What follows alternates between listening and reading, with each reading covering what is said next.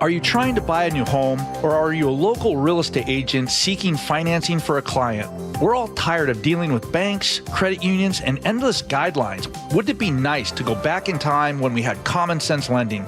Hi, I'm Scott Rureka, CEO of Legacy Group Capital based in Bellevue. We are one of the largest local private portfolio lenders in Washington. We've helped thousands of home buyers and real estate investors reach their financial goals by leveraging the Legacy Common Sense borrowing platform. What that means is we lend our own money, we make our own decisions. If your deal makes sense, we'll get it done. Whether you're purchasing a new piece of real estate or refinancing an existing loan, bridge loans, construction, or regular home loan, it doesn't have to be as difficult as banks and lenders make it. If you're trying to grow wealth through real estate acquisition, come talk to the experts in private lending. Call 425-635-4700 or LegacyG.com. Legacy Group Capital, your common sense lender. LegacyG.com.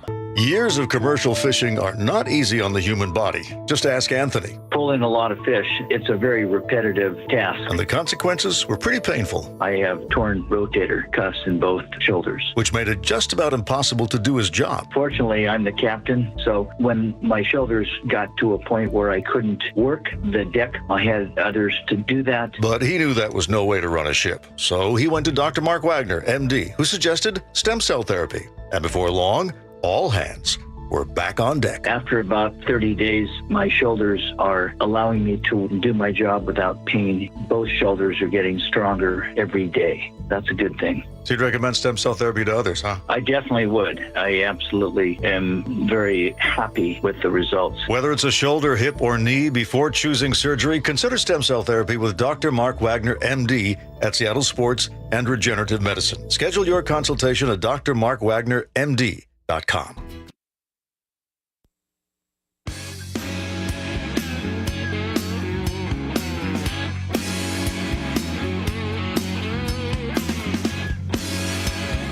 Glad you're with us. A dog that went missing during a camping trip in Alaska was found over a week later by a pilot who decided to go searching in his small plane.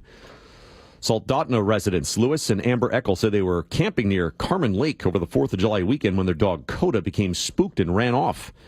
Lewis Eckel told KTUU television that he grabbed his Frisbee and ran. The couple spent 9 days searching for Coda on foot and by boat. They posted about the missing dog in several different Facebook groups, getting the attention of multiple volunteer searchers, including pilot John Kagerer.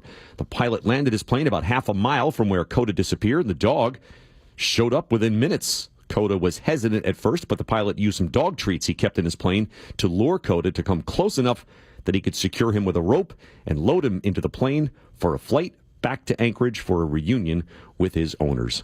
That'll do it for this hour. For Nicole Murray and Dom Savino, I'm Gordon Deal. Thanks for listening to This Morning, America's First News.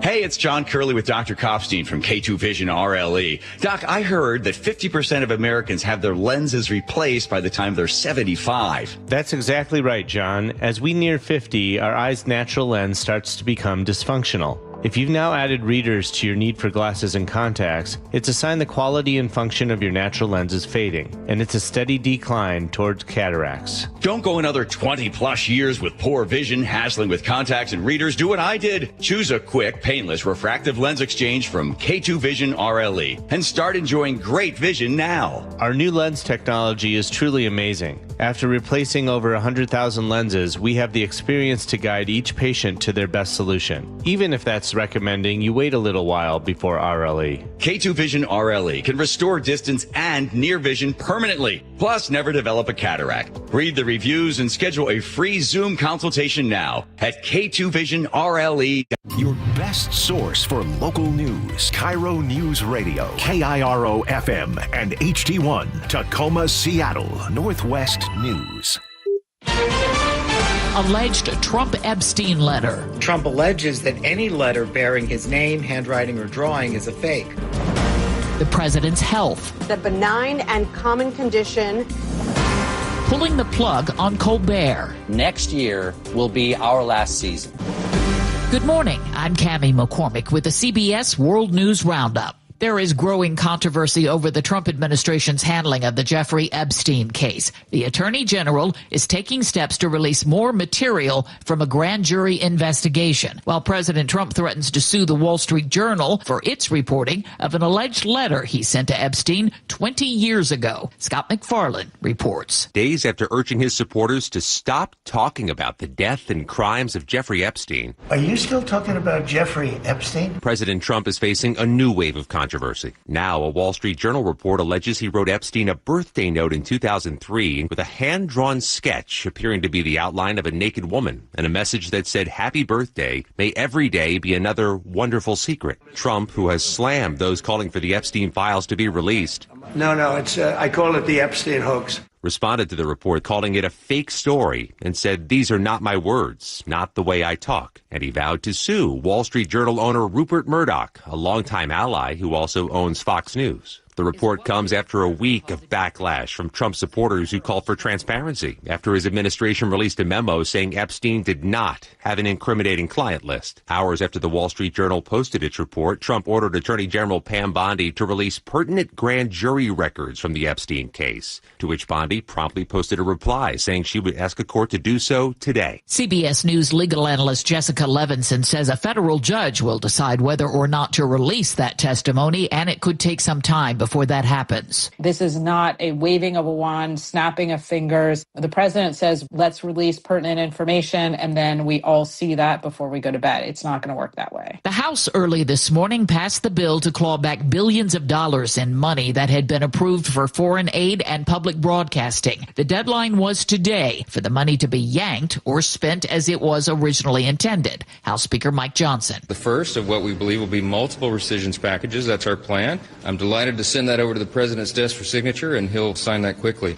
We clawed back $9 billion in taxpayer funds and wasteful spending. The White House says after what it called some mild swelling in his legs, the president has been diagnosed with chronic venous insufficiency. That's a common condition in older adults that occurs when little valves inside the veins that normally help move blood against gravity gradually lose the ability to work properly. Dr. John LaPook. In general, this is a relatively benign condition by itself. The important thing is you want to make sure that it's not being caused by something serious. They report that they've ruled out the more serious causes, at least the most common ones. For now, they're saying that the president is in very good health. President Trump has criticized the Fed chair for not lowering interest rates, and he's considered firing him. He's also criticized Powell for the cost of renovating the Fed's headquarters in Washington. Powell has now responded to that criticism, as Michael Wallace reports. In a letter to White House Budget Director Russell Vought, Powell says the Fed has taken great care to ensure the project is carefully overseen and points out it has been approved by board members annually. He denies Vought's criticisms that the renovations include VIP dining rooms, private elevators, or unnecessary fancy marble. Vought also accused Powell of altering the plans without permission, but Powell says the Fed only made a few changes to scale back the project. During the taping of last night's The Late Show with Stephen Colbert, an announcement that stunned the audience. The network will be ending The Late Show in May. And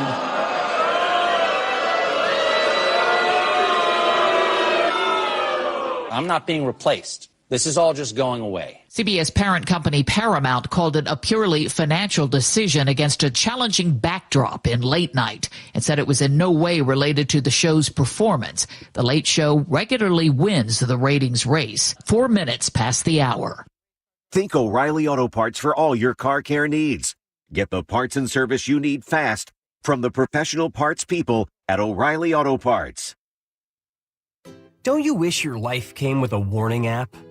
Stop. That dog does not want to be petted. Just a little heads up before something bad happens. Move your coffee cup away from your computer. Oh, no. So you can have more control. Stop. You're texting your boss by mistake. Uh-oh. Well, life doesn't always give you time to change the outcome, but prediabetes does. With early diagnosis and a few healthy changes like managing your weight, getting active, stopping smoking, and eating healthier, you can stop prediabetes before it leads to type 2 diabetes. It's easy to learn your risk. Take the 1-minute test today at doihaveprediabetes.org. Warning. The cap is loose on that catch-up. Ugh. Don't wait. You have the power to change the outcome. Visit doihaveprediabetes.org today. That's doihaveprediabetes.org. Brought to you by the Ad Council and its prediabetes awareness partners. There could be another welcome change in the security lines at airports. First, the Department of Homeland Security said we can keep our shoes on. Now it's apparently reevaluating liquids and removing electronics. CBS's Chris Van Cleve says it's a result of better screening. CT scanners can see through things in a bag. They are better adept at spotting explosives like liquids or inside a laptop. But also the layers of security, the vetting that each flyer goes through has changed. They feel like they have a better idea who they need to look closer at before they even get to the airport. The Immigrant Detention Center in the Florida Everglades was meant for dangerous criminals, according to the administration. The Miami Herald and the Tampa Bay Times are reporting a 15-year-old boy with no criminal record was sent there. He was a Mexican national who was a passenger in a vehicle stopped by the Florida Highway Patrol. His father says he spent 3 days there. Attorney General Pam Bondi toured Alcatraz in San Francisco Bay yesterday, where she received a briefing on the facility. It's long been a tourist spot after it was shut down. 1.6 million people visit each year, bringing in $60 million in revenue to the National Park Service and the city, Elizabeth Cook reports. Alcatraz was closed more than 60 years ago, considered too expensive to maintain. John Martini is an Alcatraz historian who worked there as a park ranger. There's no running water anywhere on the island, especially in the giant prison, the cell blocks. There's no heat. There's no sanitation. That's one reason that it was closed in 1963, was the island needed so much work to bring it up to even basic standards. The Justice Department wants a list of all non-citizen inmates held in California jails. It says it hopes for voluntary cooperation from county sheriffs, but could take the matter to court. A lawyer for the ACLU tells the New York Times any sheriff who complies could be in violation of California's sanctuary state law. A 61-year-old Long Island, New York man is in critical condition after walking into an exam room during an MRI. He was pulled into the machine by his chain necklace. Charles Winderfelt is an MRI director at nearby North Shore Health System. It would act like a torpedo trying to get into the middle of the center of the magnet. The National Institute of Biomedical Imaging says the magnetic force of an MRI machine is strong enough to fling a wheelchair across a room. Time on the roundup, 8 minutes past the hour.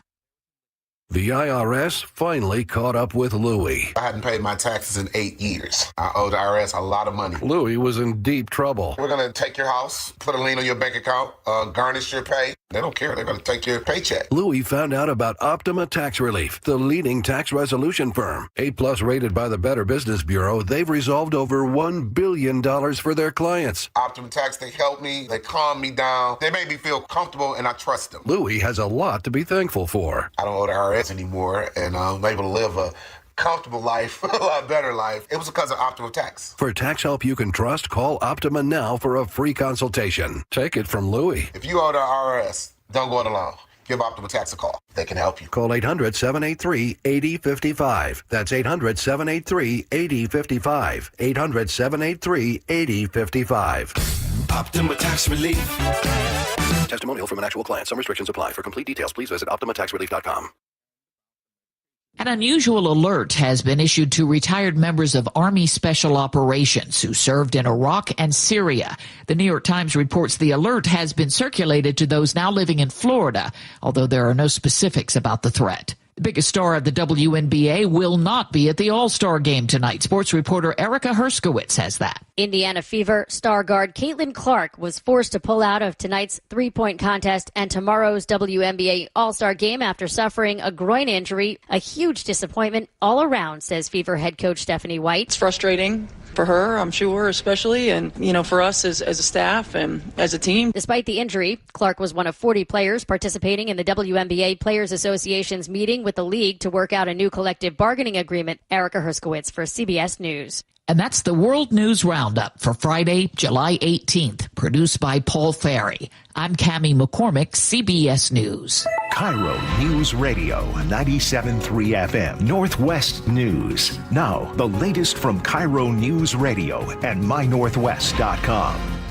Here we are. We've made it to Friday. Good morning. It's 5:10. I'm Scott Carty on KIRO News Radio. The 8-day closure at the State Route 18 I-90 interchange is underway near Snoqualmie, and tonight, Seattle shuts down all northbound lanes on I-5. KIRO News Radio's Nate Connors has more on this weekend's Revive I-5 closure. Tonight at midnight, all northbound lanes on I-5 will close at I-90 up to Northeast 45th all weekend. WashDOT needs this closure to prep the Ship Canal Bridge for long-term lane closures. When lanes reopen Monday morning, drivers will see 2 left lanes closed on the bridge. Spokesperson Tom Pierce. We're going to repave up to about 20% of those 2 left lanes and do bridge deck repairs during our month-long lane reduction. For the next month, the express lanes will stay open in the northbound direction 24/7. KIRO News Radio's Chris Sullivan will have much more about Revive I-5 this morning at 6 on Seattle's Morning News. Just in time for the big traffic crunch, the Seattle Department of Transportation is adding expanded 24/7 bus lanes along Aurora from downtown Seattle to North 145th.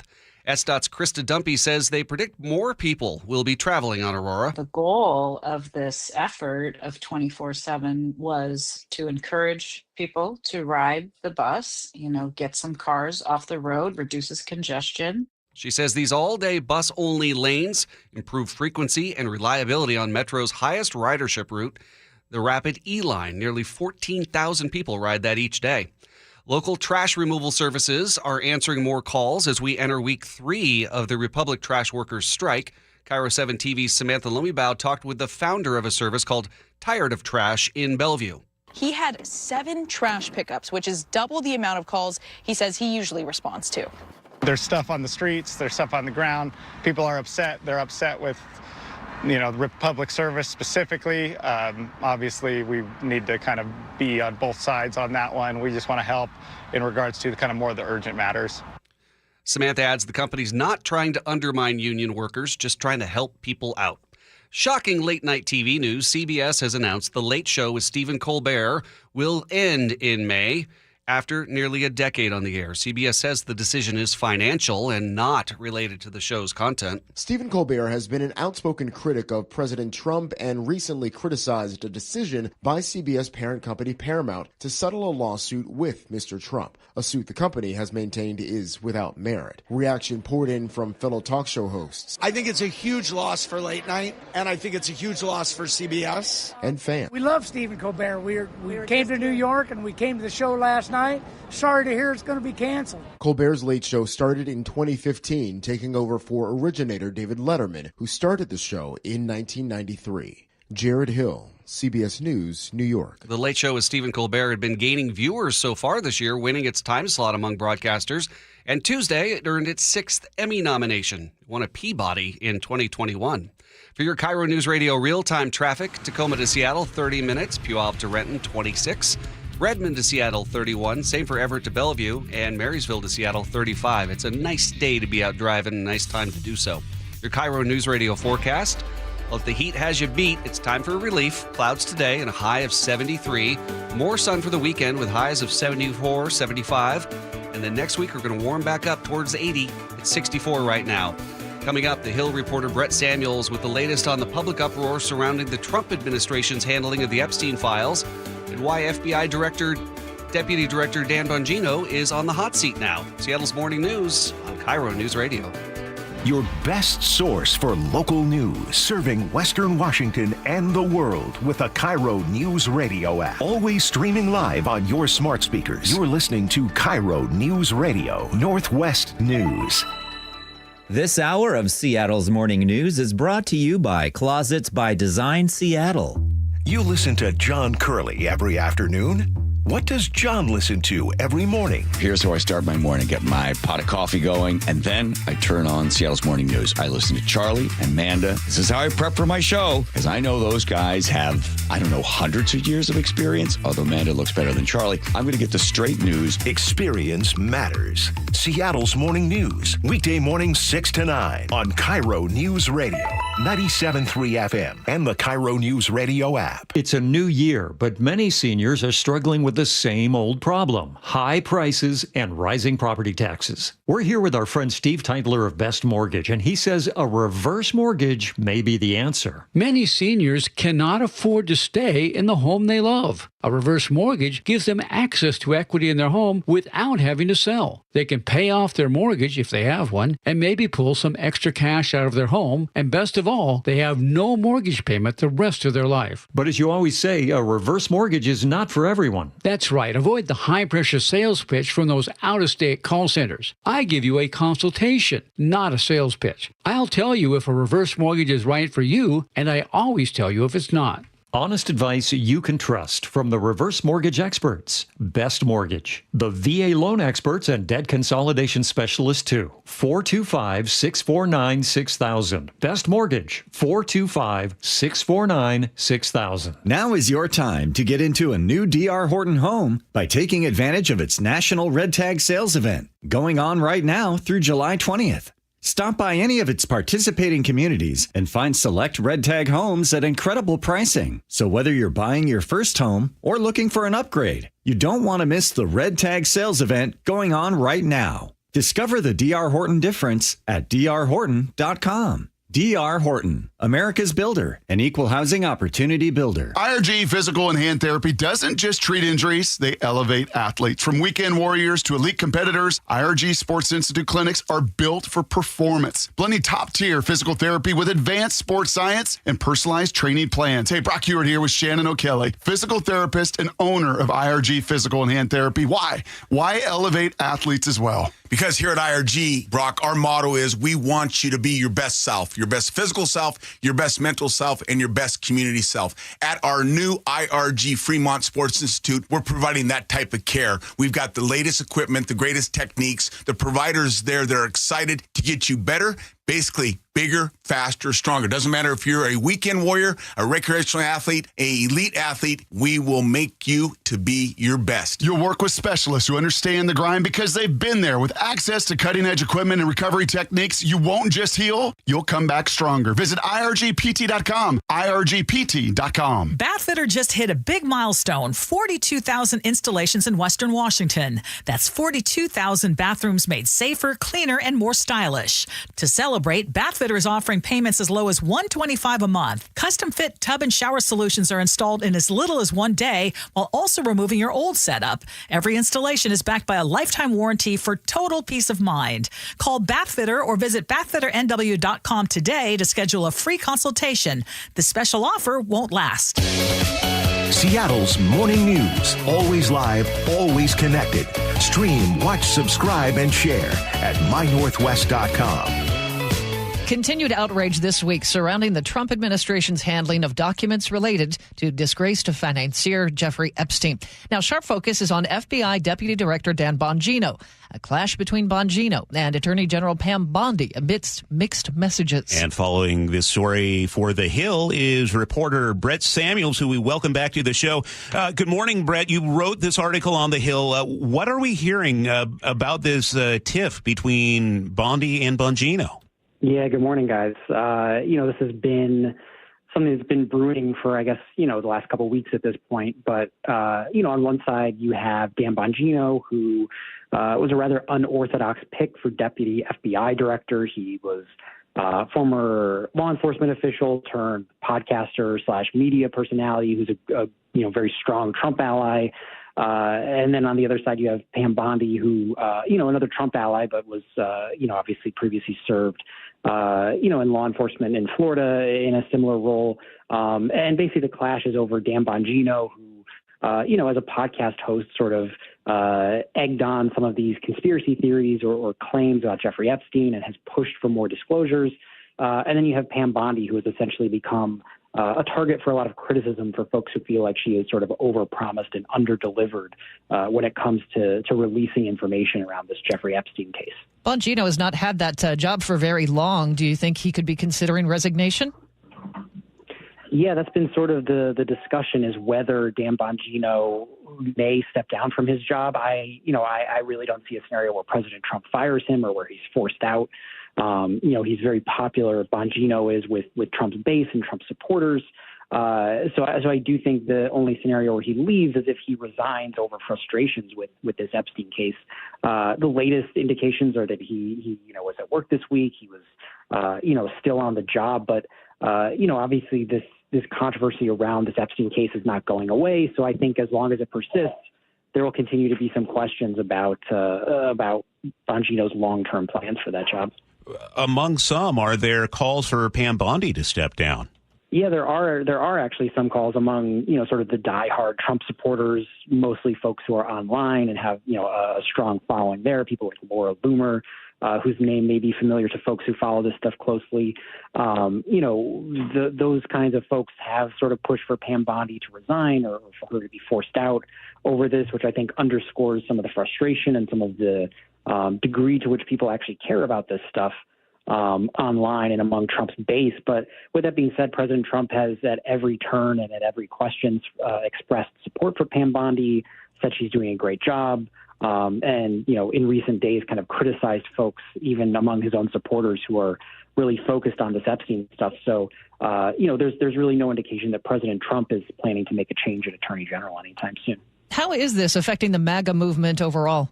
Yeah, it's been interesting to watch. This is something that has really seemingly kind of, in some ways almost pitted the president against his own base, against the MAGA movement. President Trump yesterday came out very strongly, saying it was, quote unquote, foolish Republicans and quote unquote weaklings and quote unquote past supporters who were, he was saying, essentially falling into a Democratic trap by focusing on this Epstein stuff. But this is something that a lot of his supporters do genuinely care about. They genuinely thought that with Trump getting elected, with people like Bongino and FBI Director Kash Patel being put in their positions, that they would get more answers and more transparency around this case. So, it's an instance where I think, unlike what we saw a few weeks ago with strikes on Iran, which, seemingly divided the MAGA movement, but in the end, everyone kind of got on board. This is one where the president does actually seem to be, not really threading a needle, but actually kind of maybe poking at his own base a bit. So we'll see if folks kind of take the hint and move on, or if this becomes a lingering issue. We're speaking with reporter Brett Samuels from The Hill. Related to Epstein files is former FBI Director James Comey's daughter, Maureen Comey. She's a high-level federal prosecutor, not only on the Epstein case, the Ghislaine Maxwell case, but also the case of Sean Diddy Combs. And overnight, she was fired by the Justice Department. What led to this? Yeah, the timing, obviously, with all of the discussion around the Epstein stuff, obviously with the Sean Combs case, with that trial wrapping up recently, the timing is sort of hard to look past in that regard. But ultimately, I think, you look at her last name being Comey, being related to former FBI Director James Comey, hard not to interpret this really as boiling down to sort of maybe a case of some retribution. Obviously, President Trump and his allies have long really, really not liked James Comey, really sort of been sort of personal enemies with him. Obviously, President Trump sort of blames Jim Comey for some of the Russia investigation stuff that he repeatedly rails against. So, hard not to read this as sort of taking out some of those frustrations on his daughter, who obviously worked as a federal prosecutor, and just kind of the latest example, I think, of Trump finding ways to sort of target his political enemies with actions like this. Brett Samuels, thanks for joining us this morning. That is Brett Samuels, reporter for The Hill. KIRO News Time is 5:24. I'm Scott Carty. Just a quick look at headlines. We're getting ready for Revive I-5. I-5 North will shut down tonight at midnight for the entire weekend. A lot of coverage on that for you. A peaceful protest up on Capitol Hill last night in honor of John Lewis, the late congressman and civil rights leader. And we're entering week 3 of the Republic trash workers strike. And we'll have some options for you coming up on where to go dump your trash. For your KIRO News Radio forecast, we are looking at much better conditions, honestly. It's going to be a really, really nice day, very comfortable. We're going to be in the high 70s, and in the weekend, into the mid-70s. We'll heat back up to 80 by Tuesday. Right now, it's 64 degrees downtown. I'm Scott Carty, KIRO News Radio. America's favorite car show is back. It's the Good Guys 37th Griot's Garage Pacific Northwest Nationals presented by Wicked Fabrication. July 25th to the 27th at the Washington State Fair Event Center. Over 2,500 of the Northwest's finest hot rods, muscle cars, and trick trucks. Shop the Fender Big Way. A free family fun zone, great live music, Saturday night twilight cruising, and so much more. July 25th to the 27th at the Washington State Fair Event Center in Puyallup. Details at good-guys.com. Here in the Pacific Northwest, windows can be one of the best investments you can make to add value to your home. At Dunn Lumber, we have designated Milgard window specialists who have been trained by Milgard to best serve your needs. If you need help finding the right windows for your home, come by one of our 4 Dunn Lumber window showrooms. Or reach out to me personally, Mike Dunn at DunnLumber.com. Dunn Lumber, building success together.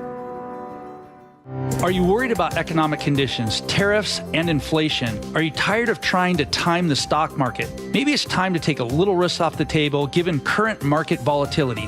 For stability, there's no better option than Legacy Group's Northwest Fund, a fixed return of 9%. Hi, I'm Scott Rurucka, CEO of Legacy Group Capital in Bellevue. We've been running local real estate investment funds for over 18 years with 0 investor losses, averaging double-digit returns since inception, and we also accept IRAs. Over 1,000 local investors have invested over $250 million in our Legacy family of funds. Feeling uneasy? Don't gamble your hard-earned money or risk your retirement. Legacy Group's Northwest Fund, returning 9%, has limited openings for new investors right now. Call 425-635-4700 or visit LegacyG.com. That's LegacyG.com.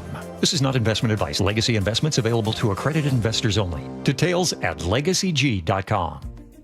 Jim Singletary here, Chief Roof Nerd at RoofSmart, where we're not afraid to tell you no. Looking for a roofing company that'll do cheap, fast work and just cover up the problem? No, that's not us. Want a quick quote without a real inspection? Nope. Just want a price without knowing your options? Not happening. Look, we don't want to tell you no, but if saying yes means cut corners, bad results, or wasted money, we won't do it. Period. And here's the deal. Seattle gets 150 rainy days a year. That's not wait and see weather, it's call RoofSmart now weather. We say no to leaky roofs, sloppy work, and bad estimates, and yes to thorough inspections, accurate quotes, and top quality work that actually lasts. So if you want an honest roofer who's not afraid to say no to bad work, call RoofSmart today at 206-487-4877 or visit GetRoofSmart.com. That's 206-487-4877 or GetRoofSmart.com.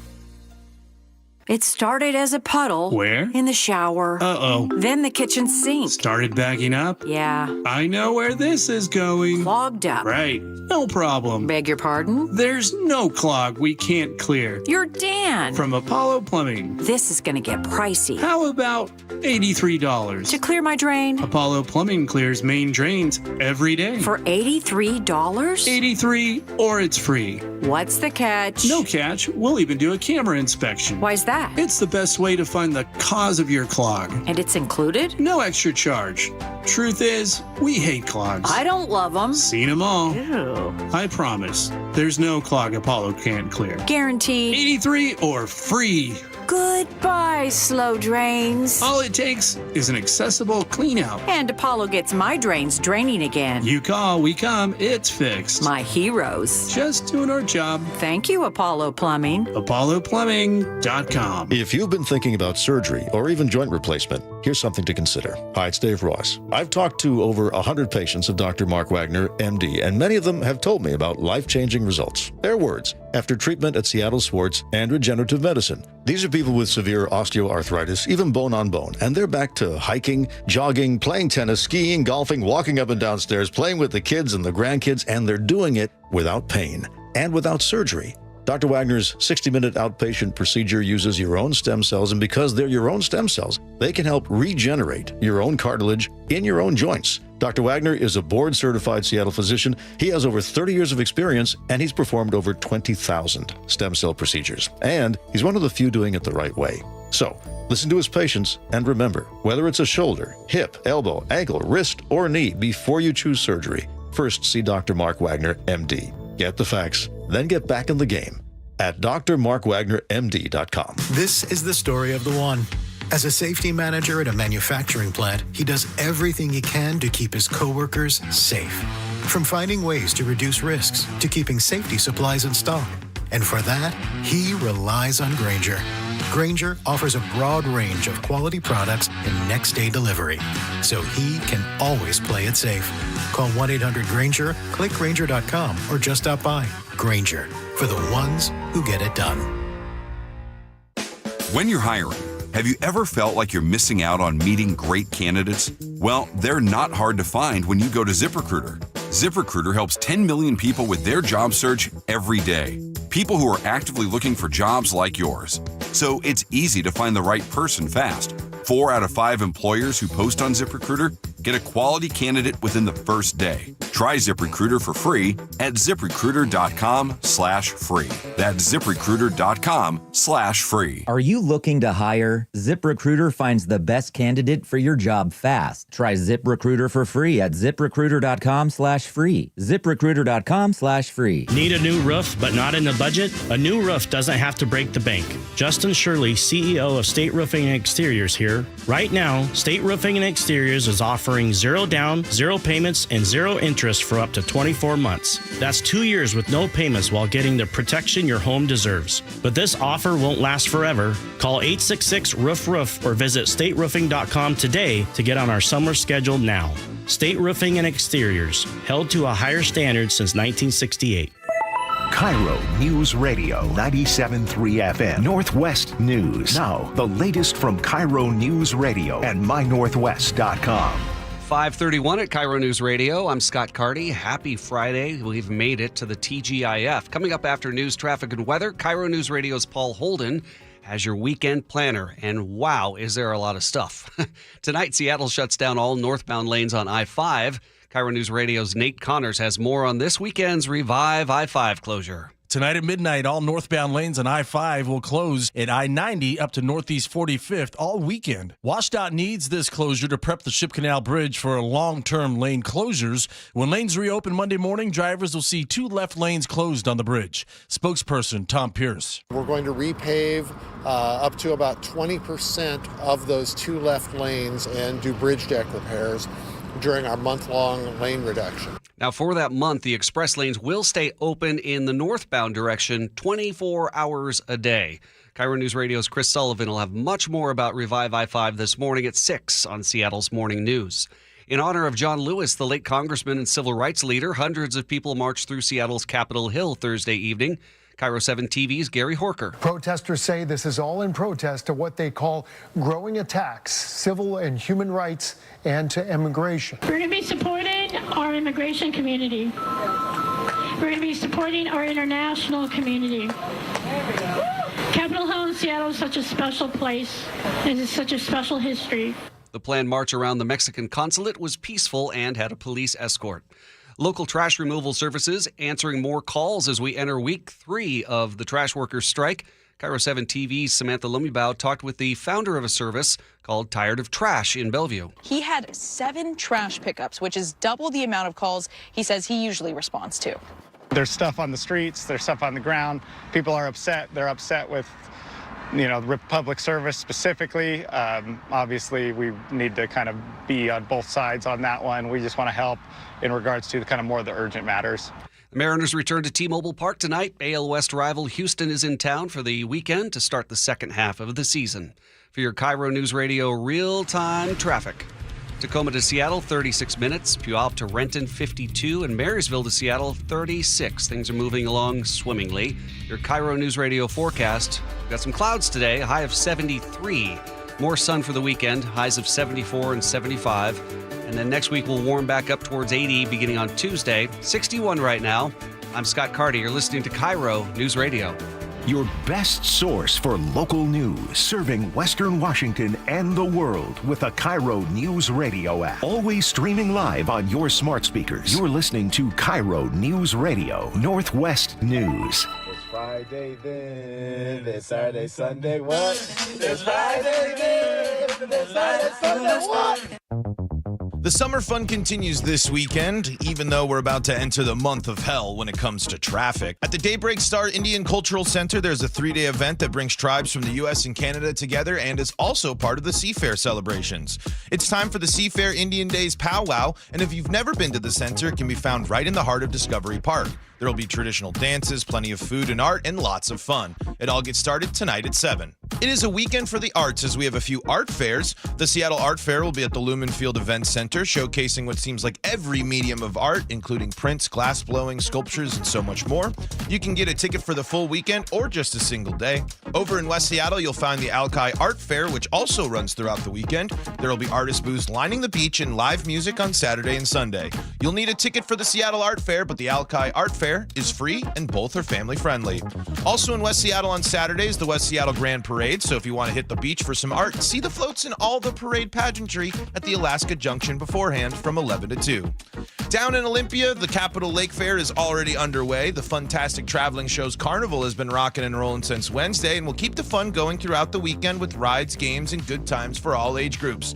There will be lots of live music ranging from local to national groups all weekend, a car show on Friday, the parade on Saturday, and fireworks for the grand finale on Sunday. The Festal program at the Seattle Center continues this weekend with the Seattle Arab Festival that will have film screenings, traditional dancing, guest speakers, and of course plenty of tasty food and drinks. The Seattle Arab Festival is Saturday and Sunday. If you are heading to the Seattle Center, you will also find Blast Fest, which is an Afro Beats festival, which will have you dancing all day on Saturday. That's not the only big show going on this weekend as the Capitol Hill Block Party returns for 2 days of music and community. The lineup is absolutely insane, and the weather looks like it will be perfect for a music festival. Keep in mind, the Capitol Hill Block Party is a 21 and up event. It's time for Family Fun Night at the Fort Nisqually Living History Museum. Take a trip back in time as the kids try out games from the 19th century, and the event website says to bring the picnic blankets and lawn chairs to enjoy the music, summer weather, and the candy cannon. You will need tickets for this event. Speaking of going back in time, the Washington Midsummer Renaissance Fair has returned to Sky Meadows Park. Head back to the Middle Ages and enjoy the sights and fun of 16th century Elizabethan England, including a tea party with royalty, a knighting ceremony, human-powered carnival rides, and even an informative birds of prey session. Get tickets and details from the event's website. Lots of things to do and lots of traffic that will be impacting your weekend. Plan ahead, use public transit if possible, and give yourself time to get where you need to be. What cool things are going on in your neighborhood? Let me know at paulh@KIROradio.com. Paul Holden, KIRO News Radio. It's a great list. Check out mynorthwest.com. Plenty of things to do. I'm Scott Carty. This is KIRO News Radio. CBS has announced they're canceling The Late Show with Stephen Colbert. They say it's a financial decision, not because of the content. Of course, coming under scrutiny after CBS and Paramount settled on the lawsuit with the Trump administration. Your KIRO News Radio forecast, we're looking for a high of 73 today. Chris Sullivan will be previewing the beginning of what he calls the month of hell next. It's the I-5 northbound shutdown that's starting tonight. I'm Scott Carty, and you're listening to KIRO News Radio. KIRO News Radio is right there with you. A big story developing this morning on your smart speaker before you head out the door. Get the latest live from KIRO News Radio's Luke Ducey. Huge impacts for Boeing and Boeing workers. The office, the gym, anywhere. Water, like taxes, goes all the way down to the bottom, so it'll either come out of the employee's paycheck or the lack of raise. KIRO News Radio. We're on YouTube, our app, your smart speaker, and 97.3 FM. Millions of Americans take medicine like Ozempic and Zepbound. Many of them are overpaying by thousands of dollars a year. These GLP-1 medications for diabetes, weight loss, and more may not always be covered by your insurance, but GoodRx can help. GoodRx helps you save every month on prescriptions at over 70,000 pharmacies nationwide. Best of all, it's free to use. Check GoodRx to save on GLP-1s. Just go to goodrx.com/GLP. That's goodrx.com/GLP. GoodRx is not insurance, but can be used instead of insurance, including Medicare and other federal and state-funded programs. This message comes from Viking, committed to exploring the world in comfort. Journey through the heart of Europe on an elegant Viking longship with thoughtful service, destination-focused dining, and cultural enrichment on board and on shore. With small ships that bring travelers closer to the destination, there's more time to explore. And every Viking voyage is all-inclusive, with no children and no casinos. Discover more at Viking.com. When someone hears the words, "You have cancer," it's one of the darkest moments in their life. Light the Night brings light to the darkness of cancer by uniting survivors, patients, and supporters in the cause to end cancer. Friends, families, and coworkers form a community of hope, raising funds in support of the Leukemia and Lymphoma Society. Together, we walk with lanterns held high to light the path to cures. Last year alone, the FDA approved 18 new drug therapies and treatments to treat blood cancers. The impact of LLS-supported research goes beyond blood cancer.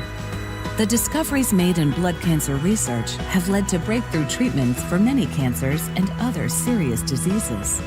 When we walk, cancer runs. Join the movement to end cancer today. Visit us at lightthenight.org.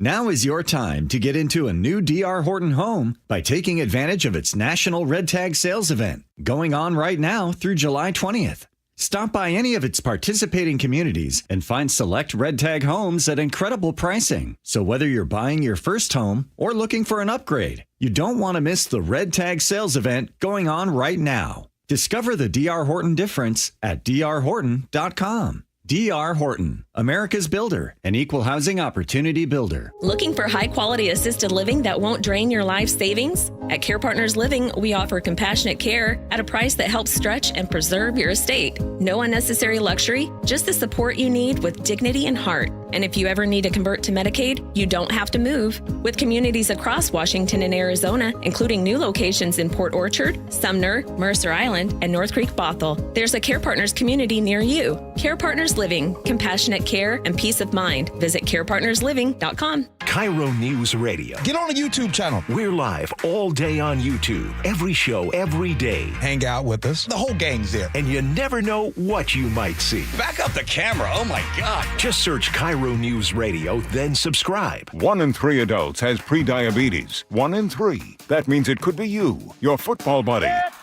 your football buddy, or you, your best man, your worst man, you, your dog walker, your cat jogger. While 1 in 3 adults has prediabetes, with early diagnosis, prediabetes can be reversed. Take the risk test at doihaveprediabetes.org. Brought to you by the Ad Council and its Prediabetes Awareness Partners.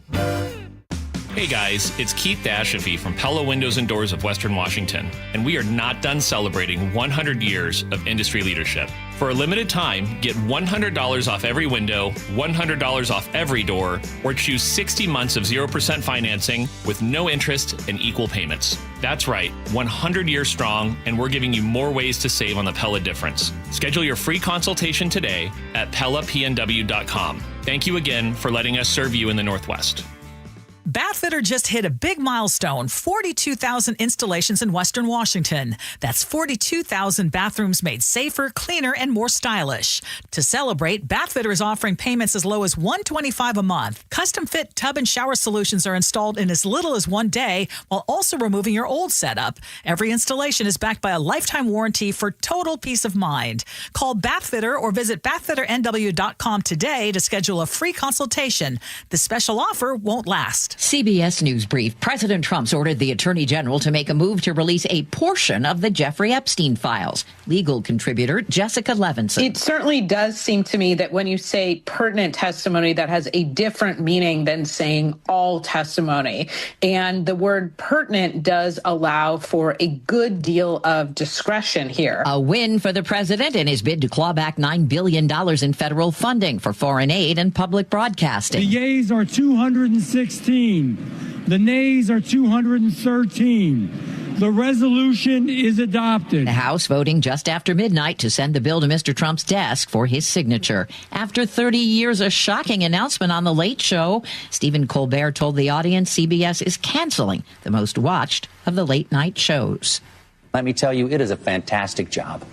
I wish somebody else was getting it. CBS News Brief. I'm Deborah Rodriguez. 10-time MLB All-Star, 10-time Gold Glove Award winner, MLB single-season hit leader, a one-of-a-kind player. And there it is! He's a new all-time hit king in Major League history, number 258. Head to T-Mobile Park in August as the Mariners celebrate Ichiro's induction into the National Baseball Hall of Fame. The festivities kick off with a 3-day Ichiro Hall of Fame Funko Pop giveaway, Tuesday, August 5th through Thursday, August 7th. On Friday, August 8th, arrive early to score a 2004 Ichiro jersey like the one he wore when he broke the MLB single-season hit record. Saturday, August 9th, will feature Ichiro's pregame number retirement ceremony, and the first 20,000 fans on Sunday the 10th will take home a replica of his Cooperstown plaque. It's going to be legendary. Oh, that tremendous throw by Ichiro! He threw something out of Star Wars! Get your tickets at mariners.com/Ichiro. Hey, Brock Hewitt here with Shannon O'Kelly, President and CEO of IRG Physical and Hand Therapy, inviting you to come work with IRG. And Shannon, what kind of staff are you looking for at IRG? Brock, we're looking for all kinds of clinical staff, physical therapists, occupational therapists, athletic trainers, certified occupational therapy technicians, physical therapy assistants, you name it on the clinical side. We are looking for those folks. But we are really looking for folks that want to come to an organization that want to be part of our culture and change the culture and work with us to provide the best care and service we can to our patients, our team, and our community. So those clinical people out there, we're looking for you. We also provide advanced certification. We want to provide you mentorship. We want you to grow personally and professionally here at IRG. And with over 40 clinics throughout the Pacific Northwest, you've got the opportunity to work in the city you want. Just head over to irgpt.com/careers. That's irgpt.com/careers. Charlie Harger and Manda Factor, Seattle's morning news. Hey, oh, let's go. Now, Choke Points with Chris Sullivan. Presented by Carter Subaru. Well, he's been warning us for quite some time. The month of hell is here. Yeah, a month of lane closures on northbound I-5 in Seattle has the potential to grind our region to a halt. And Sully, this isn't going to be fun. No, it isn't. And as Scott had just mentioned with the Mariners, good luck getting to the games or getting home. I hate to laugh, but that man, was kind of evil. I know. Yeah, come on, because Sully. I mean, this is going to be so disruptive. This is Seattle's biggest artery, and it's going to be limited for 32 days. And this will not just impact the northbound direction, which is where the closures are. So first, let me break down what's happening. All northbound lanes of I-5, all of them, will be closed from Friday night until Monday morning.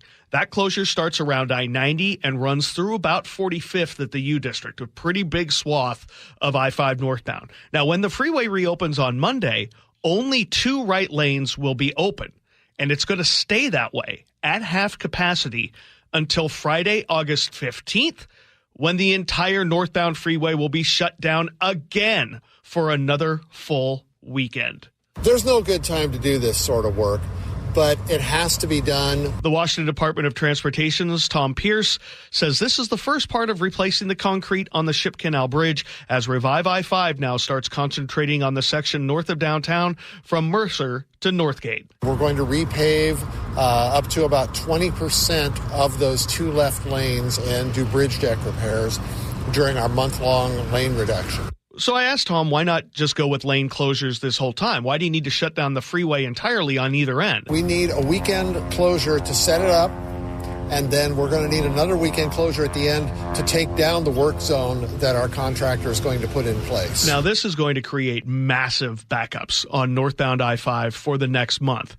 Fortunately, the express lanes should pick up a little slack. Once we start into the full closure on July 18th, the express lanes are going to remain northbound throughout until mid-August when we finish all the work and we finish that second weekend closure. That's going to help get people through. But keeping the express lanes open northbound comes with its own set of complications because that's going to keep the southbound direction from having a good day as well. It's going to grind southbound to a halt, especially in the morning, because we see what happens when those lanes aren't open, the express lanes for the morning commute.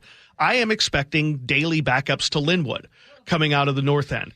And the ripple effect of this will extend to both lake bridges, most neighborhood streets around I-5 and will likely impact 405 as well. We really want people to consider alternatives like transit. Light rail is a great way to get around. Consider carpooling. Think about if you can shift your schedule. Some people have some flexibility. Maybe they can go in at 6 in the morning. Maybe they don't have to go in until 10 in the morning. And just think of all the massive events in Seattle during these lane closures. I know I joked at the top, we've got the series starting this weekend, but we have Seafair. We have the Seahawks home preseason games. Both of them are going to be inside this month of closures. The Ichiro celebration weekend at T-Mobile Park, when it's just going to be jammed down there. All of this is going to be impacted by this work. Pierce says WashDOT did what it could to pick the least impactful time. We work very closely with our partners to choose a time when it will have the least effect on traffic. It's still going to have a huge effect, but there are other weekends that it could be a whole lot worse. So my best advice is to add an extra hour to your drive through Seattle for the next month, just to make sure you get where you need to go in a time frame that you need to. And remind us, because this is only a fraction of what they need to get done. Yeah, if you might remember earlier in the year, we were talking about a full closure of 2 lanes and multiple weekend closures starting basically in late March, going almost all the way through November. But they ran out of money. The legislature didn't fund that, so they have come up with this. Then they're going to have to keep doing this over and over for smaller amounts of time through the winter, through the spring, both north and southbound. They want to try to get the Ship Canal Bridge work done in time for World Cup next year. I don't know if that's going to happen, but this is the first of these closures. I mean, again, they're only going to get 20% of the Ship Canal Bridge done during this month. There's a lot more work that needs to be done. Plus, they're going to extend all the way up to Northgate over the next. So we're talking about years of disruption on I-5 north of the city, just like all the people who have come up from Pierce County over the last 10 years have dealt with, coming from, say, basically the Duwamish curb all the way into Seattle. It's time to go north now. I have another alternative that Mr. Pierce didn't mention. Yeah, I like it. Stay home. Yeah. Enjoy your family. Yeah, but enjoy the sunshine. We're in the best time of the year in Seattle. Matter of fact, we're heading. I'm going to go check out the Rainiers game this weekend for the first time. So I'll be able to tell you. For the first time? Yeah, I've never been down to a Rainiers game. So fun. So I'm excited to go to Cheney Stadium. But we're going to be driving back through this, so we'll be able to. So Monday morning, I'll be able to tell you or commiserate with you, even though that'll be late in the day. But yeah, this is you can't underestimate how much this is going to impact the region. You really think an extra hour for commutes? Yeah, in the morning, especially just to be safe until we realize what people are going to do. I know there's been times where 10 years ago or so they closed down I-90 right there at 405, and they were predicting hell on earth as well, and it never really materialized because people planned and thought ahead. I'm hoping they do the same. So until we kind of get a feel of what next week looks like, that'll give us a better idea, because people, maybe their vacations, obviously it's during the summertime, it's the weekends that are going to be really rough because that's when everybody goes out. But I'm doing that right now initially just to kind of let this sink in, that this is not something you can blow off. Prepare for Carmageddon. Isn't that what we called it 10 years ago? We did call that, on I-90 we did call it Carmageddon. Or it may have been longer than that, actually. Just real quick before we check with you at the Beacon Plumbing traffic desk, we also have the situation under Highway 18 and on Highway 18 under I-90. Yeah, that starts tonight. Highway 18, both directions, is going to be closed under I-90 in the Snoqualmie area for 8 days, starting tonight. This whole time, for the past 3 minutes or so, David has just been laughing. Didn't he say there were worse times that they could have chosen? Like, how is this the best possible time? At least you come to work at what, 1, 2? Yes, but then I go home, and guess where I go? Northbound I-5. Okay, let me explain what I think Tom was mentioning about that. Is he was talking in terms of the weekend bookend closures. Like, you could have closed it during Torchlight Parade weekend, or you could have closed it full closure during Ichiro weekend. So he meant primarily probably the weekend. I mean, there is also Sounders game on Saturday as well, as well as the Mariners. Just to add to the fun. So, yeah, but anyway, just really quickly, again, 8 days for that closure of Highway 18 under I-90. If you need any more information of this, all my choke points are always there at mynorthwest.com. You can check them out, get all the details you need. But yeah, it's going to be a rough weekend, and it's going to be a rough month. Sully is just a ball of sunshine right now. A lot on his mind. We'll have much more coming up on Seattle's Morning News. And as they were mentioning, the Mariners are back in town. They are 5 games back of the Houston Astros. That's who they're playing this weekend, so we've got 3 games there. That could pick things up nicely. There will be a special pregame All-Stars welcome back for the Mariners All-Star players, plus a special Home Run Derby champion presentation for Cal Raleigh. So if you're going to the game, you want to get there early. And be there at least a half an hour before first pitch for all the festivities. Your KIRO News Radio forecast, well, the heat is cooling down. It's time for some relief. Clouds today and a high of 73. Sounds kind of perfect, doesn't it? More sun for the weekend, highs of 74 and 75, and then next week we'll warm back up towards 80 around Tuesday. It's 61 right now. I'm Scott Carty. You're listening to KIRO News Radio. Have a great Friday. You listen to the John Curley Show every afternoon? What does John listen to every morning? I listen to Charlie and Manda, get my pot of coffee going, then turn on Seattle's Morning News, and I begin to build my show that way. And you want straight news without opinion, just giving it to you with the facts. There's only one place to go, Seattle's Morning News. The perfect bookends to your daily commute. Seattle's Morning News and the John Curley Show on KIRO News Radio. Download the KIRO News Radio app to listen anytime. We're here with our friend Steve Teitler of Best Mortgage, the reverse mortgage expert. Steve, mortgage rates have been dropping this year. How could that help seniors struggling to stay in their homes? Lower mortgage rates means seniors can now get more money from their equity with a reverse mortgage. You can pay off your existing mortgage, have extra money to help with today's high cost of living, or believe it or not, you can even buy a home with a reverse mortgage. There are many uses, and best of all, you have no mortgage payments the rest of your life. But as you always say, a reverse mortgage is not for everyone. That's right. Avoid the high-pressure sales pitch from those out-of-state call centers. I give you a consultation, not a sales pitch. I'll tell you if a reverse mortgage is right for you, and I always tell you if it's not. Honest advice you can trust from the reverse mortgage experts. Best Mortgage, the VA loan experts and debt consolidation specialists too. 425-649-6000. Best Mortgage, 425-649-6000. This could be the oddest gift anyone's ever given me. But I'll bet you use it. When the time is right, I suppose. That's the idea. A plunger. An Apollo plumbing plunger. Free for me? Actually, free to everyone we visit. Because? We believe some things you can do on your own. And if this plunger can't fix it? Apollo Plumbing will. Just like that. You call, we come, it's fixed. Wouldn't you rather I just call? You're welcome to. Okay. But for a simple backup? Something I can solve myself? Try your free plunger. I'll admit it's kinda spiffy. Apply a little pressure. And if it still won't clear? Call Apollo Plumbing. The ready right now plumbers. Our big blue trucks come stocked full of fixes. And a plunger wielding plumber. A clean screen trained and trustworthy Apollo plumber. They come in a jiffy? Arriving when promised to put plumbing problems in your past. And give me a free plunger. That too.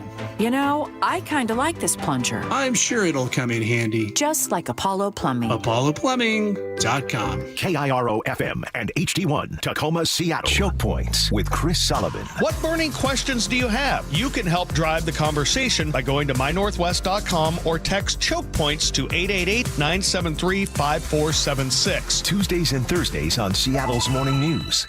Are you trying to buy a new home, or are you a local real estate agent seeking financing for a client? We're all tired of dealing with banks, credit unions, and endless guidelines. Wouldn't it be nice to go back in time when we had common sense lending?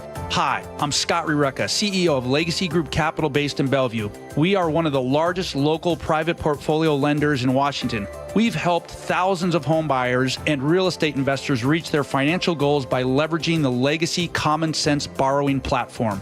What that means is we lend our own money, we make our own decisions. If your deal makes sense, we'll get it done. Whether you're purchasing a new piece of real estate or refinancing an existing loan, bridge loans, construction, or regular home loan, it doesn't have to be as difficult as banks and lenders make it. If you're trying to grow wealth through real estate acquisition, come talk to the experts in private lending.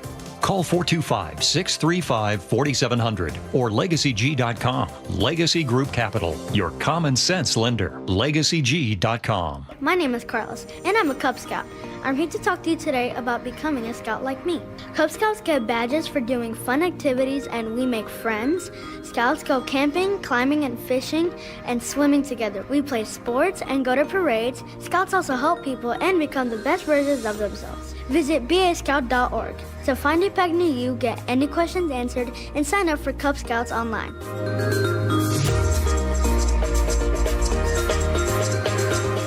She and Ursula, weekdays from 9 to noon on KIRO News Radio.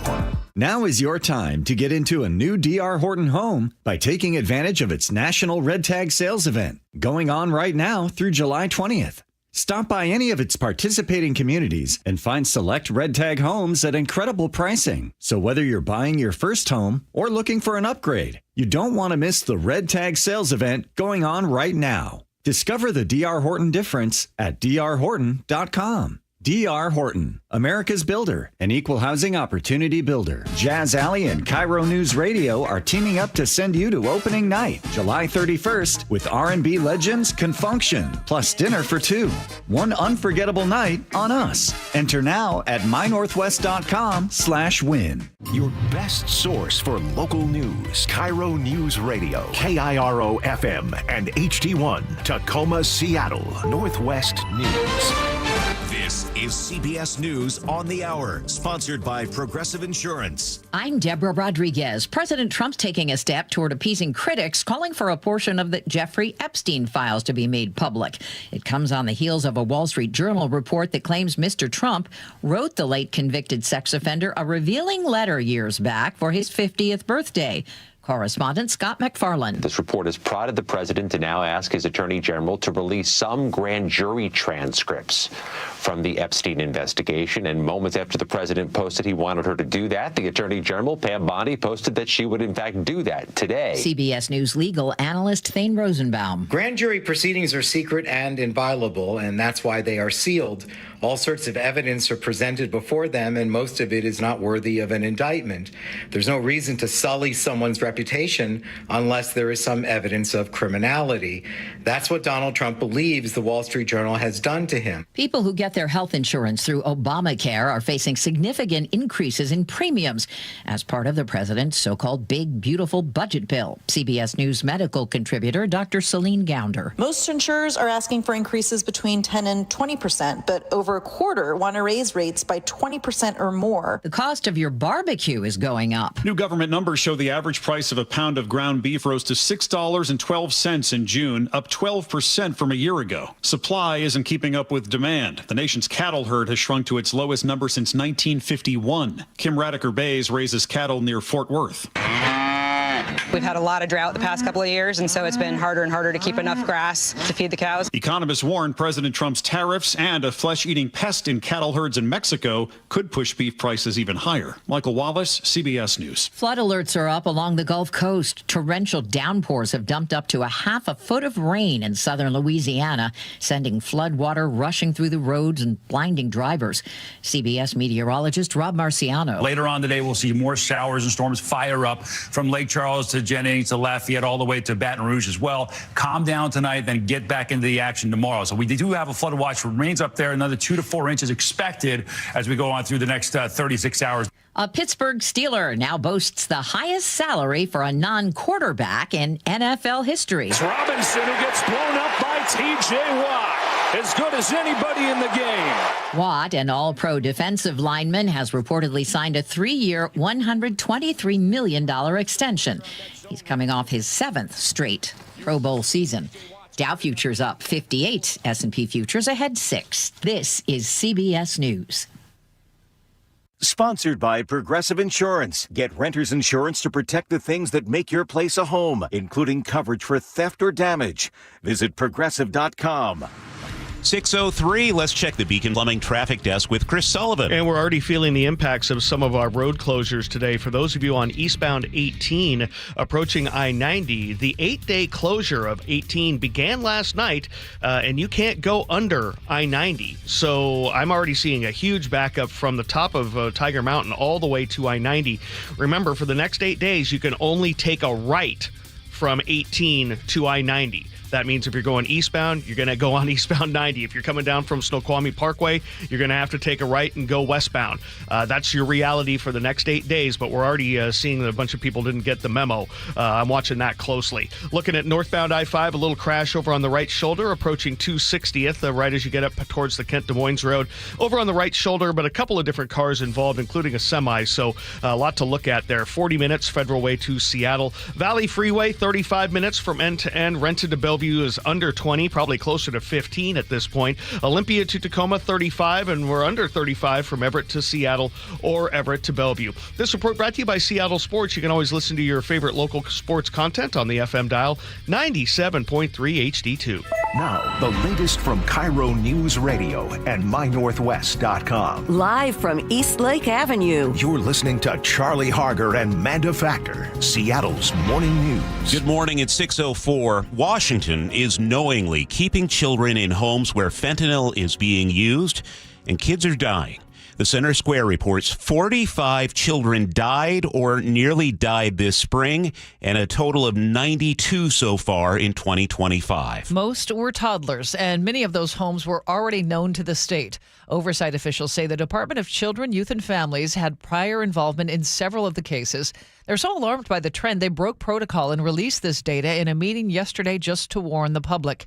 Here's the agency's Patrick Dowd. There was an increase in the first quarter of 2025, both of all of critical incidents, fatality and near fatalities. Lawmakers passed the Keeping Families Together Act to avoid removing kids unnecessarily, but critics say it's gone too far, leaving children in homes where fentanyl is present and parents are actively using. They say the law is protecting adults at the expense of kids, and it's costing lives. We're continuing our exclusive investigation involving Pierce County Sheriff Keith Swank and one of his command majors who's under investigation for vehicular assault and driving under the influence. Since our story first broke, it sparked a wave of questions. What exactly qualifies as a DUI?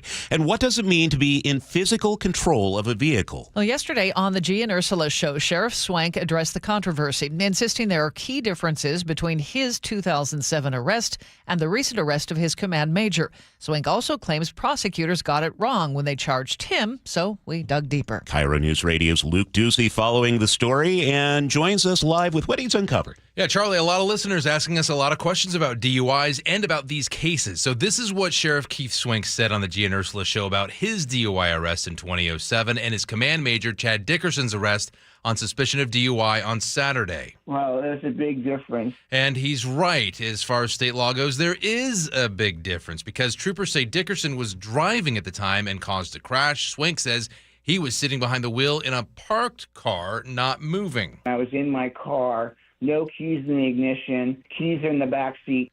Every DUI charge in the state comes down to one question. Was a drunk driver ever in physical control of a vehicle? And in a scenario Swank described, according to DUI attorney Aaron Wolf, that, in my essence, I would argue that they could not prove that you were in actual physical control. If the engine was off, the keys were not in your possession. However, if a drunk driver admits to DUI, or if there's a witness, like a store clerk or gas station attendant, who swears they saw someone driving drunk before they parked, well, Wolf tells me that could definitely change things if there's a witness that says they saw the person driving the motor vehicle and positively identify them as driving the vehicle. And so does retired King County Sheriff John Urquhart. Yes. If you've got a good witness, conceivably you would be able to make an arrest for driving under the influence. Ultimately, we don't know what evidence led to state troopers arresting Swank in 2007 and then later a Pacific County prosecutor filing a DUI charge. Swank later entered a plea agreement and pleaded guilty to a lesser charge, negligent driving, But Charlie and Manda, Wolf also told me this. There are plenty of deputies and officers out there who have expert training when it comes to conducting DUI investigations, but by far, in his opinion, WSP has more training and far more experts on the whole. Luke, thank you. Seattle's District 5 is looking for a new city council member after Kathy Moore stepped down earlier this month. Yesterday, the council narrowed the field from 22 to 6. Councilmember Bob Kettle says any one of them could serve on the council. And then there's a top tier, too, that I look in terms of the education, the experience, and the background. That would be very good candidates for the city council. Finalists are former council member Deborah Juarez, 2023 candidate Nilu Jenks, Seattle Architecture Foundation Director James Borey, city planner Katie Haima, Seattle University's Julie Kang, Amazon employee and Navy vet Robert Wilson. A final vote is set for July 28th. Keeping you informed since 1974. This is the city's longest-running radio news show. Seattle's Morning News on KIRO Newsradio. Well, we made it to Friday. How was your long work week, Manda? 2 days. So exhausting. But every time I hear we made it now, I start singing Barry Manilow again. Looks like we made it. You went to the concert last weekend. You're still kind of glowing from it. I am. So, all right. Well, that's Manda. I'm Charlie. We have producer David Burbank in the studio. Sully is watching us on the first day of HE double hockey sticks. The month of hell. The hellscape that will become northbound I-5. And when does that Tonight, start? about 11:59 Okay. tonight. They'll start closing lanes a little earlier, but by close to midnight tonight, all of northbound I-5 will be closed right around I-90, going through downtown Seattle. Fun. Good times. This hour of Seattle's Morning News, sponsored by American Crawl Space and Pest Control. Coming up this hour on the show, CBS News' Michael Wallace will join us to break down some of the big national stories of the week. And KIRO News Radio's Paul Holden with our weekend planner. It's 6:09. Seattle police say they have shut down a drug and stolen goods operation run out of an RV. Officers served a warrant this week in West Seattle near Southwest Cambridge Street. They say the RV had steady foot traffic for weeks, people coming and going to buy drugs or trade stolen items. Inside, police found fentanyl, meth, cash, and 4 guns, including 2 shotguns. One person was arrested. The RV has since been removed and the area cleaned up. Meantime, people in Southwest Seattle say they're frustrated and tired of waiting for help. Encampments are popping back up on Myers Way South, right outside senior housing. Neighbors say they worked hard to get the area cleared last year, but now RVs are back, and with them, drug traffic and crime. According to Como TV, police just broke up a nearby camp where they found all that fentanyl and stolen goods. Some of those vehicles were moved to the senior complex's parking lot. Residents say they've reported the issues. Nothing has changed, so now they're looking at what options they have left. 2 Lewis County commissioners say the county is spending too much on homelessness. The Centralia Chronicle reports they want to cut back on a $6.5 million grant from the state. They argue the money hasn't solved the problem and could be attracting more people seeking services. One commissioner called the spending unconscionable. The county didn't even use all the money last time. The grant supports shelters, rental help, and other programs, but the commissioners say they want to focus on services that help people get out of homelessness, not stay in it. After the King County Council voted 8-1 to reaffirm status as a sanctuary county this week, KIRO News Radio's Scott Carty talked to the sole dissenter, Vice Chair Reagan Dunn. Dunn's stance is simple. We shouldn't fake these responses. Oh, we're a sanctuary county. Come here, you'll be happy, when we can't put our money where our mouth is. He says housing is a major concern. And they will be sitting out on the streets with our homeless population because we don't have any answers. And Dunn is keeping his eyes on the balance between local and federal. Teresa Mosqueda, God bless her, she put in a lot of really inflammatory rhetoric towards the Trump administration. And of course, I don't agree with the way the administration is running everything myself, but because King County relies on hundreds of millions of dollars from the feds, this isn't helpful. You know, that administration takes it personally. We need to do local laws. The federal government needs to do their laws instead of this attacking each side. It doesn't end up being a good result for the citizens, for the taxpayers, and even for those non-citizens in terms of outcome. Scott Carty, KIRO News Radio. It's now 6:12, and that's time for a look at the forecast. It is sponsored by State Roofing and Exteriors. Yeah. And me. And you. And Nick. Good morning, Nick. I know. I was going to say, I'd pay a lot of good money to be on this show. I better get some airtime. Absolutely. In fact, you want to just do the rest of it? Sure. Okay. Yeah, people would love that. This morning, we have some low clouds settling in. Most of that is in the South Sound now. You will see, though, increasing sunshine later today as those clouds get out of here. But the trick is There is also a system to the north, and that's going to increase some mid and upper level cloud cover. So the problem combined is I think you're going to see a decent layer of clouds today. So while the low clouds are clearing, some more are increasing. So I think partly to mostly cloudy is a good representation of where we're going for today. And I think you're only going to be in the low 70s. So we hit 94, then we hit 86 yesterday, and today I think we're going to hit about 73, 74. Tomorrow, also quite a bit of low cloud cover.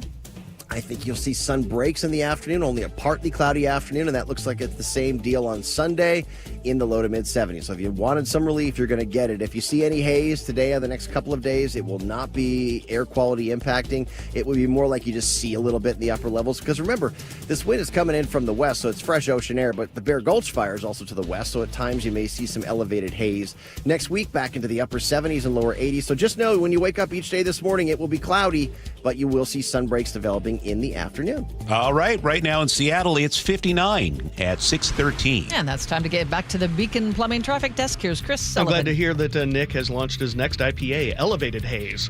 I like that. Okay, so he's hazy sunshine and now elevated haze. So he's got two hazies working. I like it. Looking at northbound I-5, we have this crash involving a semi and a couple different cars over on the right shoulder, right around 260th. That's coming up out of Federal Way, heading toward the Kents Des Moines Road. So far, they're not blocking the right lane, but there's enough of a distraction there that's causing some braking. We got about 22 minutes to get you up into South Center and a little over 40 now to go all the way from Federal Way. Northbound 167 is not too bad, still under 40 minutes to run the length. Eastbound 18 is struggling already over the Tiger Mountain area, but the good news is right as you get to the summit, it thins out towards I-90. Remember, today is day one of the 8-day closure of SR 18 under I-90. Coming down from the north end, still a quiet drive out of Snohomish County, 35 minutes from Everett to Seattle or Bellevue, 35 as well, Olympia to Tacoma, and the lake bridges are quiet. This report brought to you by Washington 811. If you're digging in your yard, the law requires you to call 811 to avoid dangerous and costly damage. Call 811 or submit online, digsafewa.com. 6:15 now. We check in with Scott Carty at the news desk. You know, there are two people in this room who used to work on the radio in Bellingham. Oh, yes. Manda and moi. Oh, I did too. And Shirley. Did you too? Yeah. Oh, my gosh.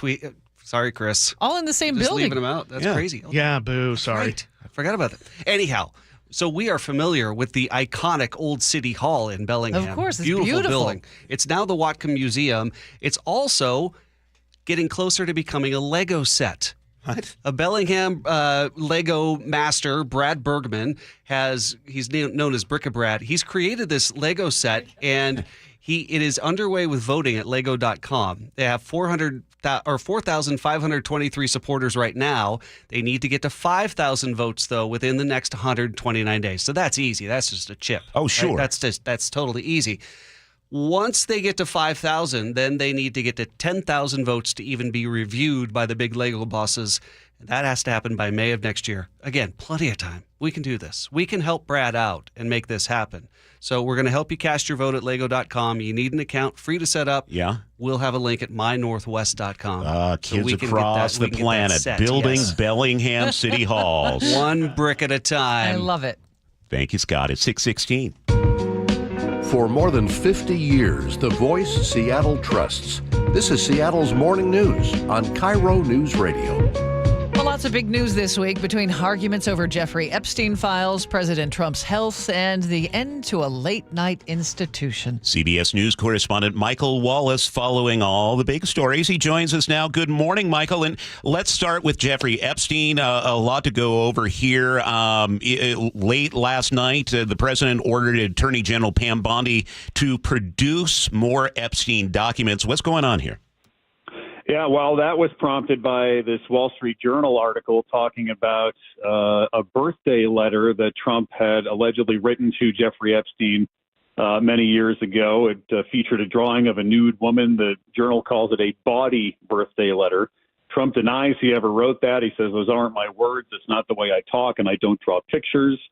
And by the way, the Journal does apparently not have a physical copy of that letter. But in any event, that prompted Trump to go to the Attorney General and say, we need to get the release of more grand jury testimony related to Jeffrey Epstein. Of course, that testimony is supposed to be kept secret, so it's going to have to go to a judge who's going to have to decide if some of that should be released or not. That could take a lot of time.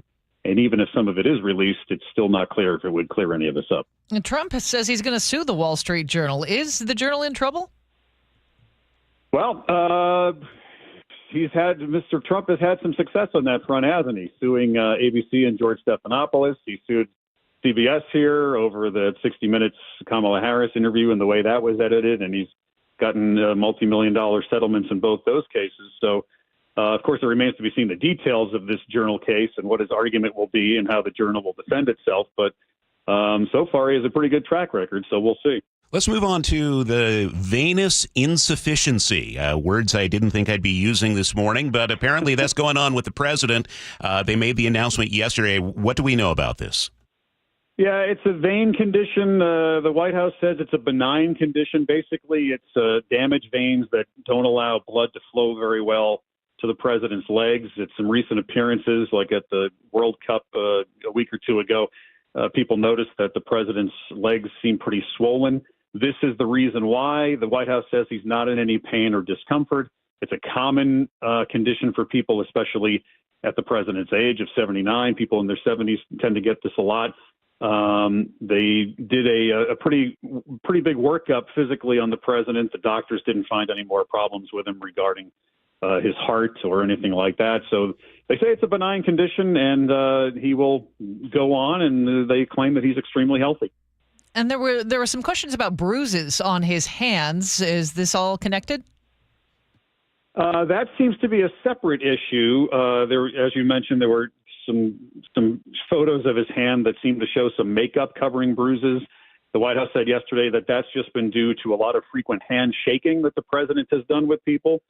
So they kind of downplayed that as well. They also blamed his aspirin regimen. He's taking aspirin for his cardiovascular health, as much of us in our older age do these days. And so they claim that was really no big deal to hand bruising either. All right, Michael Wallace, this is something I've always wondered about you. When you applied for the job and your supervisor, your boss, they say the name Mike Wallace on the resume. Did they take you seriously? Did they go, no, this guy's got to be pulling my leg? Mike Wallace wants to work at CBS News? That is my actual name, and there is no relation. Unfortunately, I wish there were. I'd probably be anchoring the evening news right now, right? Making a few extra zeros. Well, Michael Wallace, thank you for your time this morning. Always love listening to your reports, and thanks for joining us live on Seattle's Morning News. Sure, guys, anytime. Have a great weekend. It's 6:21. A former Alaska Airlines pilot accused of trying to shut off a jet's engine mid-flight is speaking out. Joseph Emerson tells CBS's Chris Van Cleve he had tried psychedelic mushrooms in the aftermath of a friend's death and says he was out of touch with reality. We've got the guy that tried to shut the engines down out of the cockpit. The flight diverted and landed safely in Portland, Oregon. Emerson was arrested, but the incident sparked a growing debate over pilot mental health. A 2022 study estimated 56% of pilots avoid seeking medical care due to fear of being grounded. Came to an understanding or a misunderstanding that I needed to be perfect on paper. Like I needed to show up and appear perfect, no matter what else was going on for me. Southwest Washington's congressional race is heating up again. The Washington State Standard reports two high-profile Republicans may challenge Democratic Representative Marie Gluesenkamp-Perez. State Senate Republican leader John Braun and State Republican Party Chairman Jim Walsh are both considering a run. Perez flipped the district in 2022 and won re-election last year, but it is still a Trump-leaning district, and Republicans want it back. One newcomer, an oyster farmer named Anthony Barron, has already entered the race. Perez says she's focused on small business, shop classes, and fighting the fentanyl crisis. The Capitol Hill Block Party returns this weekend, and safety is top of mind. Fox 13 Seattle reports last year's event drew complaints about overcrowding and poor access to exits. Some people said medics couldn't reach those who collapsed in the crowd. This year, organizers are changing the layout and making the event 21 and older.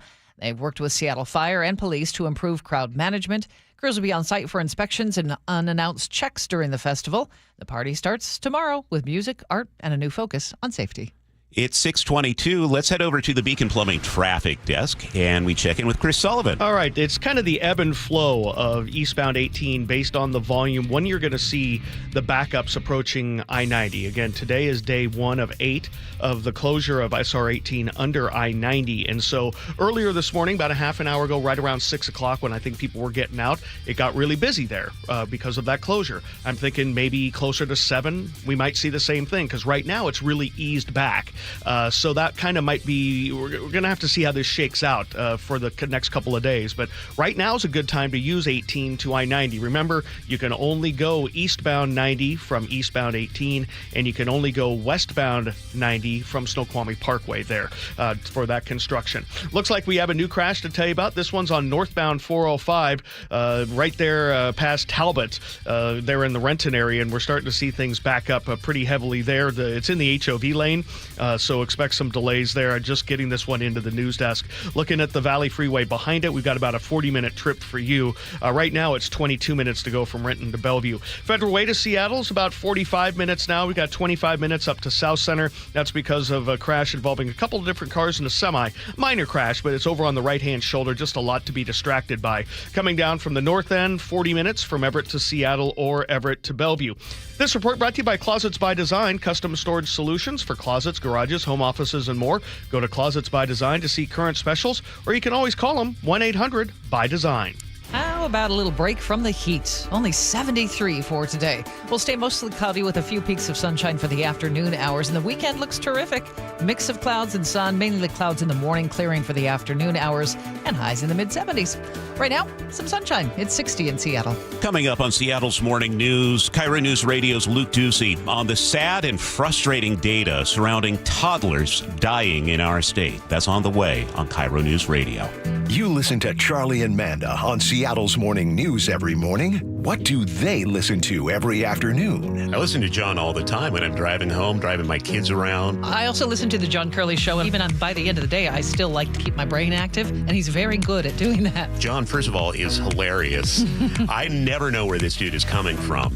The perfect bookends to your daily commute with KIRO News Radio on 97.3 FM and the KIRO News Radio app. Seattle Children's is leading the fight against pediatric cancer with groundbreaking research in immunotherapy. It reprograms a child's own T cells to hunt down and destroy cancer. It's hope, powered by science. But here's the truth. Pediatric cancer research is drastically underfunded. That's why Safeway is stepping up, and you can too. G. Scott here asking you to say yes to donating to ImmunoHeroes next time you're at Safeway checkout. Together, we can help fight cancer for all kid kind. Being the new kid in high school is hard. I didn't know if I would be accepted or if I'd fit in, because being known is key to who we are. Hi, I'm Peyton Seal. When I first came to King's Schools, I knew something was different. My teachers cared about me. I have community. I'm learning who God called me to be. Sign up for a tour today, and if you enroll, just mention this ad and pay no application fee. Visit joinkings.org for more info. That's joinkings.org, building resilient disciples of Christ through Christian education for 75 years. Saving for retirement was tough enough for us. Yes, and navigating markets can be challenging at times. I understand. That's why at Fisher Investments, we take a disciplined approach with your investments. Tell us more about that. We take an active approach to money management, positioning your portfolio for opportunities we see ahead. So all your clients get the same portfolio? No, we tailor your portfolio to your individual goals and needs. What about communication? We don't like being left in the dark. We check in regularly to keep you informed on the markets and your portfolio. Which means you'll help us stay on track. Yes, our goal is your comfortable retirement.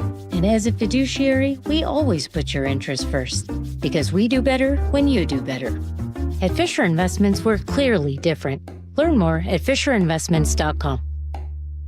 Investing in securities involves the risk of loss. Do you need glasses or contacts and you're now at the age where you also need readers? K2 Vision RLE is the permanent solution to eliminate the need for all those. Hey, it's Doctors King and Kopstein from K2 Vision. Andy, for those nearing age 50 or so, refractive lens exchange can be a great alternative to LASIK. That's right, Joe. K2 Vision RLE is a terrific permanent solution for a lifetime of great vision. The older we get, we experience the dysfunction of our natural lens, which affects both distance vision and requires the use of reading glasses. Plus, after K2 Vision RLE, you will never develop a cataract. And like LASIK, K2 Vision RLE is quick and painless. The question is, which procedure is right for you? After replacing more than 100,000 failing lenses, we have the experience to tell you if it's your right time for RLE. Schedule your free Zoom consultation with us about K2 Vision RLE to get your eyes seeing young again, permanently. Go to k2visionrle.com, k2visionrle.com. Comcast Business helps turn today's small businesses into engines of modern business. It's how restaurants become reliably up and running neighborhood favorites. How retailers become seamlessly restocking, cyber-securing must-visit shops. And how healthcare offices become the data managing caregivers that we all depend on. With reliable connectivity, enhanced cybersecurity, advanced fiber solutions, and Wi-Fi backup, Comcast Business is powering the engine of modern business. Powering possibilities. Now through July 21st, new Comcast Business customers can find out how to get started with 150 megabit internet and Security Edge for $59.99 a month for 12 months with a 2-year agreement. Plus, ask how to get a $500 prepaid card for your business. Call and switch to Comcast Business today. Restrictions apply. Requires paperless billing and automatic payments with bank account. Equipment, taxes, and fees extra. Early termination fee applies. It's a new year, but many seniors are struggling with the same old problem: high prices and rising property taxes. We're here with our friend Steve Teitler of Best Mortgage, and he says a reverse mortgage may be the answer. Many seniors cannot afford to stay in the home they love. A reverse mortgage gives them access to equity in their home without having to sell. They can pay off their mortgage if they have one, and maybe pull some extra cash out of their home, and best of all, they have no mortgage payment the rest of their life. But as you always say, a reverse mortgage is not for everyone. That's right. Avoid the high-pressure sales pitch from those out-of-state call centers. I give you a consultation, not a sales pitch. I'll tell you if a reverse mortgage is right for you, and I always tell you if it's not. Honest advice you can trust from the reverse mortgage experts. Best Mortgage. The VA loan experts and debt consolidation specialists too. 425-649-6000. Best Mortgage. 425-649-6000. At Carter Subaru, your drive begins with savings. With over 300 new vehicles in stock, shop your way, in-store or from home. Plus, when you buy from Carter, you support our community. Visit Carter Subaru in Shoreline and Ballard today. Now, the latest from KIRO Newsradio and MyNorthwest.com. Live from East Lake Avenue. You're listening to Charlie Harger and Manda Factor, Seattle's morning news. Good morning. It's 6:30. A new disturbing report. Washington is knowingly keeping children in homes where fentanyl is being used and kids are dying. The Center Square reports 45 children died or nearly died this spring, displaying a graph showing that many of the incidents involve fentanyl and accidental ingestion. A total of 92 so far in 2025, and most were toddlers. We get more details live from KIRO Newsradio's Luke Ducey. Amanda, and in many of those cases, they happened in homes that had a history of issues with the State Department of Children, Youth, and Families. Yesterday, Patrick Dowd, the director of the State Office of the Family and Children's Ombuds, broke protocol and released this new data because they are so alarmed and they want to warn the public. There was an increase in the first quarter of 2025, both of all of critical incidents, fatality and near fatalities. And so the next question is, who and what should we all blame here? Who's responsible? Well, there is a lot of finger pointing going on right now, centered around House Bill 1227, the Keeping Families Together Act. Critics say instead of pulling kids who are in danger out of homes, DCYF is focused more on keeping kids in those homes where fentanyl is present and parents are actively using. Well, during yesterday's surprise hearing, Dowd was asked if the office recommended changes to House Bill 1227, and here's what he said. That is something that our office considered. We did not make that recommendation. Yeah, Charlie and Amanda, instead, the state is recommending they expand treatment for women and increase efforts to engage fathers. Critics say the state is more interested, and that's a sign, their recommendations, in protecting adults' rights to keep families together, which is important, of course, but it appears to be happening to a degree at the expense of more and more kids' lives. Some great reporting here by the Center Square. Okay, thank you. It's 6:32 now. King County prosecutors announced there will be no charges against two men who shot a 52-year-old man during a scuffle at the Renton Transit Center. This happened last Friday, and with the story, here's KIRO News Radio's James Lynch. King County prosecutors made the decision not to charge the two men, ages 18 and 20 years old, after watching surveillance video from cameras at the Renton Transit Center. Investigators say the video shows the 52-year-old man was attacking a woman with a pipe when the two men intervened. Here's Casey McNertney with the King County Prosecutor's Office. There were 10 different senior prosecutors who looked at this, and all 10 senior prosecutors agreed there's no way to overcome self-defense. The men could still face misdemeanor gun charges in Renton Municipal Court. James Lynch, KIRO News Radio. It's 6:33, and that's time to check the roads. We do that every 10 minutes on the 3s, and Chris Sullivan is at the Beacon Plumbing Traffic Desk. And I want to thank our good friend Countess, who's out there shuffling people around with her transport service this morning. I misspoke 10 minutes ago. The crash in Renton is actually southbound on 405, approaching 167, southbound direction there, and it's blocking the HOV lane and the left general purpose lane. So we're starting to back things up coming down the hill from about 30th. So plan on a couple of extra minutes trying to get from Bellevue down to the 167 interchange. Going the other direction, we've got about a 22-minute drive from Renton to Bellevue. Really not too bad going that direction. We have picked up a lot more slowing right around Highway 18 in Auburn. So we've got about 42 minutes from Puyallup to Renton. Still working with this crash involving a couple of different cars and a semi on northbound 5 approaching to 60th, coming up out of Federal Way over on the right shoulder. 45 minutes to go from Federal Way to Seattle, with 25 of that up through South Center. Picking up some brake lights in Canyon Park, a little bit in Linwood, 40 to 42 minutes now to go from Everett to Seattle or Bellevue. Olympia to Tacoma looks pretty good, and eastbound 18 is okay for the moment, approaching I-90. Remember, closure started last night. You can only go eastbound 90 from eastbound 18. This traffic report is brought to you by Kia of Everett. Over 400 tariff-free new Kias are available now. Kia of Everett with easy lease and financing options. Experience simple, easy, and fun at Kia of Everett. Mostly cloudy today, kind of cool too. High of 73. That's kind of a welcome relief after the heat. Fabulous. Yeah, tomorrow 74, morning clouds, afternoon sun, 75 for a high on Sunday. We started to warm back up early next week. Right now in Seattle, though, it is 59.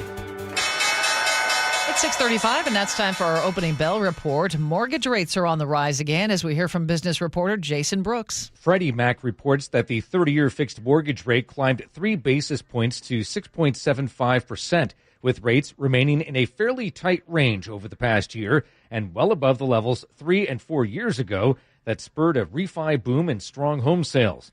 It's unlikely that mortgage rates will be heading much lower anytime soon, with Wall Street expecting the Fed to maintain its rate pause at its meeting later this month. 15-year mortgages are popular refinancing options. That rate rose to 5.92%. Starbucks telling more of its corporate workers come back to the office. Center Square reports the company will now require 4 days a week in person. That's up from 3. It applies to support center employees in Seattle and Toronto.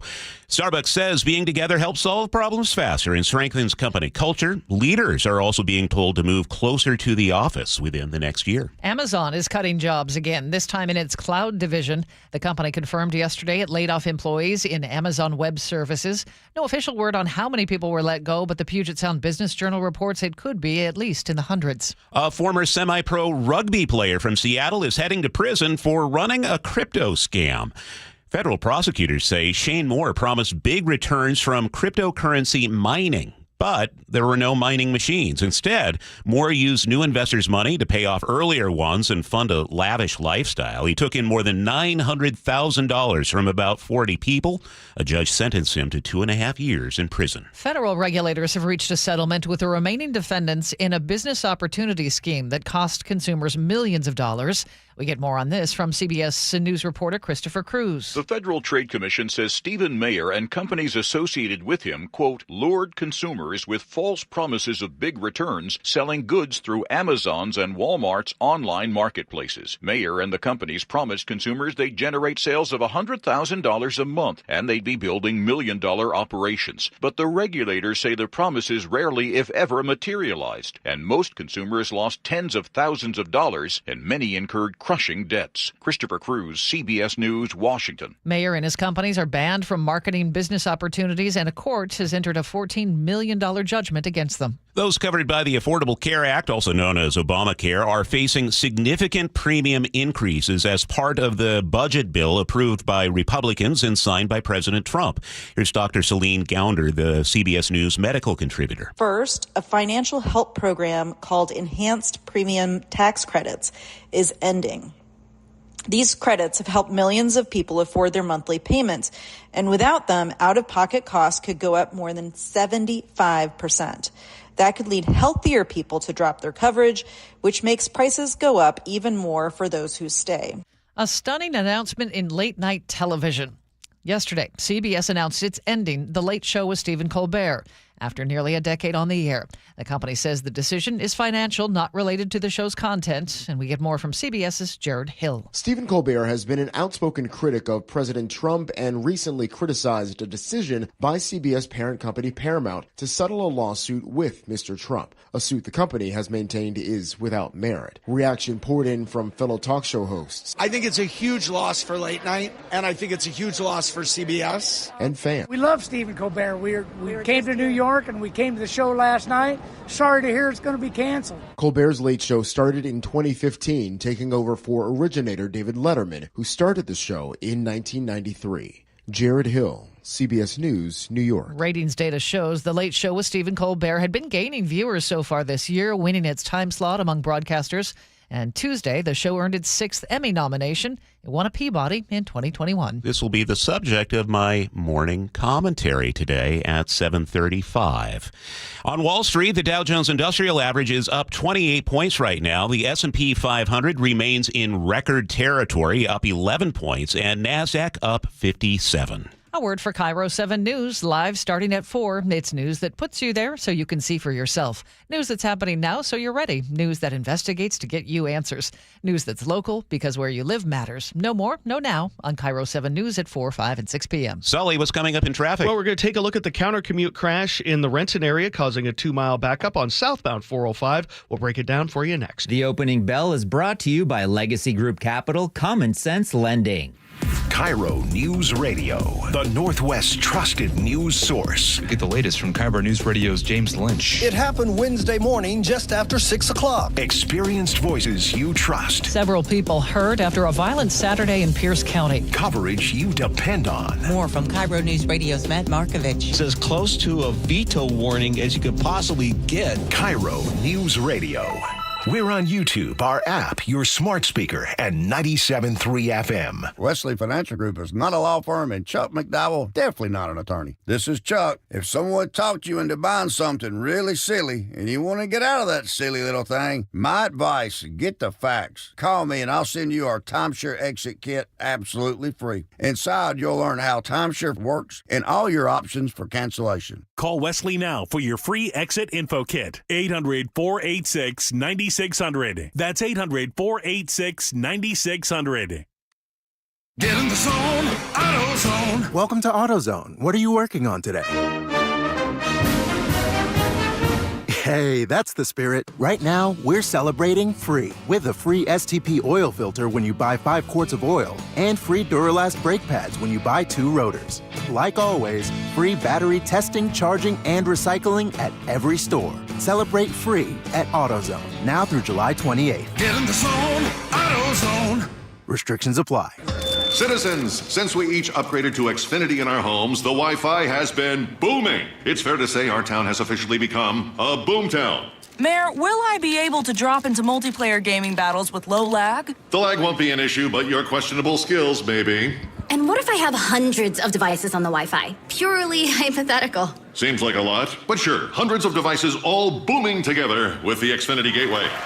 Yes, friends and neighbors, with Xfinity, the Wi-Fi is booming. The Wi-Fi isn't the only thing that's booming. Now get the most reliable Wi-Fi and our best-in-class equipment for one consistent price for 5 years guaranteed. All in. Plus, get unlimited data included and no annual contract. All with the 5-year price guarantee from Xfinity. Visit Xfinity.com, call 1-800-XFINITY, or visit a store today. Restrictions apply. Not available in all areas. New residential customers only. Select plans only. Xfinity Gateway with X-Fi Complete required for unlimited data except in certain areas. Most reliable Wi-Fi based on OpenSignal Awards USA. Fixed Broadband Experience Report, August 2024. Actual speeds vary. Big time inventory, big time savings. The Kendall Ford of July sales event is on now at Kendall Ford of Marysville. Get in on thousands in savings on new adventure-ready Ford trucks and SUVs. Step up to a Super Duty and save over $7,600 off MSRP on a new 2024 Ford F-350 XL Super Cab 4x4. Or trade in and trade up to a new 2025 Ford Bronco Sport Big Bend 4x4. Save up to $4,200 off MSRP. After all discounts, you pay just $27,327.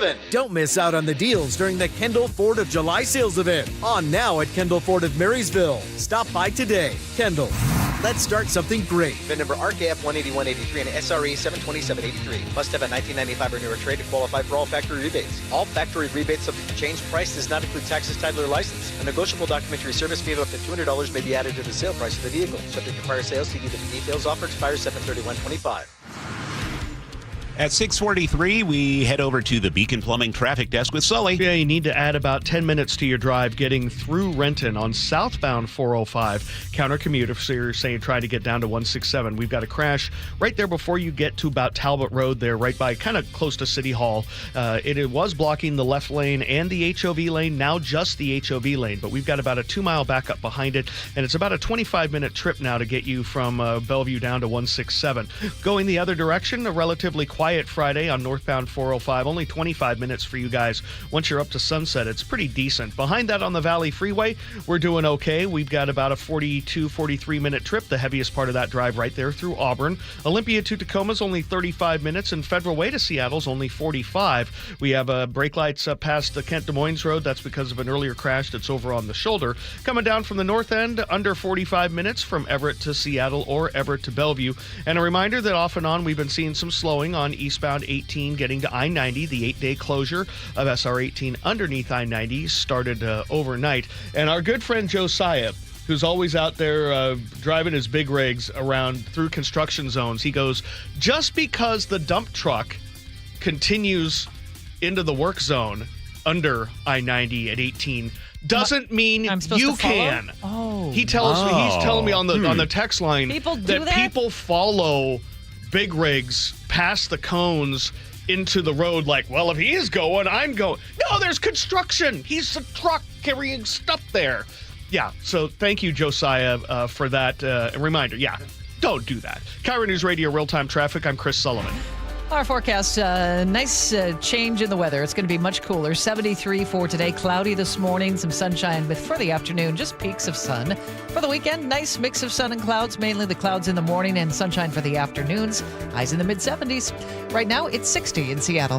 6:45, Katrina's off today, so we check in with Scott Carty. Hey, get your muckluckers ready, guys. Whoa. It's time to hit local My beaches what? next week. Your muckluckers, your boots. Are we allowed to say that? Yeah. I don't think so. Yeah, mucklucker. It's a rubber Careful. boot. You know, I'm going to be very, very careful. We're going to be seeing low tides next week. So Monday through Saturday, really dipping. But Wednesday and Thursday morning, the tides will drop by nearly 3 feet. And you know what that means. It's perfect time for gooey ducking. The elusive gooey duck. Now, however, our friends Eric Thomas and Lindsay Shelton were talking about gooey ducking on KIRO 7 TV this morning. And let's just say our buddy Nick Allard got a little worked up. It is not easy. How much Nick knows. Yeah, I do. How much digging you have to do, and then the best thing to do is have a hollowed-out trash can, like a one of those large multiple-gallon ones. Stick it in the sand so this hole doesn't collapse. Then dig it out. It is my a pain. goodness. And then you got to eat the thing, and it tastes like gooey duck. Blah. I'll pass, thank you. Nick really makes it sound fun, doesn't he? All right, Scott, thank you. It's 6:46.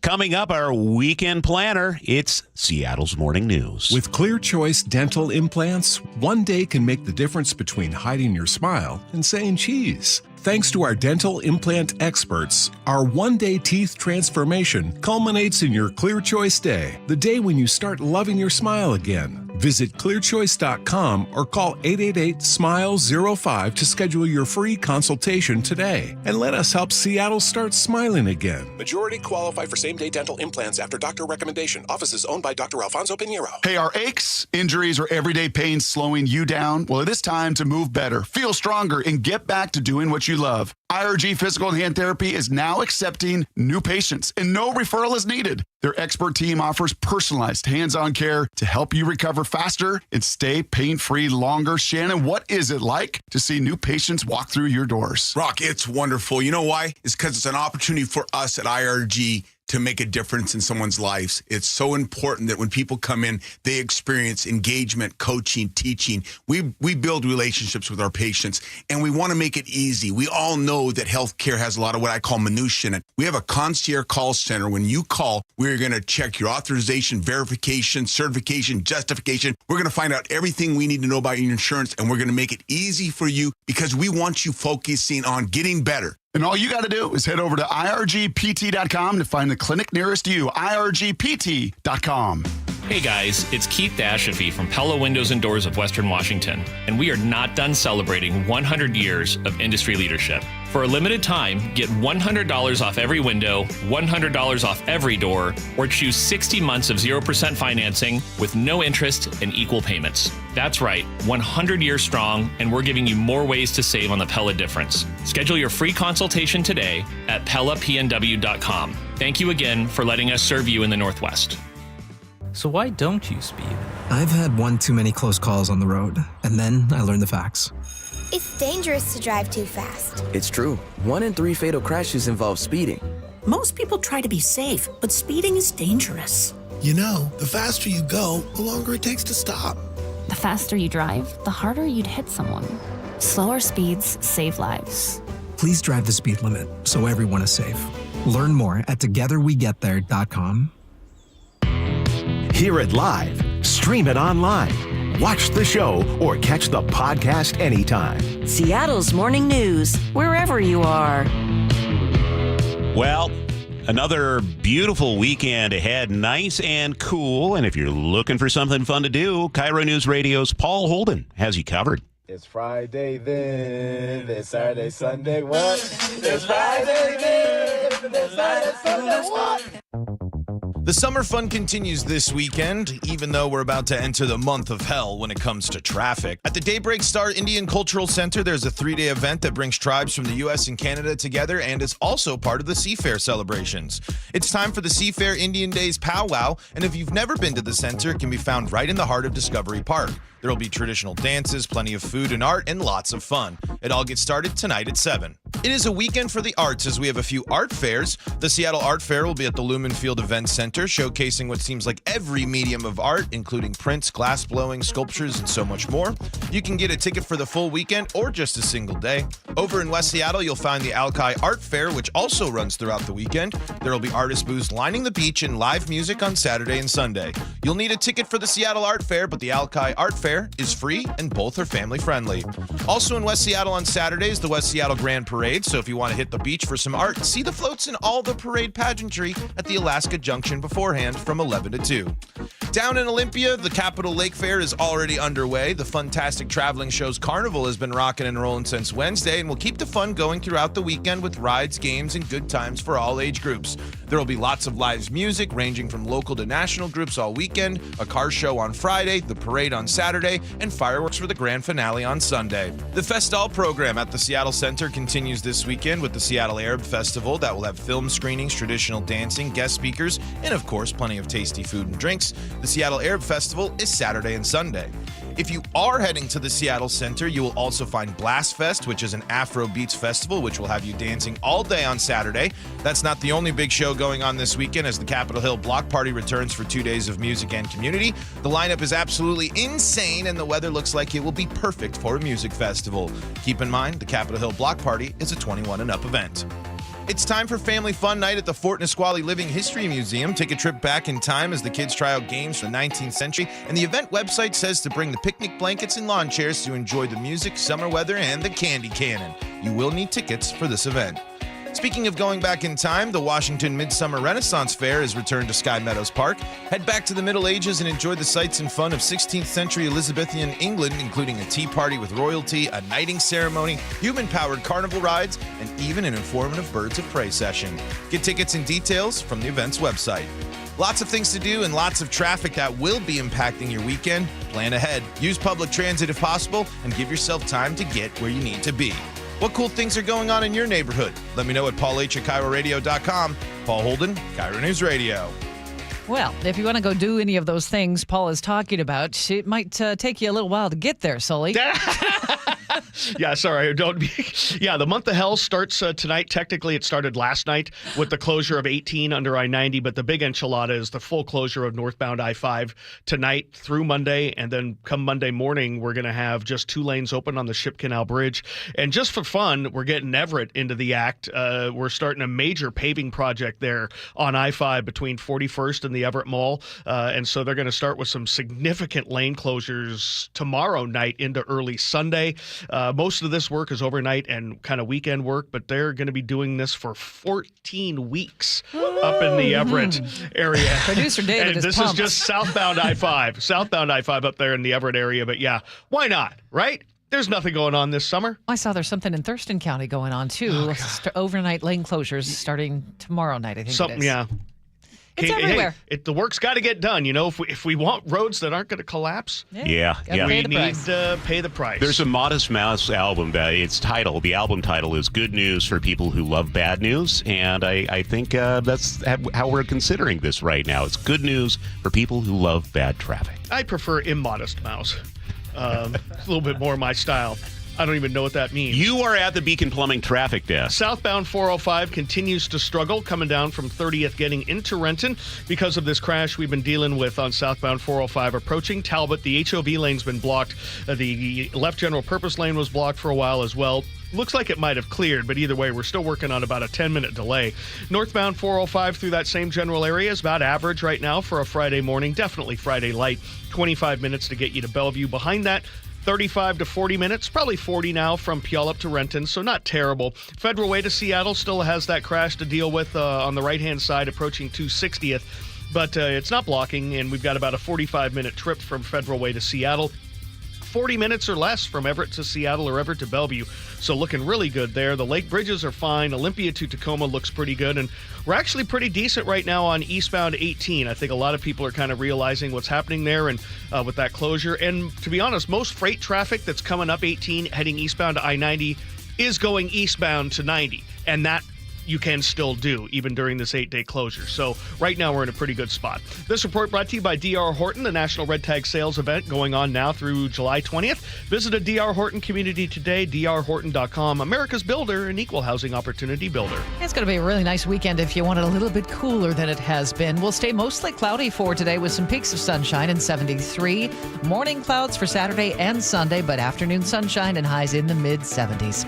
Right now, some sunshine. It's 60 in Seattle. Coming up, more local headlines, and then it's the Rick Riz Show. We'll hear from the voice of the Mariners ahead of a massive weekend series for the team at home. You're on Seattle's Morning News. Hey, it's John Curley for Closets by Design. Our closets were a mess, so I called Closets by Design. They came in and did exceptional work. Now, they're locally owned, and they've been operating for more than 2 decades. I love these guys. A family-run business with national backing, and they source almost all their products right here in Washington. Have Closets by Design come out and customize your closet. Right now, 40% off plus an additional 15% off with 18 months financing and free installation. 1-800-BY-DESIGN or closetsbydesign.com. KIRO FM and HD1 Tacoma, Seattle. Summer is in full swing, and T-Mobile Park is the hottest spot in Seattle. Don't miss out on special events like the next Mariners Fireworks Night on Friday, August 1st, presented by T-Mobile.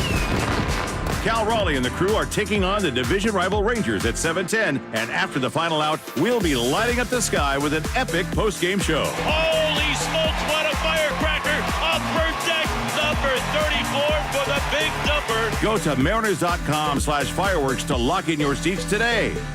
The IRS finally caught up with Louie. I hadn't paid my taxes in 8 years. I owe the IRS a lot of money. Louie was in deep trouble. We're going to take your house, put a lien on your bank account, garnish your pay. They don't care. They're going to take your paycheck. Louis found out about Optima Tax Relief, the leading tax resolution firm. A-plus rated by the Better Business Bureau, they've resolved over $1 billion for their clients. Optima Tax, they help me. They calm me down. They make me feel comfortable, and I trust them. Louis has a lot to be thankful for. I don't owe the IRS anymore, and I'm able to live a comfortable life, a lot better life. It was because of Optima Tax. For tax help you can trust, call Optima now for a free consultation. Take it from Louis. If you owe the IRS, don't go it alone. Give Optima Tax a call. They can help you. Call 800-343-6460. 800-343-6460. 800-343-6460. Optima Tax Relief.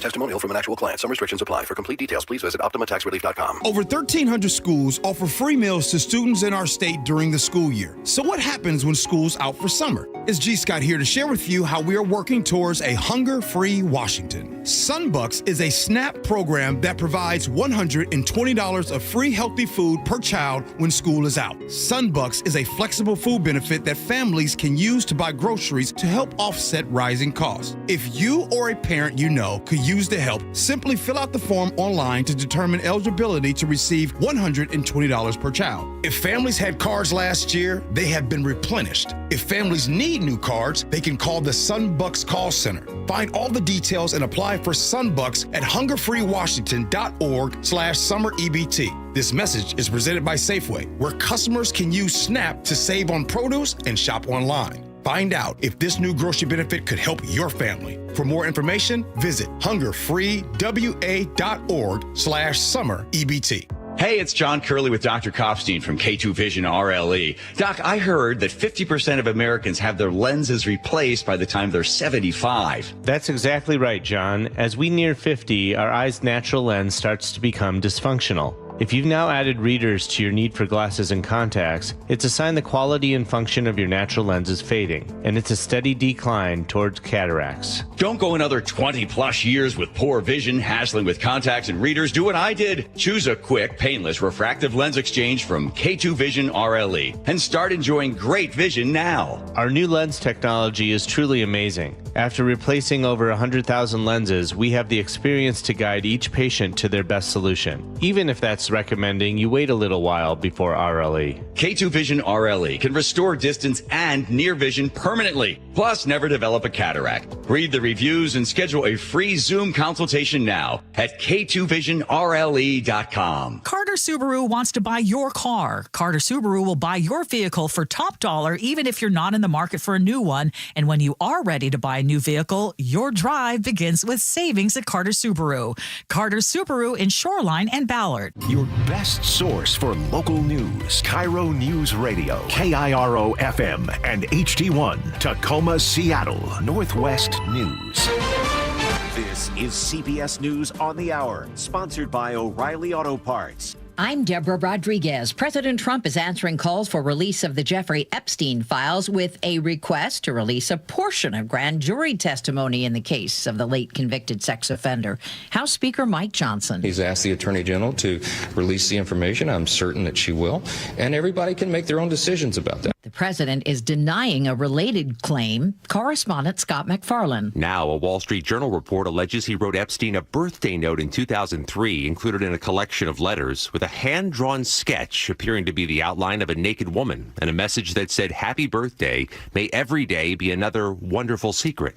Trump, who has slammed those calling for the Epstein files to be released. No, it's I call it the Epstein hoax. Responded to the report Thursday, calling it a fake story, and said, "These are not my words, not the way I talk." A win for the president in his bid to claw back $9 billion in federal funding for foreign aid and public broadcasting. The House has passed the bill despite 2 Republican defections. CBS's Torian Small. Ohio Representative Mike Turner and Brian Fitzpatrick, they ultimately were the only 2 to break the party line to get this to the president's desk. And the president himself today on Truth Social celebrating this. The Trump administration is demanding a list of all non-citizen inmates in California jails. Correspondent Cammie McCormick reports. The Justice Department says it hopes for voluntary cooperation from county sheriffs in California, but could take the matter to court. And the Los Angeles County Sheriff says the federal government has threatened to charge him if his agency doesn't cooperate. operate, but he says they don't ask for immigration status. Sanctuary laws in California and Los Angeles bar law enforcement from sharing that information with immigration agents unless the federal government has a warrant. New data compiled for the New York Times shows the number of prescription drug denials by private insurers in the U.S. jumped 25% between 2016 and 2023. That includes the largest of them all, United Healthcare. Experts say new weight loss injectables may have contributed to those rising rejection rates.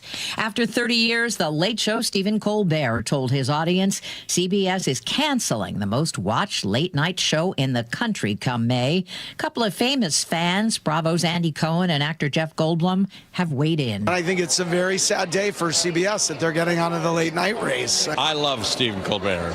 I'm looking forward to one way or another being in constant contact with him and hearing from him in all his glory. CBS says the decision was purely financial. Dow down 88. This is CBS News. Think O'Reilly Auto Parts for all your car care needs. Get the parts and service you need fast from the professional parts people at O'Reilly Auto Parts. It's 7:03, and we check in with Chris Sullivan at the Beacon Plumbing Traffic Desk. All right, we're easing up a little bit on the southbound 405 corridor through Renton because of this crash, or stall now, as I guess is what they've redefined it as, is over on the left shoulder, no longer blocking the HOV lane as you make your way southbound towards 167. It's kind of by Talbot Road right before you get to the corner by City Hall, but you've got about a 5 extra minute drive through the area getting down to 167. Going the other direction, about a 26 minute trip from Renton to Bellevue. Not too bad once you're past 30th. Behind that on the Valley Freeway, just some off and on braking out of Auburn. Give yourself about 44 minutes to go from Puyallup to Renton, maybe a little under. Northbound I-5 struggling from 320th up past 260th. That's where we still have this crash. Involved a couple of different cars and a semi, but it's always been over on the right-hand shoulder. They were able to get over pretty quickly, but either way, about a 45-minute trip from Federal Way to Seattle with 30 of those minutes to South Center. Coming down from the north end, definitely seeing a little bit of braking around the Nile Golf Course through Mount Lake Terrace on southbound 5, through Canyon Park on 405. So give yourself about 45 minutes. That should pad enough time to get you down to Seattle or to Bellevue. This report brought to you by ProSculpt, the one-day permanent fat loss and skin tightening solution for men and women, offered by New Skin Med Spa in Bellevue. Book your free consultation at prosculpt.com. Now, the latest from KIRO Newsradio and mynorthwest.com. Live from East Lake Avenue. You're listening to Charlie Harger and Manda Factor, Seattle's morning news. Good morning. It's 7:04. Children in Washington are dying in homes where fentanyl is being used, and the state knows it. The Center Square says 45 children died or nearly died between April and June of this year. We're talking a total of 92 cases in all of 2025.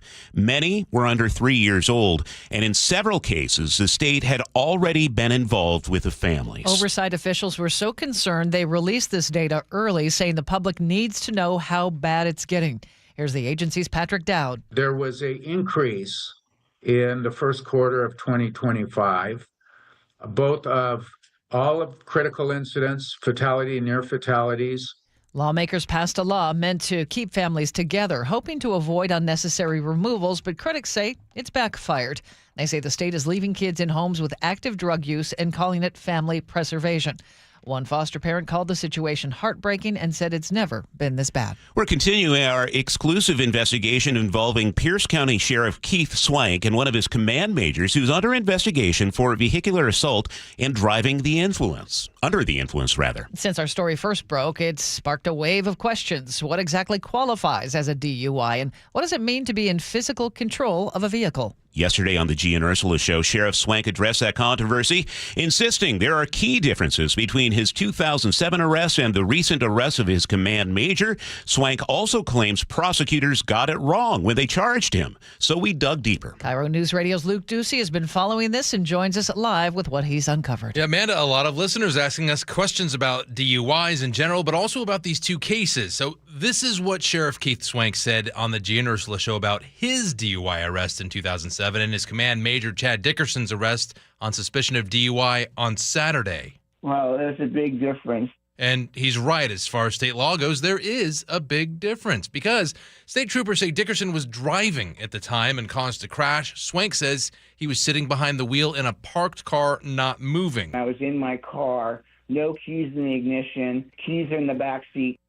Every DUI charge comes down to really one question, everyone. Was a drunk driver ever in physical control of a vehicle? And in a scenario Swank described, according to DUI attorney Aaron Wolf, that, in my essence, I would argue that they could not prove that you were in actual physical control. If the engine was off, the keys were not in your possession. However, if a drunk driver admits to DUI, or if there's a witness like a store clerk or gas station attendant who swears they saw someone driving drunk before they parked, well, Wolf tells me this. That could definitely change things if there's a witness that says they saw the person driving the motor vehicle and positively identify them as driving the vehicle. And so does retired King County Sheriff John Urquhart. Yes.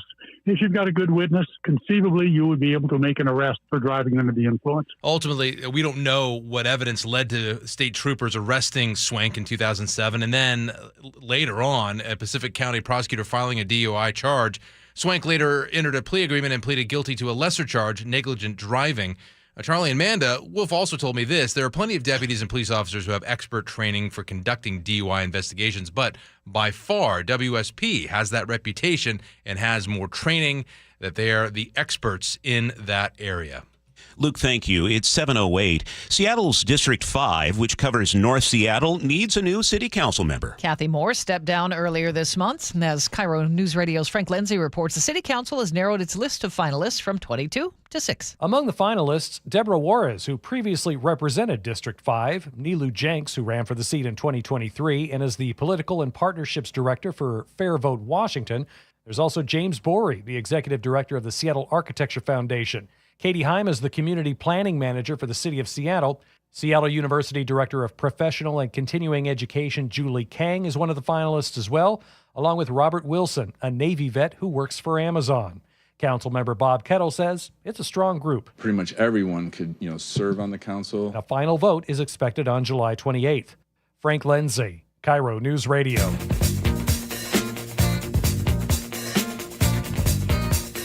Keeping you informed since 1974. This is the city's longest-running radio news show. Seattle's Morning News on KIRO News Radio. That's a nice Friday, July 18th song. Nick, thank you. Did you hear Steve Miller canceled all his summer shows yesterday? So now the announcement? Really? All of the shows, even the one here locally, he's canceled. Hopefully not something bad? Blaming climate change. I am not making this up. He said he's just so distressed by all the storms and floods, he's not going to do it. Dude's 81 years old. Maybe he doesn't want to fly like an eagle anymore because it's bad for the environment? Maybe. Could be. But he is still the pompatus of love, no matter what.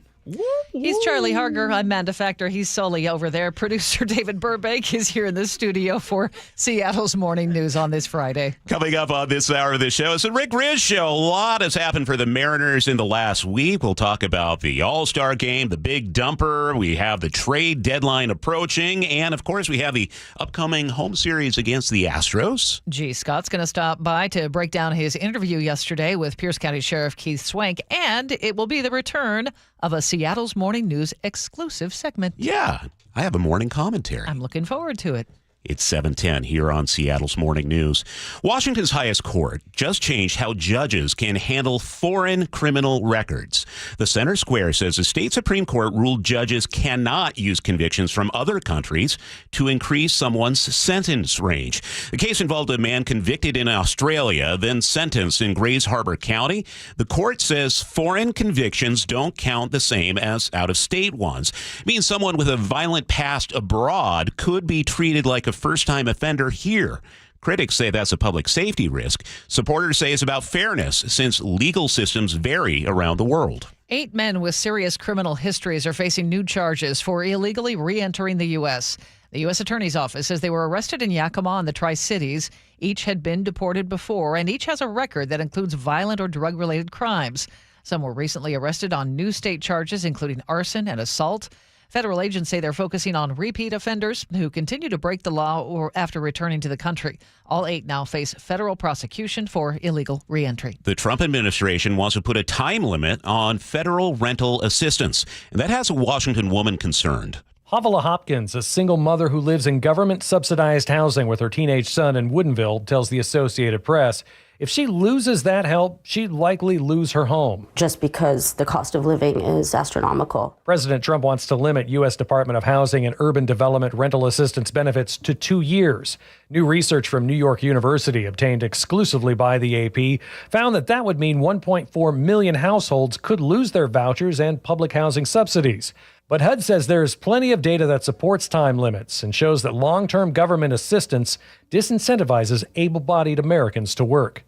Frank Lindsay, KIRO News Radio. It's 7:12 and time for a check on the weather. It's brought to you by State Roofing and Exteriors. KIRO 7 TV's Nick Allard is with us. Happy Friday, Nick.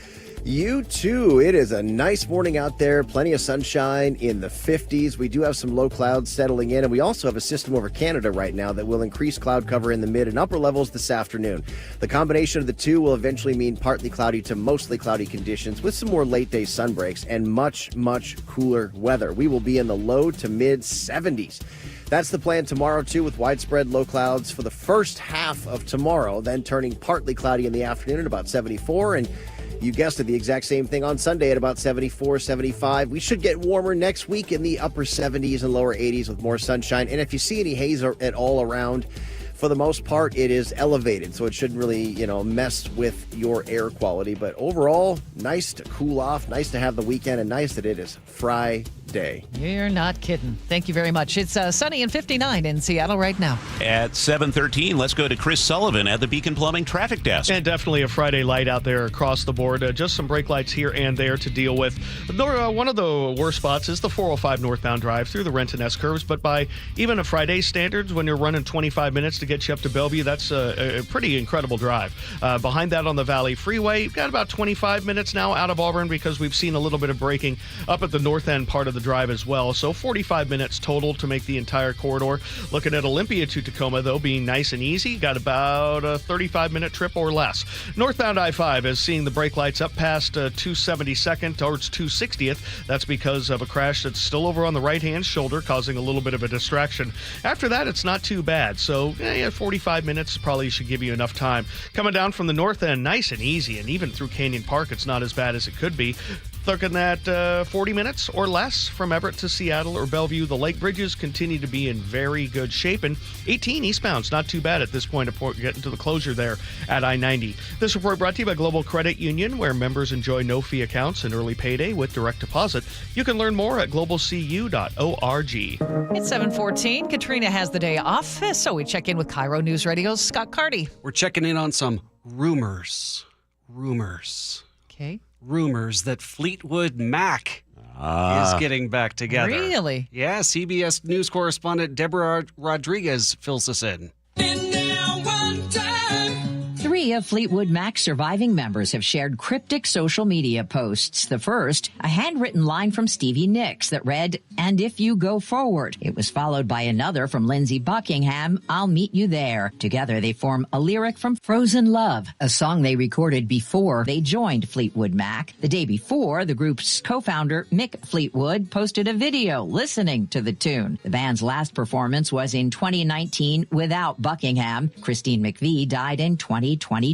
Last year, Nick said without her, a reunion wouldn't work.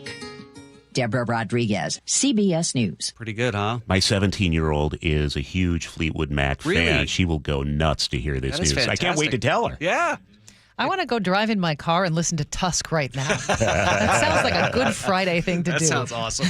Thank you, Scott. It's 7:15. Fly ball deep to left field, and this one is goodbye baseball, and the Mariners win it. The Rick Riz Show. And a swing and a miss, came back with a splitter for strike three. The legendary Mariners broadcaster joins Seattle's Morning News every Friday to talk about the biggest stories with the Mariners. It is grand salami time. A walk-off grand slam. More of that, please. Yeah. As I say every Friday. Well, we check in with Rick. Good morning, Rick. And here we are, the second half of the season in front of us. And we finished up the first half on a hot streak. Yeah. Hey, good morning, everybody. Welcome to the official start of the second half of the season. There was a great series in Detroit after one of the toughest, if not the toughest losses of the season, in New York, losing that game, but then bouncing back to sweep the team with the best record in baseball, facing the best pitcher in baseball, and Tarek Skubal in Game 1, and then scored a bunch of runs, winning 12-3, beating an all-star pitcher in Game 2, Casey Mize, and winning Game 3 after the fire alarm went off. They did the hotel at 4 o'clock in the morning. They bounced back. They just find a way to bounce back, and they're ready to go against Houston tonight. They can't wait. You said a bunch of runs. I mean, 35. What happened? Yeah. Well, the thing that really stood out, Amanda, in that 3-game series for me was Julio is now Julio. I mean, he had a tremendous series. He had a home run in each of the 3 games. He had doubles into the gap.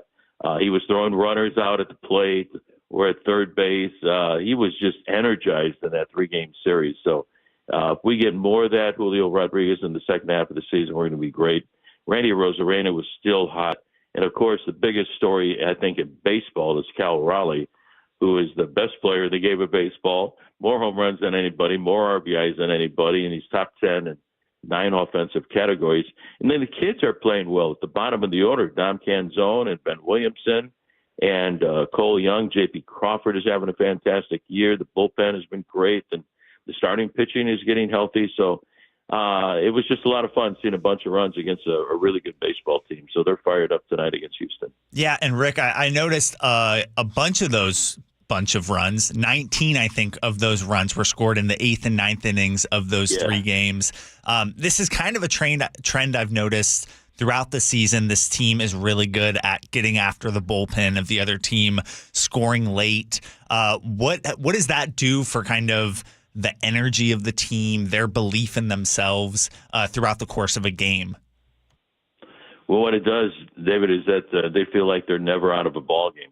You know, when you can get to the bullpen like that. But the key is getting the starter out of the game as soon as you can. That means having a lot of great at-bats to get Skubal out of the game, get Mize out of the game, and get into the underside of their bullpen.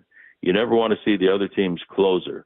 So I think that's what they were able to do in Detroit, and they beat the heck out of their bullpen the last 3 innings of each of those 3 games. So I think that was the key there.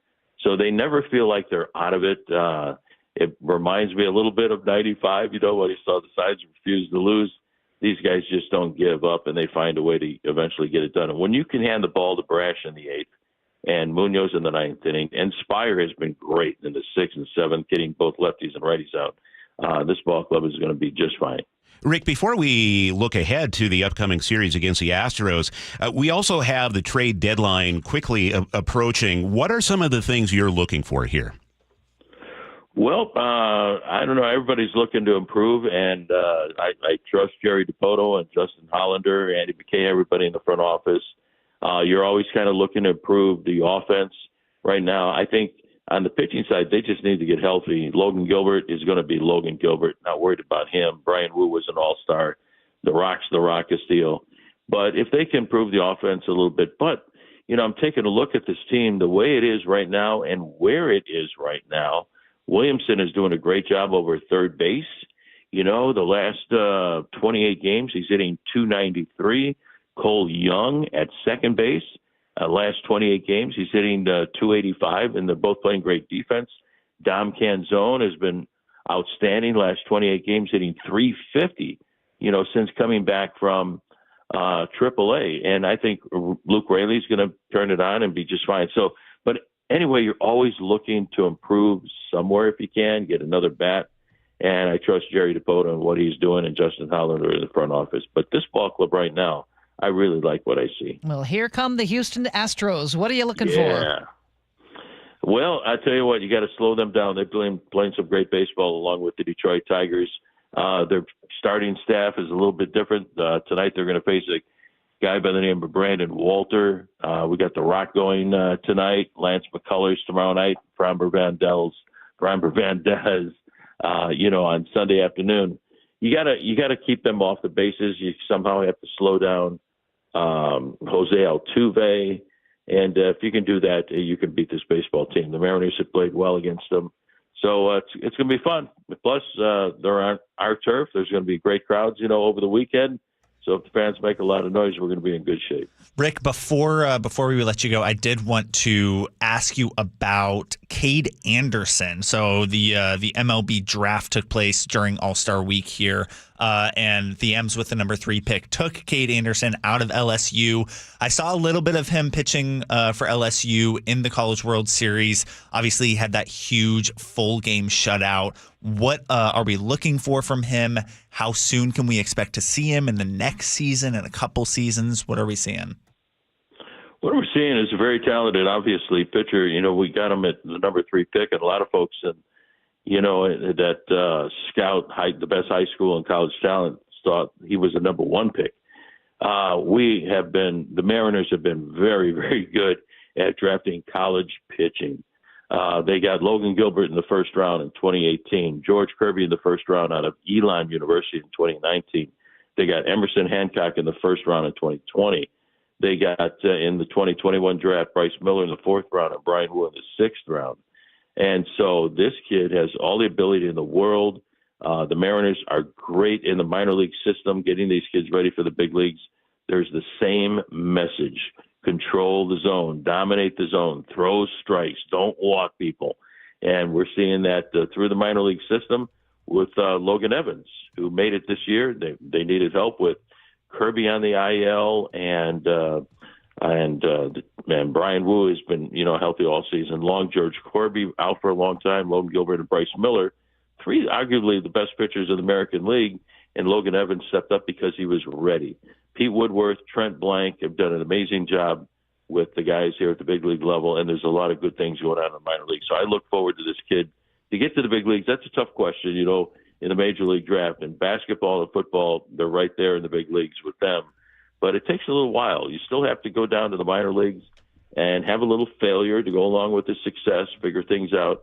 But this kid is going to be pitching the big leagues sometime in the real near future. All right, Rick, we're out of time, but just quickly, have you made your plan to get to the ballpark on time this weekend? Yeah. Traffic's going to be a mess. Yeah, it's going to be a mess. So get to the ballpark early, have a great time, and I really look forward to this series because we're taking on the Astros right in front of us. We got to gain some ground. So it's going to be a lot of fun. Rick Riz, we'll see you on the radio. Rick Riz, play for the Mariners. It's 7:24. We head over to the Beacon Plumbing traffic desk with Sully. Enjoying a good Friday light out there across the board. Just some pockets of red here and there on the map. They're in the usual places. Like if you're on the Valley Freeway, you're going to see them right there at Highway 18. Then a little bit at the north end, but we're under 45 minutes to go from Puyallup up to Renton. The other spot right there through the Renton S-curves, kind of meandering up towards the construction zone. Got about a 30-minute trip to get you to Bellevue. That isn't too bad either. Northbound I-5 sees the brake lights around 320th north to about 272nd, maybe a little after that. That's where we've been working with this crash all morning over on the right-hand shoulder. The reason it's taking so long is there are several different cars involved, plus a semi, but it's over on the right shoulder. Lake bridges are fine. 40 minutes to go from Everett to Seattle or Bellevue, and we are starting to see a little bit more slowing on eastbound 18, approaching I-90. Again, that 8-day closure of 18 under I-90 began last night. This report brought to you by Seattle Sports. Download the Seattle Sports app and stay in the know with the latest news, scores, and opinions about your favorite teams. We're going to see a mix of sun and clouds today and right on through the weekend with highs in the mid-70s. It's sunny and 59 right now in Seattle. Top stories on the way. Then at 7:35, commentary as I take a look at CBS's dubious decisions. You never know what's in store each morning once you hit the road. We've got a major traffic alert in effect right now. While you're getting ready every morning, make us part of your routine. What morning, huh? Yeah. Got off to an early start. Just tell your smart speaker to play KIRO News Radio or stream us on the app. Both directions of I-5 are closed. We'll help you get where you're going faster. Maybe bail at 512. KIRO News Radio. We're on your smart speaker, the app, and 97.3 FM. Everyone needs their own spot in the sun. It doesn't have to be big. Sometimes just enough for a chair, a book, and a cup of coffee. You might have a decking issue to solve, or maybe you're looking for a trellis. Whatever your needs, our staff is ready to help you plan your next outdoor living project, free of charge. Stop by your local Dunn Lumber to get started on your next outdoor living project, or contact me personally, Mike Dunn, at dunlumber.com. Dunn Lumber, building success together. The Battle of the Brands Hot Tub Expo is back. Tacoma Mall parking lot. Top brands competing for your business. Deep discounts from Jacuzzi Hot Tubs, Dreammaker Spas, Nordic Hot Tubs, Sundance Spas, even Hydro Pool self-cleaning swim spas. In stock and ready for immediate delivery. Save thousands. Hot tubs from $99 a month. Brands compete. You save. The Battle of the Brands Expo, presented by Aquaquip. Tacoma Mall parking lot. Ends Sunday. Qualified buyers with credit approval pay just $99 a month for a Dreammaker Cabana with $500 deposit, 10.99%, and 144-month term. Other offers available. See us at Tacoma Mall for more details. We meet by accident, fixing every last bit. Accurate Auto Body. If you've been in an auto accident, you have the right to take your vehicle to any repair facility. Accurate Auto Body has been family owned and operated since 1994, and they work for you, not your insurance company. Your insurance company may not love them, but you will, because We meet by accident, fixing every last bit. Accurate Auto Body. Right now, Kia of Everett has over 400 new vehicles available, and the great part, they're tariff-free. Hi, I'm Eric Butler, the General Manager with Kia of Everett. Tariff-free means you're going to save thousands of dollars. And our terrific lease and financing offers can help you purchase your new Kia now while the timing is right.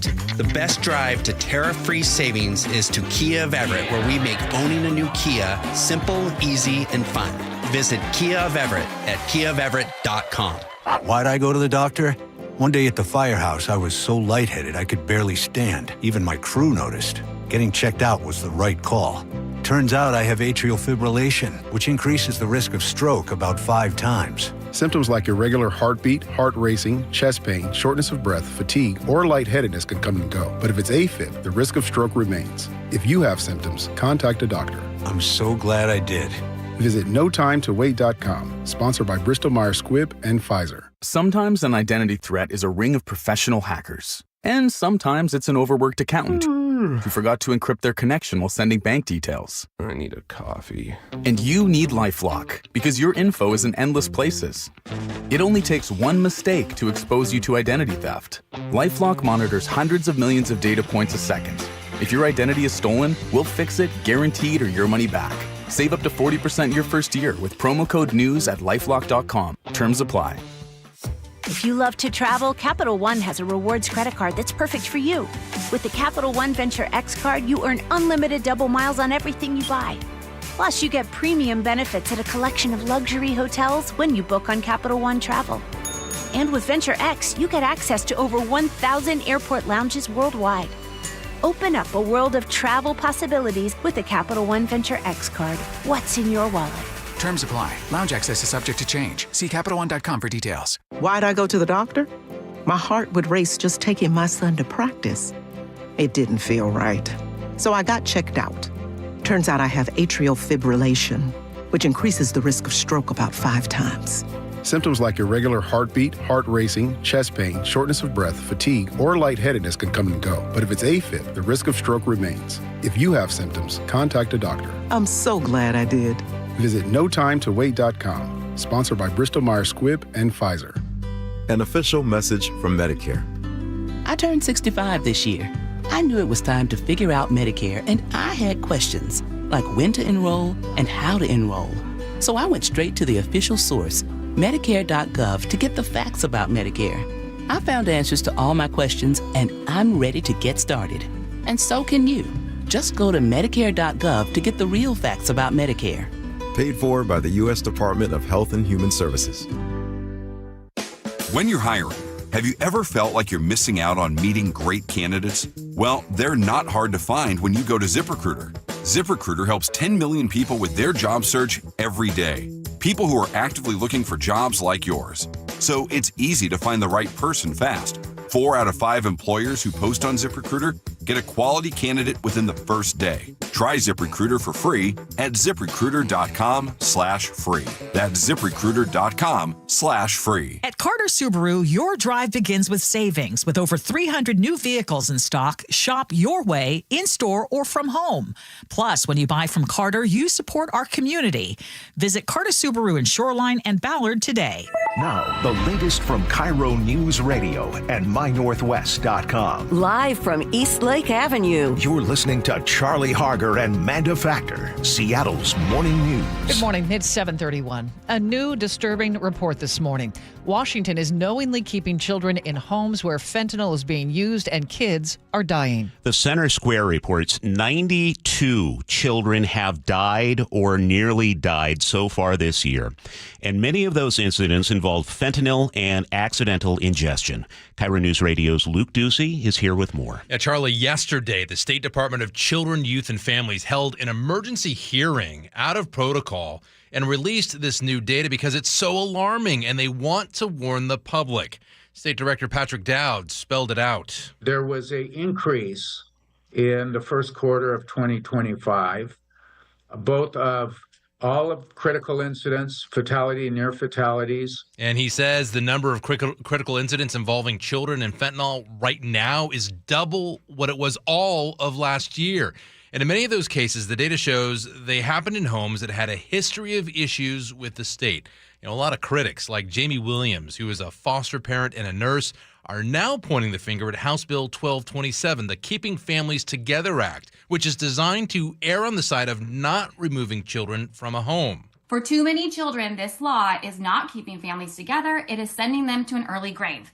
This is not compassion. This is not justice, and it is certainly not protection. Yeah, during yesterday's surprise hearing, Dowd was asked if his office has recommended any changes to House Bill 1227 in light of these recent data that's out. That is something that that our office considered. We did not make that recommendation. Instead, the state is recommending more services for parents, like treatment for women, and more efforts to get fathers to be more involved. Here's Williams again. We've created layer upon layer of services for parents, yet the truth is many of these programs are not working. They're not keeping children safe. They're not creating lasting change. We've put all our energy into keeping families together at all costs that we have completely lost common sense. Yeah, Charlie and Amanda, so even critics agree, you know, it's important to keep families together, right? No one wants to see families split apart, but at what expense? I mean, these numbers are disturbing. 92 children have died or nearly died so far this year, and most of them are toddlers.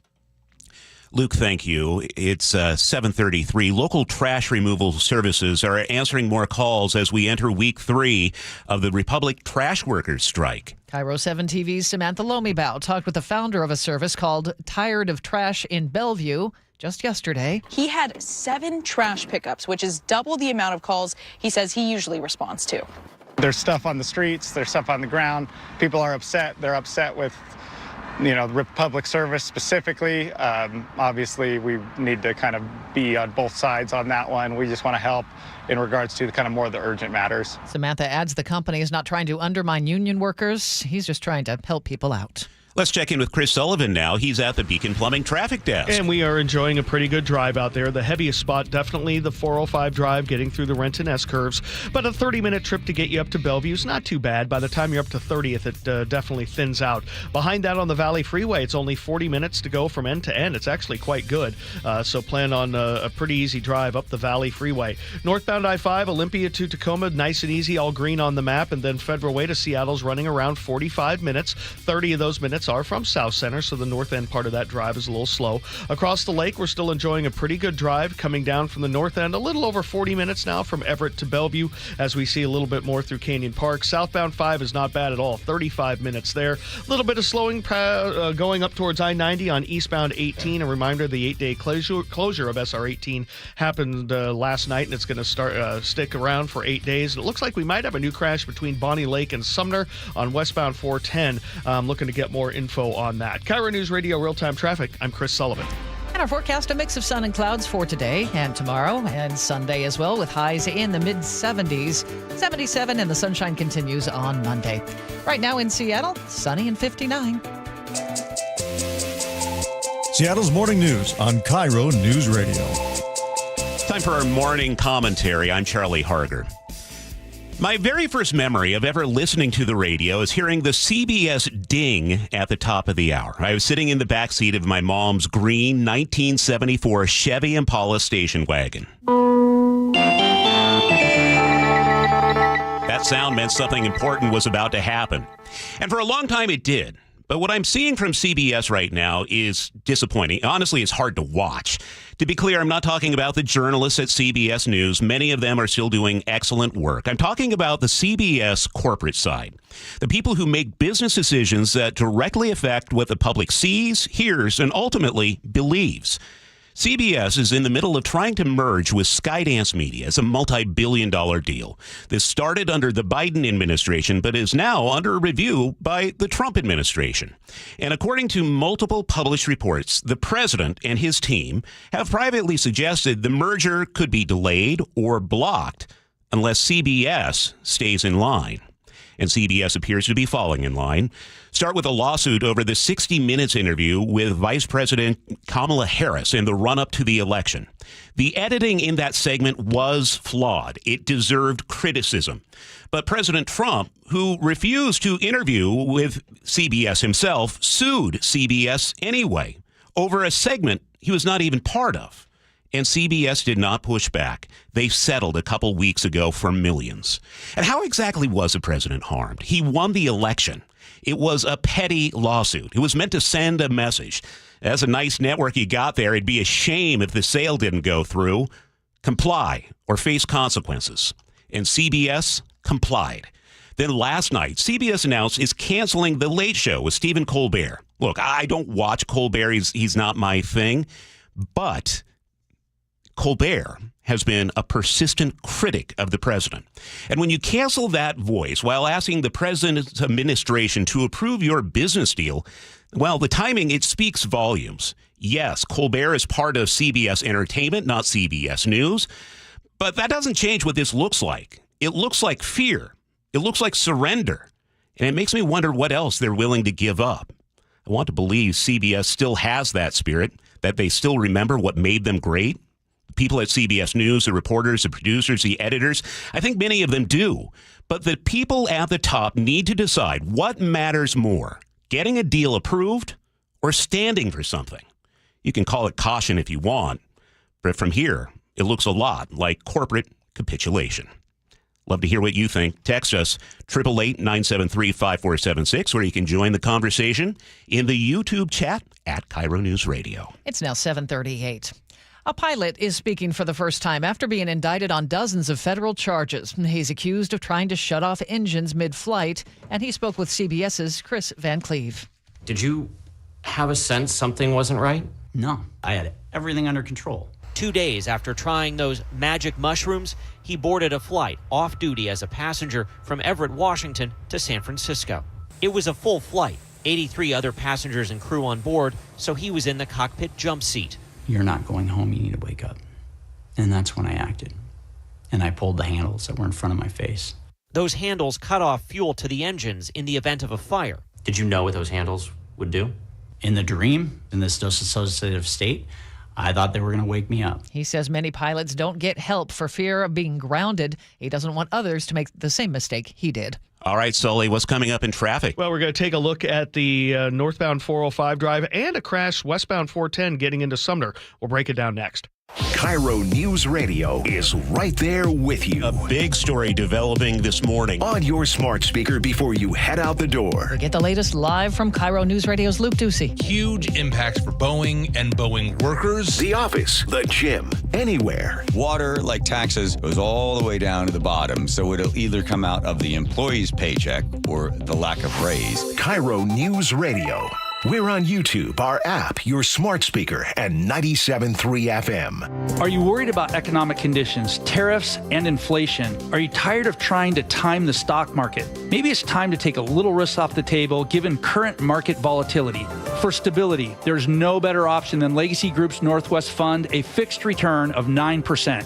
Hi, I'm Scott Rirucka, CEO of Legacy Group Capital in Bellevue. We've been running local real estate investment funds for over 18 years with zero investor losses, averaging double-digit returns since inception, and we also accept IRAs. Over 1,000 local investors have invested over $250 million in our Legacy family of funds. Feeling uneasy? Don't gamble your hard-earned money or risk your retirement. Legacy Group's Northwest Fund, returning 9%, has limited openings for new investors right now. Call 425-635-4700 or visit LegacyG.com. That's LegacyG.com.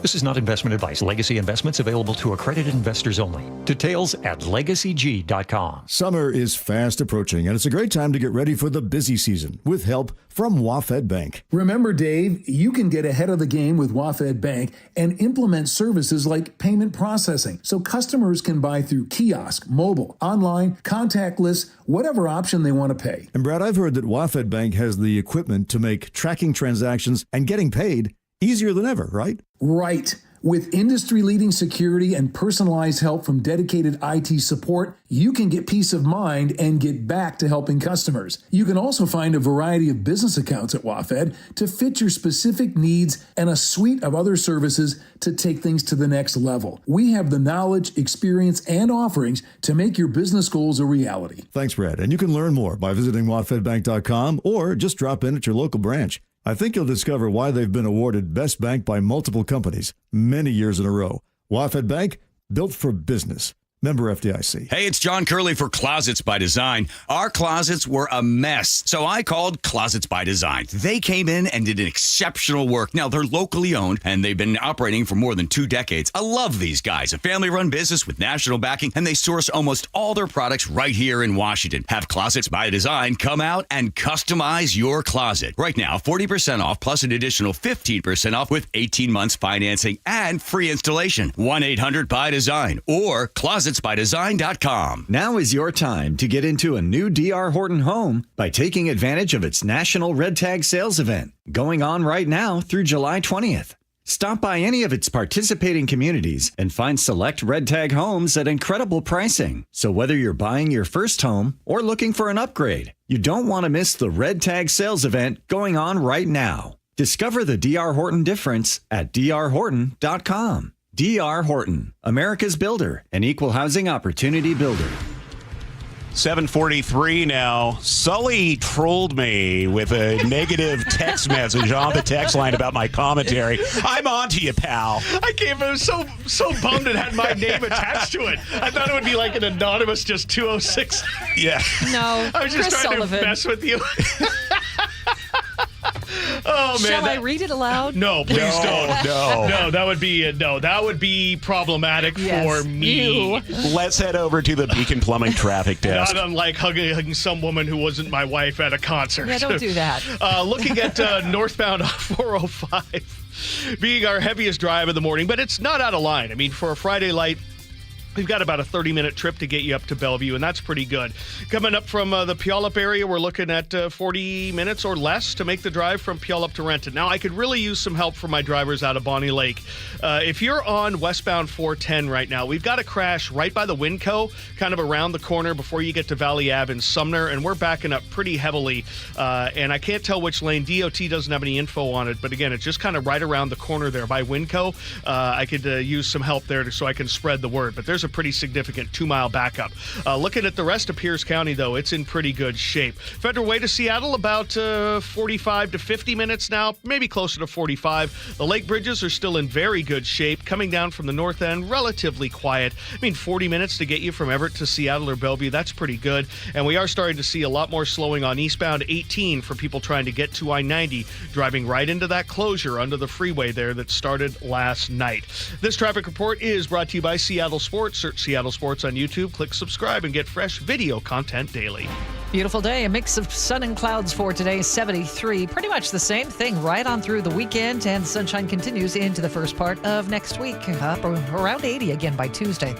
Right now in Seattle, sunny at 59. Coming up, G. Scott breaks down the interview on his show yesterday with Pierce County Sheriff Keith Swank. His takeaways are next on Seattle's Morning News. Hi, it's John Curley. Longevity Medical Clinic has been helping people live longer, healthier lives for more than 25 years. I've recently talked with Dr. Mixon about his approach to proactively focusing on prevention. Dr. Mixon, I first met you in 2009, and I went in there and I told you I wasn't feeling well, couldn't gain any muscle mass, couldn't sleep well, I was stressed out, and you looked at me and you said, yeah, I know what your problem is. And all we did was we measured your values and we moved your values back to those of a nice, healthy 25-year-old man. I have taken your blood work to my doctor, and he was shocked. he couldn't believe the depth in which you study my blood. We need to draw a distinction between living a long time and getting old. And that's what longevity is all about, is we are here to do the measurements and help you fix those problems. So get your free health analysis. Go to longevitymedicalclinic.com. That's longevitymedicalclinic.com. We're here with our friend Steve Teitler of Best Mortgage, the reverse mortgage expert. Steve, mortgage rates have been dropping this year. How could that help seniors struggling to stay in their homes? Lower mortgage rates means seniors can now get more money from their equity with a reverse mortgage. You can pay off your existing mortgage, have extra money to help with today's high cost of living, or believe it or not, you can even buy a home with a reverse mortgage. There are many uses, and best of all, you have no mortgage payments the rest of your life. But as you always say, a reverse mortgage is not for everyone. That's right. Avoid the high-pressure sales pitch from those out-of-state call centers. I give you a consultation, not a sales pitch.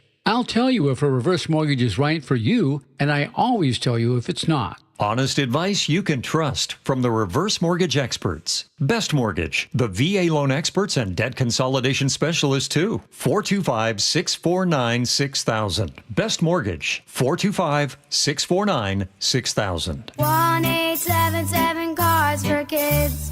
KARS Cards for Kids. Ready to get rid of that old car? Donate it to Cars for Kids. Call 1-877-CARS-FOR-KIDS to reach a friendly live agent. Donation's super easy, and your car can be picked up as soon as tomorrow. Call us now, 1-877-CARS-FOR-KIDS. 1-877-CARS-FOR-KIDS. Donate your car today. Did you know you can donate real estate too? So why don't you speed? I've had one too many close calls on the road, and then I learned the facts. It's dangerous to drive too fast. It's true. 1 in 3 fatal crashes involve speeding. Most people try to be safe, but speeding is dangerous. You know, the faster you go, the longer it takes to stop.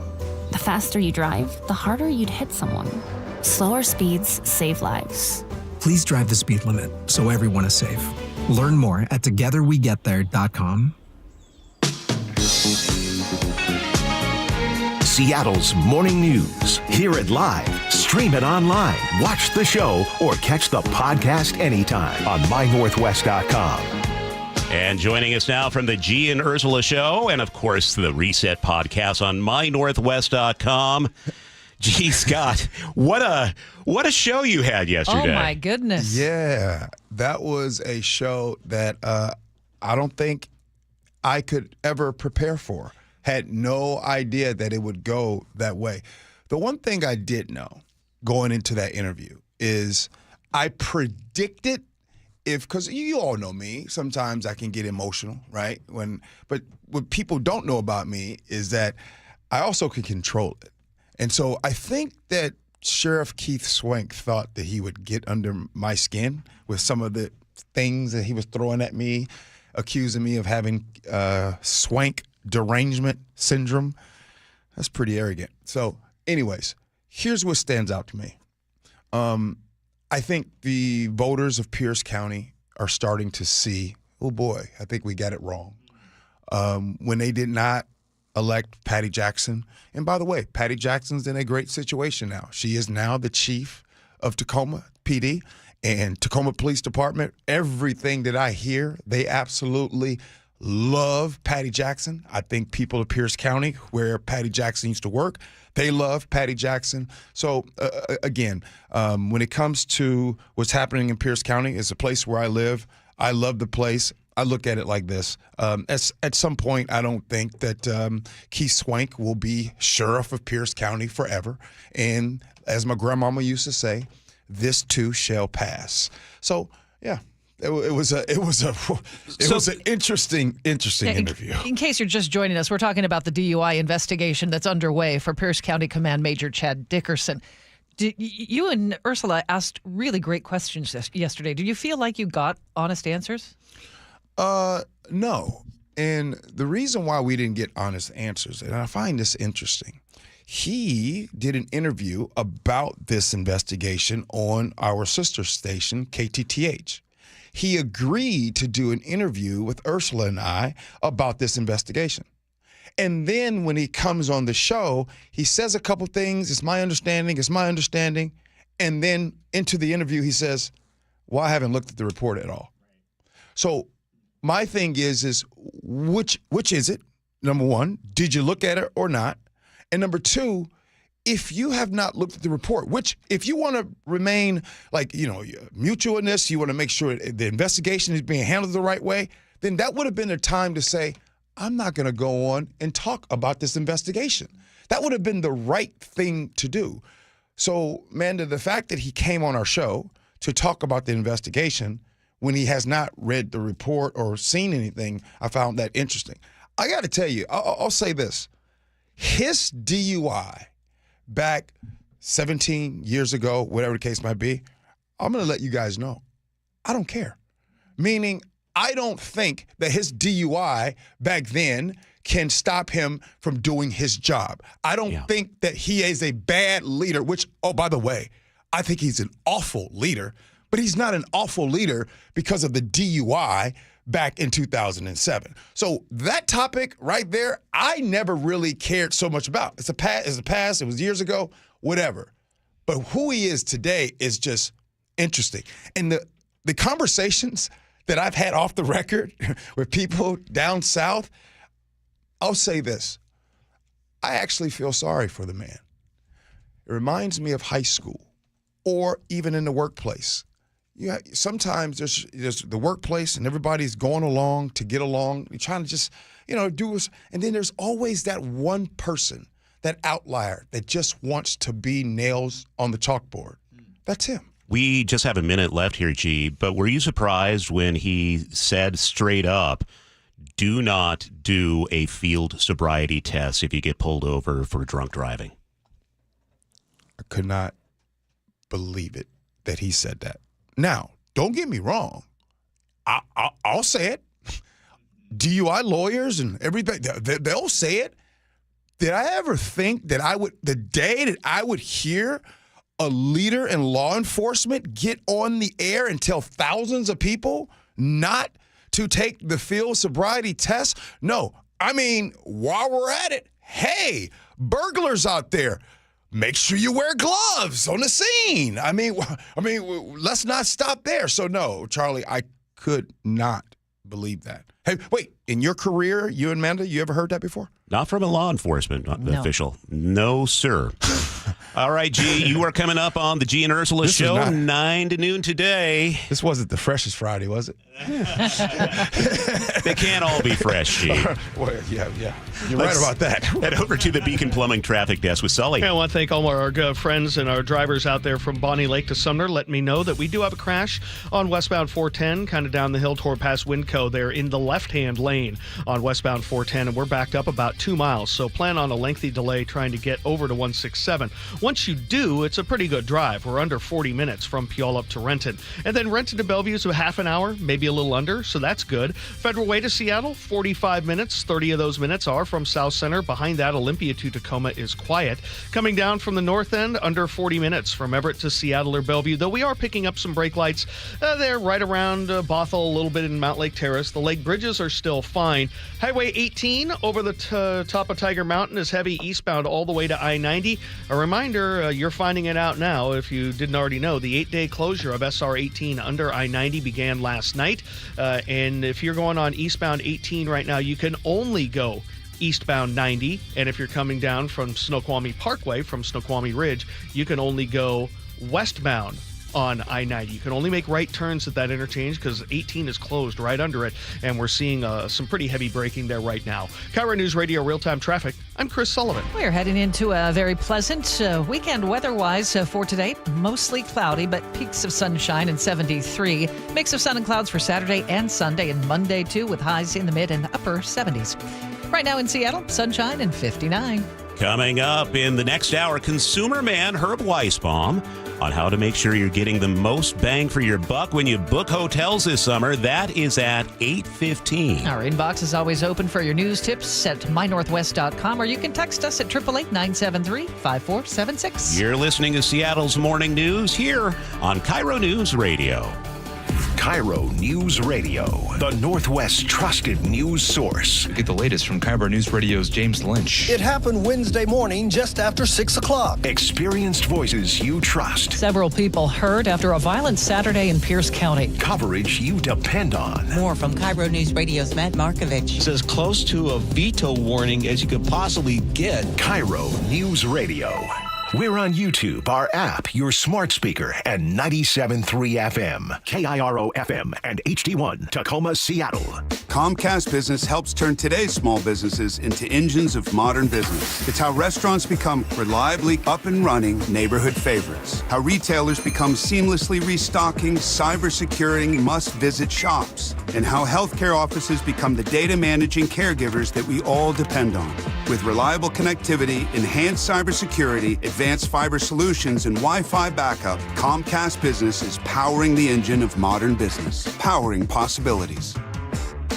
Now through July 21st, new Comcast Business customers can find out how to get started with 150 megabit internet and Security Edge for $59.99 a month for 12 months with a 2-year agreement. Plus, ask how you get a $500 prepaid card for your business. Call and switch to Comcast Business today. Restrictions apply. Requires paperless billing and automatic payments with bank account. Equipment, taxes, and fees extra. Early termination fee applies. If you love to travel, Capital One has a rewards credit card that's perfect for you. With the Capital One Venture X card, you earn unlimited double miles on everything you buy. Plus, you get premium benefits at a collection of luxury hotels when you book on Capital One Travel.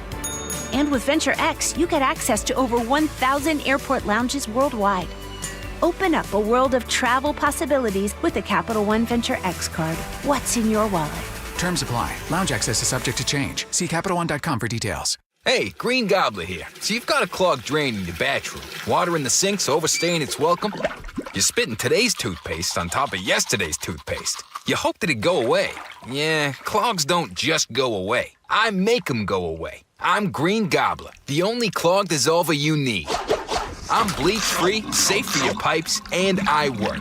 Guaranteed or your money back. Because I never met a clog that was gonna unclog itself. Green Gobbler. Let the gobbler get it. At Clear Choice Dental Implant Centers, we get that your teeth, your budget, and your story are all unique to you, which is why our experts who specialize in dental implants will build a custom solution around each patient's needs. With personalized treatment plans and third-party financing options, we'll help you get your new teeth on your terms. Visit clearchoice.com or call 888-SMILE-05 to schedule your free consultation today and let us help Seattle start smiling again. Office is owned by Dr. Alfonso Pinheiro. Hey, Brock Ewart here with some great news. I'm with Shannon O'Kelly, physical therapist and owner of IRG Physical and Hand Therapy. Shannon, you guys just increased your community coverage. That's right, Brock. We like to say we're in your neighborhood. We have you covered here at IRG. We just added 2 fantastic locations. One is in Harbor Square in the Edmonds Bowl, and the other one is in the Mill Creek Town Center, right to the entrance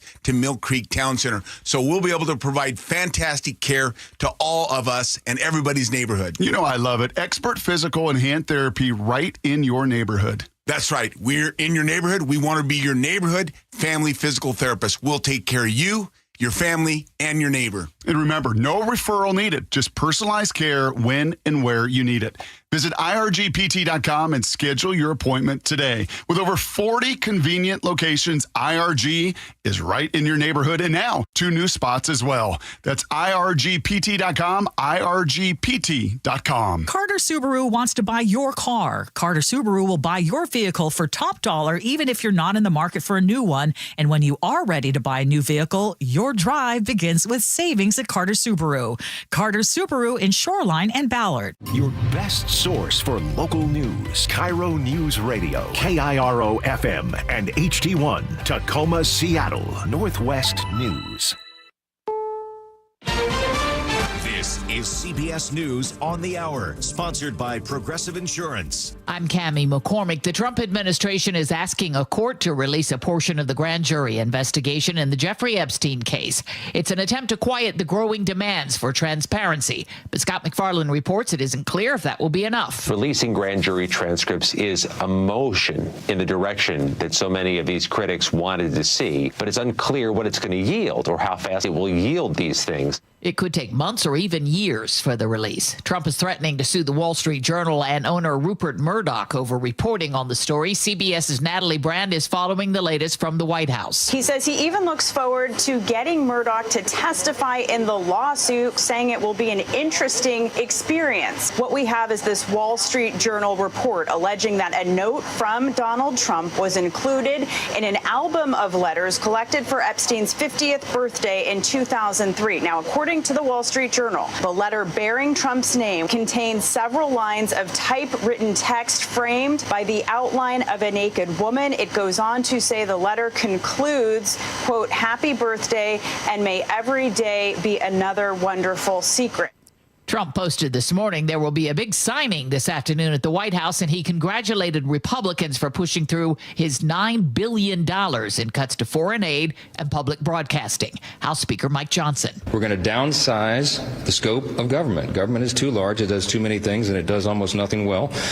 We believe in a limited government that's accountable and efficient and effective for the people, and we're going to continue to demonstrate that through our actions here on the floor. The White House has suggested it wants more. Stephen Colbert informed his studio audience last night that CBS is canceling The Late Show.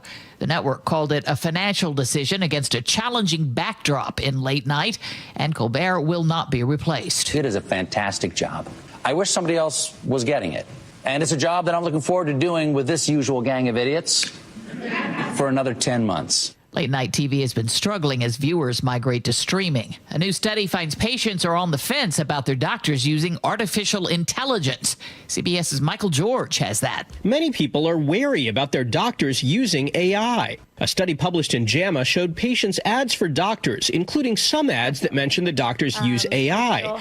Patients saw the doctors who use AI as less competent, less trustworthy, and less empathetic. The study says doctors need to communicate with patients about how and why they use AI.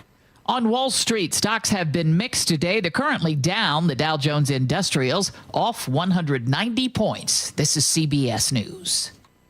Progressive Insurance, with insurance for cars, home, boat, motorcycles, RVs, and commercial vehicles at 1-800-PROGRESSIVE and Progressive.com. 8:03 on a Friday morning, and we check in with Sully at the Beacon Plumbing Traffic Desk. All right, friends down in Bonnie Lake and Sumner, we've got an issue to deal with. You're backed up all the way westbound 410 past the Winco, coming out of Bonnie Lake itself. So about a 2-mile backup for this crash down the hill. Left lane remains blocked and kind of in the car in the median there as well. So plan on some delays there, probably 15 minutes. From what I've heard from some of our drivers on the text line, they're hoping they can get this thing out of the way a little quickly, but that's our one real issue on the board. Everything else is relatively normal. I mean, Renton to Bellevue is about a half an hour drive, maybe a little under. Once you're up past Sunset, it's pretty good. Olympia all the way up to about the north end of Boeing Field is all green on the map as well, so that's really good. It's 45 minutes, though, from Federal Way to Seattle because 30 of that is from South Center. Those last couple of miles are going to be a little heavy. Coming down from the north end, if you give yourself 40 minutes from Everett to Seattle or Bellevue, that's all you'll need. Lake bridges are quiet. Eastbound 18, though, struggling through the construction zone right there at I-90. This traffic report is brought to you by D.R. Horton. D.R. Horton's National Red Tag Sales event going on now through July 20th. Visit a D.R. Horton community today or drhorton.com, America's builder and equal housing opportunity builder.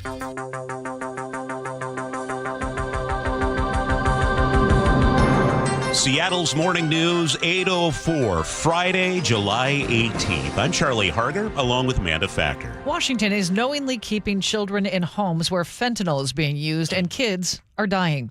The Center Square reports 45 children died or nearly died this spring, a total of 92 so far this year. Most were toddlers, and many of those homes are already known to the state.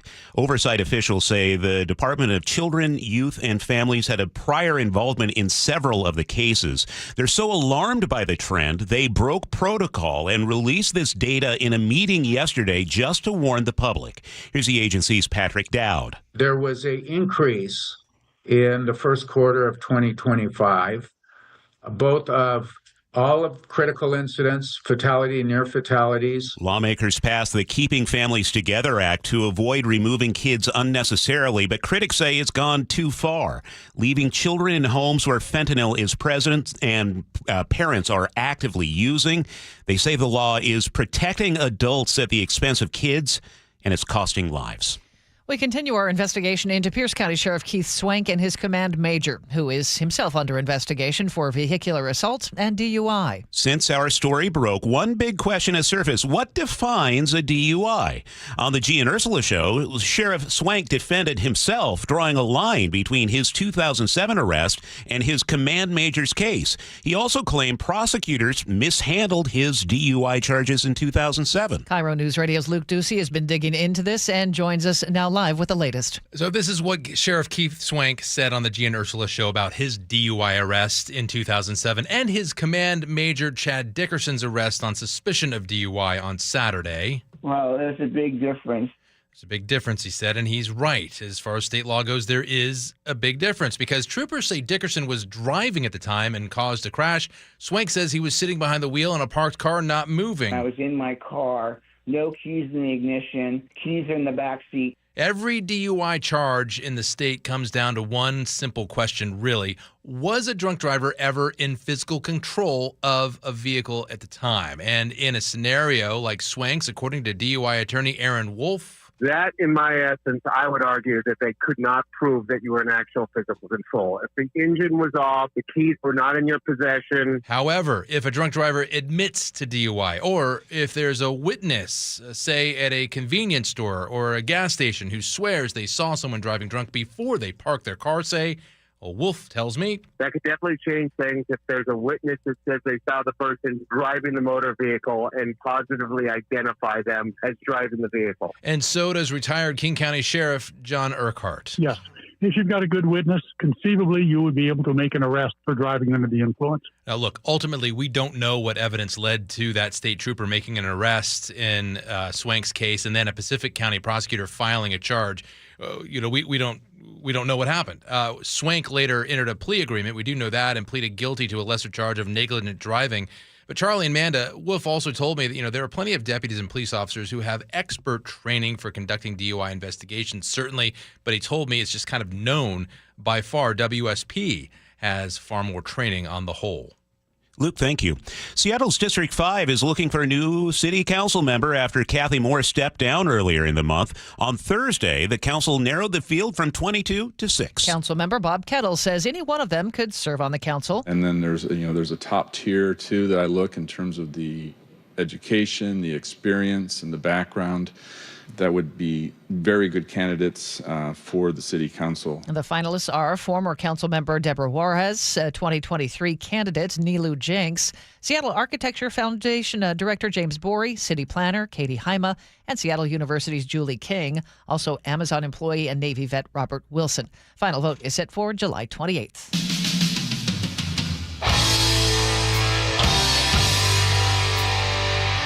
Seattle's morning news. Hear it live, stream it online, watch the show, or catch the podcast anytime. Seattle's morning news, wherever you are. I'm laughing. My. If you're watching the YouTube stream, you know why I'm laughing. That's like ultimate headbanging. Sully just lost his ever-loving mind. Good going, Nick. It's Friday. Quiet, right? To rock the 8 o'clock hour? Heck yeah. Yeah, you're feeling the noise. Taking me back, yeah. That was my first concert at the Tacoma Dome Really? with AC/DC. Wow. Yeah. All right. Good well, stuff. That's Sully rocking out along with Manda. I'm Charlie. Producer David, you're tolerating the old people rocking out. Oh, Back in Black was my first CD ever that I got from the Sam Goody when I was 10 years old. I was going to say, don't tell me how old you are. We also have Scott Carty, who is at the news desk today. Good morning, Scott. I'm going to be talking about Black Sabbath in a few minutes. Okay. Well, we don't want to steal your thunder. Thunder. Oh, my goodness. It's 8:10 here on Seattle's Morning News. Coming up at 8:15, we're going to hear from consumer man Herb Weisbaum. He has some advice for booking hotels on your summer travels. Also, KIRO Newsradio's Paul Holton has your weekend planner. Seattle's morning news continues. Seattle police say they've shut down a drug and stolen goods operation run out of an RV. Officers served a warrant this week in West Seattle near Southwest Cambridge Street. They say the RV had steady foot traffic for weeks, people coming and going to buy drugs or trade stolen items. Inside, police found fentanyl, meth, cash, and 4 guns, including 2 shotguns. One person was arrested. The RV has since been removed, and that area, at least, was cleaned up. People in Southwest Seattle say they are frustrated and tired of waiting for help. Encampments are popping back up on Myers Way South, right outside senior housing. Neighbors say they worked hard to get this area cleared last year, but now the RVs are back, and with them, drug traffic and crime. According to Como TV, police just broke up a nearby camp where they found fentanyl, meth, and stolen goods. Some of those vehicles were moved to the senior complex's parking lot. Residents say they've reported the issues, but nothing has changed. They're now looking at what options they have left. This comes as 2 Lewis County commissioners say the county is spending too much on homelessness. The Centralia Chronicle reports they want to cut back on a $6.5 million grant from the state. They argue the money hasn't solved the problem, and in fact, they say it could be attracting more people seeking services. One commissioner called the spending unconscionable. The county didn't even use all the money last time. The grant supports shelters, rental help, and other programs, but the commissioners say they want to focus on services that help people get out of homelessness, not stay in it. A new ruling from the Washington Supreme Court could shorten prison time for some offenders. The Center Square reports judges can no longer use foreign convictions to increase someone's sentence range. The case involved a man convicted in Australia, then deported to Washington, where he committed similar crimes. The court says only U.S. convictions can raise the maximum sentence. Supporters say it protects due process since legal standards vary by country, but critics argue it could let violent offenders off easier just because their past crimes happened overseas. Federal prosecutors say 8 men with long criminal records have been caught re-entering the U.S. illegally. The U.S. Attorney's Office says all had been deported before, some of them multiple times. They were arrested in Yakima and the Tri-Cities. Their past convictions include drug trafficking, assault, burglary, and domestic violence. Officials say many used fake names and skipped court dates. Now they're facing new federal charges for illegal re-entry. Prosecutors say these cases are part of a broader push to target repeat offenders who pose a risk to public safety. It's now 8:12 and time for a check on the weather. It's brought to you by State Roofing and Exteriors. Here's KIRO 7 TV's Nick Allard. A mix of low clouds right now that are settling in the 50s mainly, with an upper-level system over British Columbia that will also increase the cloud cover a little bit later today. So all in all, more sun now than you'll see later today, with partly to mostly cloudy skies. Nice day, though, and highs getting to about 73 in Seattle to about 75, 74 in Tacoma, Olympia.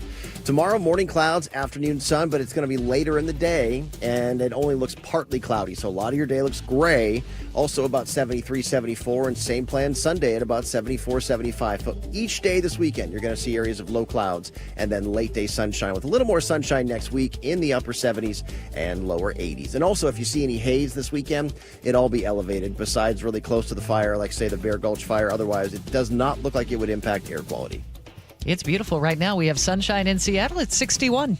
It is 8:13. Let's go to Chris Sullivan at the Beacon Plumbing Traffic Desk. We continue to work with about a 2-mile backup getting out of Bonnie Lake right there from Veterans Drive all the way around the corner past the Winco and kind of down the hill. We have the left lane remains blocked for a crash, and we've got about a 15-minute delay through that area. If you want to delay your trip a little bit, that might let them get a little bit more time to get this car out of the median and cleared out. But right now, it's a pretty heavy drive just trying to get to 167. The good news is if you're going on 167 heading northbound up into Bellevue, you're going to be Renton, then Bellevue, you're going to be in pretty good shape. Valley Freeway's under 40 minutes to run the length, and then we're right about a half an hour, maybe a little bit under from Renton to Bellevue. It's really not too bad of a day. Olympia to Tacoma, Friday light, and you really don't hit the brakes at all till you're up to the middle to north end of Boeing Field on that entire corridor. It's 45 minutes from Federal Way to Seattle, and that's because 30 of that is from South Center. So the brake lights past the West Seattle Bridge are legit, but again, lighter than normal. Coming down from the north end, we picked up our first real slowing through Canyon Park. That's just volume, about 40 minutes from Everett to Bellevue, 35, Everett to Seattle. And eastbound 18 is really heavy now from Tiger Mountain all the way down to the construction zone at I-90. KIRO News Radio Real-Time Traffic, I'm Chris Sullivan. It's 8:15. Katrina is off today, so we check in with KIRO News Radio's Scott Carty. Well, described as a love letter to Ozzy Osbourne and the band Black Sabbath, a new movie. No, really. No, really. It's a new movie. This is Black Sabbath. Not that one from the 60s, though. I'm talking about a brand new concert film from Mercury Studios. It's called Back to the Beginning, Ozzy's Final Bow. Coming to theaters early next year, and it's all about this final day-long Black Sabbath concert you're hearing in the background that took place in Birmingham, England in May. It was very cool. Yeah, Ozzy sitting up there in his big black throne with his bat dangling off of his microphone. Charlie looks horrified. In May? I thought that was like a couple weeks ago. No, the concert? Yeah, it was in May. It was in May? Yeah. Time must just be doing a warp for me. I think there may have been another one, because I'm thinking just a few weeks ago, I saw pictures of Ozzy's daughter getting engaged backstage at that concert. I got it from May. Well, whenever it happens. Yeah. I feel like Herb Weisbaum will probably have the answer. If there's anybody that I believe knows Black Sabbath better than Scott Carty, it's Herb Weisbaum. Herb Weisbaum has that on the heavy on his iPod. It's 8:16. For more than 50 years, the voice Seattle trusts. This is Seattle's Morning News on KIRO News Radio. All right. Herb, how's your Black Sabbath knowledge? All I'm saying is Barry Manilow was last week. That's all I'm saying. You missed a great show. It was so good.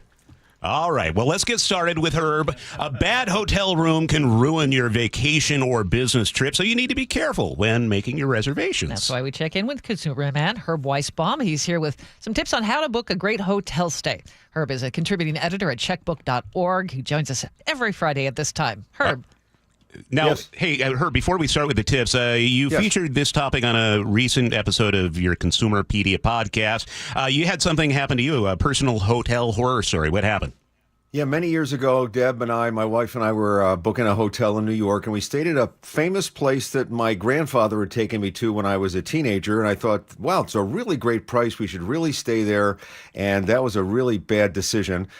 Pre-internet, so we couldn't check out any ratings or anything, but wound up as we get off the elevator in the hallway, the wallpaper had all been taken off the walls. Somebody scraped it or steamed off all the wallpaper and got into the room, and there was fungus growing on the pipes on the toilet, and that should have been a clue right there. But in the morning, when Deb went to take a shower, there was no hot water, and she screams at me, "That's it, we're out of here." And I went downstairs and I said something at the desk, and they said, you wanted hot water for this price? We booked another hotel. We moved out, contacted the credit card company, got all the money back from that hotel. But yes, a bad hotel can really be a horror story. And thank God Deb did not divorce me at that point in time. Why did you stay? I would have left that night. I wouldn't want to sleep in there. We were so tired from flying back from Seattle that you just sort of put up with that kind of stuff. But we were out of there in the morning, let me tell you. That was... You're persistent, Herb. Okay, so what can we do to reduce our chances of staying at the Bates Motel? Well, hotel websites and vacation rental sites typically have great photos and glowing descriptions, but what you see is not always what you get. Those glamour shots can make a 300-square-foot room seem huge. Tara Bush, a travel advisor and founder of the Conscious Travel Collective, says you need to do more than just look at the pictures. You need to read the fine print, and she shared this story on the Consumerpedia podcast of a rookie mistake she once made. It turns out when I got into the room, there were no windows. There were photos that showed curtains, kind of closed. Again, very cute styling in the room. But when you got there, you open the curtain and it just opens up to a wall. That was a surprise. Now, to be totally fair, in the fine print, the property had disclosed that this was a windowless room. But the curtains were definitely there to deceive, shoppers like me who were just kind of skimming the written portion or overly reliant on those photos to create the impression. And she got stuck there for 5 days. With no windows. No windows. All right. Just lovely curtains that open to a wall. How scenic. Okay, so, there are booking websites. It can be confusing, deceptive in some cases. What are some of your tips to find a good room at a fair price? Well, don't solely rely on ratings or reviews. Remember, reviews can be faked, Influencers sometimes get paid or comped to write glowing reviews about where they're staying. Check various sites for the reviews, and don't just stick to the 5-star ratings. Dig deeper down and look at some of the other comments with lower ratings, some middle-level comments. You want to look for amenities that are important to you. If you're a light sleeper, are there grievances about highway or nightclub noise? Need a swimming pool for the kids? Do the reviewers all say that the pool is dirty and really small or not even open? Timely reviews are important because it could tell you something like the pool isn't even open. If the negative comments are for somebody who doesn't matter, like an exercise room, and Charlie, you're not going to exercise, that's fine. But I know everybody really well. I know. But here's a red flag. Multiple comments about the same thing, like uncomfortable beds or weird staff or something like that. That's just something to look at. What do you think about using a travel agent, Herb? I use one for if it's more complicated than an airplane and a room because they're there to help you and they know what they're dealing with, especially if you're going overseas. We book cruises in Europe or trips in Europe. We always use our local Seattle travel agent, Steve Danishek. He's always helpful if there's a problem. We had one once in the middle of the night. He got up and rebooked us on another airplane, and they're getting paid in most cases, sometimes by the cruise ship. We don't even pay for the service. He's getting a commission for that, so that's really helpful. The one thing I want to point out, and this is really important, probably the most important tip in our story, is book with a hotel directly using their website. We researched 75 stays and found that most travel booking websites and hotel websites offer identical prices. And that's because most of these third-party booking websites are owned by either Expedia or Booking Holdings, the two gigantic conglomerates, and they have agreements with the hotels requiring that they all post the same price across all the platforms. So if you're booking and you see the same price on the booking website, sometimes they can work out better deals putting in rental car or airfare, but if it's just a room, and it's the same rate basically directly with the hotel, you could get a better room, you could get a free upgrade, and if you have a problem, you won't be dealing with a third party for cancellations or refunds. That's some of the biggest complaints against these booking sites. You'll be dealing directly with the hotel. Herb, this happened to me. This happened to me just a few months ago. I booked through a third party, stayed at a hotel. The room itself was different than what the third party had described. It was a bad experience. I'll just put it that way. And I go up to the front desk and I'm like, there's supposed to be 2 beds in this room. Instead, there's 1 bed and then there's like this stain on the rug where the second bed is supposed to be. What's the deal? And they go, oh, you booked through that third party. There's not much we can do for you. Yep. You want to be able to direct. How was the exercise room, though, by the way? It was great. I had my blood He was pumping. in there for hours. Yeah. He didn't exercise, Herb. Here I am trying to say nice things about Herb Weisbaum. And We love you, personal Charlie. affront. We love you, Charlie. Where can we find out more, Herb? You can go to checkbook.org for the story or consumerpedia.org for the podcast, and I hope you'll check them out so you don't get stuck at the Bates Motel sleeping next door to Scott Carty playing Black Sabbath music on his CD player. Those aren't pillows. Oh, my goodness. Thanks, By the way, Herb. Carty, you're supposed to call me. I just thought I'd do that little shout out. Oh, one of these days, Herb. It's 8:23. We need to check traffic. We do that every 10 minutes for you. And Sully is at the Beacon Plumbing traffic test. Still working with a 2-mile backup on westbound 410 out of Bonnie Lake, basically from Grocery Outlet to Winco, all the way down. That's where the crash is in the left-hand lane around the corner down the hill. So plan on at least a 15-minute delay getting through the area. Once you get over to 167, that drive is going to be pretty good. And most other places you're going is Friday Light. So looking at 40 minutes or less, probably less now to go from Puyallup to Renton. It's just a dream drive out there right now there. Renton to Bellevue, about a half an hour. The S-curve's a little active. And up at the north end, a little bit of the merging with I-90. I-5, you really don't hit the brakes at all from Olympia up to the north end of Boeing Field. Then it gets heavy. I mean, we still have about 25 to 26 minutes to go from South Center and 42, 43, 44 minutes maybe to go from Federal Way to Seattle. Across the lake, we're still doing really well. Out of the north end, 40 minutes or less from Everett to Seattle or Bellevue. 16 looks really good. 18 over Tiger Mountain looks relatively normal, but again, you're still running into that closure of SR 18 right at I-90. If you're going eastbound on 18, you can only take a right to eastbound I-90. KIRO Newsradio Real-Time Traffic. I'm Chris Sullivan. In our forecast, we're going to see mostly cloudy skies, but some sun breaks at times. 73 today. Through the weekend, some morning clouds, afternoon sunshine, highs in the mid-70s. 61 and sunny in Seattle right now. It's 8:24 on Seattle's Morning News. Straight ahead, our Luke Ducey dives into the disturbing data on the deaths of toddlers in our state. There is a common thread, and he'll talk about it next on Seattle's Morning News. This hour is brought to you by WaFd Bank. You listen to John Curley every afternoon. What does John listen to every morning? Here's how I start my morning. Get my pot of coffee going, and then I turn on Seattle's Morning News. I listen to Charlie and Manda. This is how I prep for my show, because I know those guys have, hundreds of years of experience, although Manda looks better than Charlie. I'm going to get the straight news. Experience matters. Seattle's Morning News. Weekday mornings 6 to 9 on KIRO Newsradio, 97.3 FM, and the KIRO Newsradio app. It's a new year, but many seniors are struggling with the same old problem: high prices and rising property taxes. We're here with our friend Steve Teitler of Best Mortgage, and he says a reverse mortgage may be the answer. Many seniors cannot afford to stay in the home they love. A reverse mortgage gives them access to equity in their home without having to sell. They can pay off their mortgage if they have one, and maybe pull some extra cash out of their home. And best of all, they have no mortgage payment the rest of their life. But as you always say, a reverse mortgage is not for everyone. That's right. Avoid the high-pressure sales pitch from those out-of-state call centers. I give you a consultation, not a sales pitch. I'll tell you if a reverse mortgage is right for you, and I always tell you if it's not. Honest advice you can trust from the reverse mortgage experts. Best Mortgage, the VA loan experts and debt consolidation specialists too. 425-649-6000. Best Mortgage, 425-649-6000. Mike Rowe here with a quick question. Have you noticed mold, mildew, bowing walls, or water in your basement? I hope not, but if you have, your basement is losing the war against groundwater. That's where Groundworks comes in. They can honestly assess your situation and create a plan to waterproof your basement and stabilize your walls. Schedule your free inspection at groundworks.com/row. And while you're there, check out my latest dirty job. It's a good one. Licensed in all states where work is performed. See website for details. So why don't you speed? I've had one too many close calls on the road, and then I learned the facts.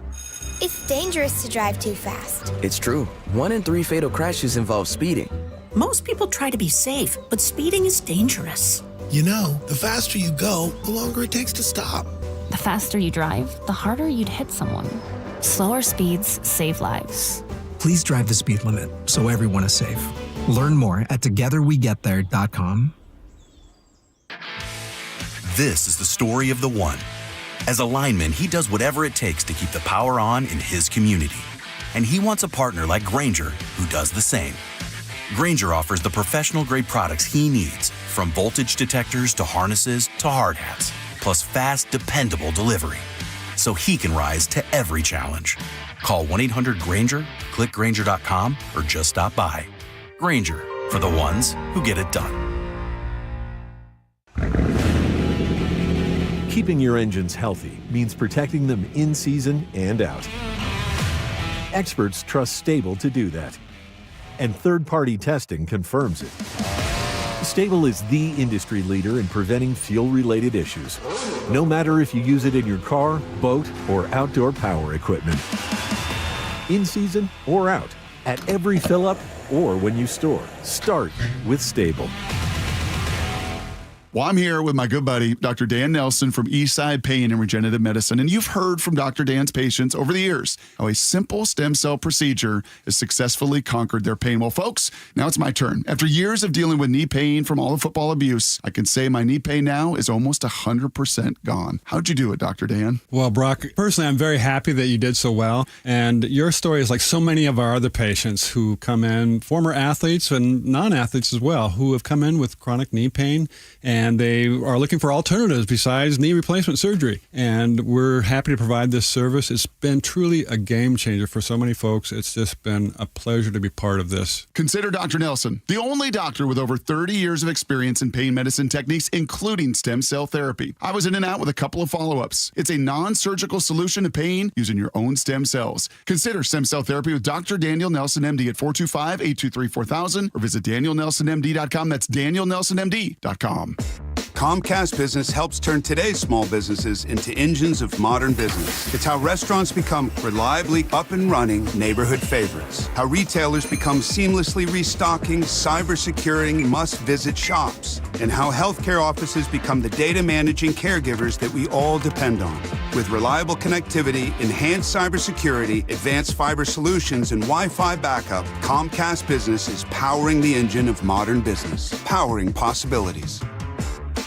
Now through July 21st, new Comcast Business customers can find out how to get started with 150 megabit internet and Security Edge for $59.99 a month for 12 months with a 2-year agreement. Plus, ask how to get a $500 prepaid card for your business. Call and switch to Comcast Business today. Restrictions apply. Requires paperless billing and automatic payments with bank account. Equipment, taxes, and fees extra. Early termination fee applies. Seattle Children's is leading the fight against pediatric cancer with groundbreaking immunotherapy. But research is underfunded and kids need your help. Join Safeway and say yes at checkout to donate to ImmunoHeroes. Let's fight cancer for all kidkind. Now, the latest from KIRO Newsradio and MyNorthwest.com. Live from East Lake Avenue. You're listening to Charlie Harger and Manda Factor, Seattle's morning news. Good morning. It's 8:31. A new disturbing report from Washington is knowingly keeping children in homes where fentanyl is being used and kids are dying. The Center Square reports 92 children have died or nearly died so far this year, and many of those incidents involve fentanyl and accidental ingestion. And with the story, here's KIRO News Radio's Luke Ducey. Yeah, Charlie, yesterday the State Department of Children, Youth, and Families held an emergency hearing and released this new data because it's so alarming they want to warn the public. State Director Patrick Dowd spelled it out. There was an increase in the first quarter of 2025, both of all of critical incidents, fatality and near fatalities. He says the number of critical incidents involving children and fentanyl right now is double what it was all of last year. And in many of those cases, the data shows they happened in homes that had a history of issues with the state. A lot of critics now, like Jamie Williams, who is a foster parent and a nurse, are now pointing the finger at House Bill 1227, the Keeping Families Together Act, which is designed to err on the side of not removing children from a home. For too many children, this law is not keeping families together. It is sending them to an early grave. This is not compassion. This is not justice, and it is certainly not protection. Well, during yesterday's surprise hearing, Dowd was asked if his office has now recommended changes to House Bill 1227. That is something that our office considered. We did not make that recommendation. Instead, the state is recommending more services for parents, like treatment for women and more efforts to get fathers to be more involved. We've created layer upon layer of services for parents, yet the truth is many of these programs are not working. They're not keeping children safe. They're not creating lasting change. We've put all our energy into keeping families together at all costs that we have completely lost common sense. So Charlie and Amanda, I mean, look, even critics would agree, I think we all do, it's important to keep families together. But at what expense is what we're talking about here with this new report? The numbers are disturbing. 92 children died or either nearly died so far this year, and many of them toddlers. It takes a lot to shock me, and hearing 92, that was stunning to read this morning. Incredible. It's incredible. All right. Thank you, Luke. It's 8:33. After the King County Council voted 8-1 to reaffirm status as a sanctuary county this week, KIRO News Radio's Scott Carty spoke to the sole dissenter, Vice Chair Reagan Dunn. Dunn's stance is simple. We shouldn't fake these responses. Oh, we're a sanctuary county. Come here, you'll be happy, when we can't put our money where our mouth is. He says housing is a major concern. And they will be sitting out on the street with our homeless population because we don't have any answers. And Dunn is keeping his eyes on the balance between local and federal. Teresa Mosqueda, God bless her, she put in a lot of really inflammatory rhetoric towards the Trump administration. And of course, I don't agree with the way the administration's running everything myself, but because King County relies on hundreds of millions of dollars from the feds, this isn't helpful. You know, that administration takes it personally. We need to do local laws. The federal government needs to do their laws instead of just attacking each side. It doesn't end up being a good result for the citizens, for the taxpayers, and even for those non-citizens in terms of outcomes. Scott Carty, KIRO News Radio. Time to check traffic. Sully is at the Beacon Plumbing traffic desk, and where do we start? Well, we're going to start down in the Bonnie Lake area where we've been working with this crash for the better part of the last 45 minutes to an hour on westbound 410. It was around the corner past the Winco down the hill in the left-hand lane. It has cleared, but it's just going to take a little bit of a while for this kind of that backup to clear up. It's a smaller road. You're stacked in. It's just going to take some time, especially with the signal there at Valley Ave. So just give yourself about 10 extra minutes to maybe clear that out, or maybe wait 15 before you leave Bonnie Lake to give this a chance to kind of really make some significant progress. Then when you get through that, it's not too bad up the Valley Freeway. 40 minutes to make the trip or less to get up from Puyallup to Renton. Renton to Bellevue is only a half an hour, so not bad. I-5 from Olympia to Seattle, look at freeway speed the entire way until you get up to the very north end of Boeing Field, and then you'll have the normal stuff the rest of the way. It's really only 42 minutes from Federal Way. Coming down from the north end, quiet drives as well. 35 minutes from Everett to Seattle or Bellevue. The lake bridges are quiet. KIRO News Radio Real-Time Traffic, I'm Chris Sullivan. And our forecast will stay mostly cloudy for today, but some sun breaks. 73 our high. Through the weekend, very pleasant. Morning clouds, afternoon sunshine. Highs in the mid-70s. Right now in Seattle, we have partly sunny skies at 61. Hear it live, stream it online, watch the show, or catch the podcast anytime. Seattle's Morning News, wherever you are. And we're getting this word from Central Pierce Fire and Rescue. They say they have crews on the scene of a 2-alarm fire involving an adult family home. This is happening in Midland, 2100 block of 90th Street East. 10 people were inside when the fire started, and they say one person has died. They're still working on the fire. But again, this is happening in Midland right now, where somebody has died at an adult family home fire in Midland. We'll keep you posted.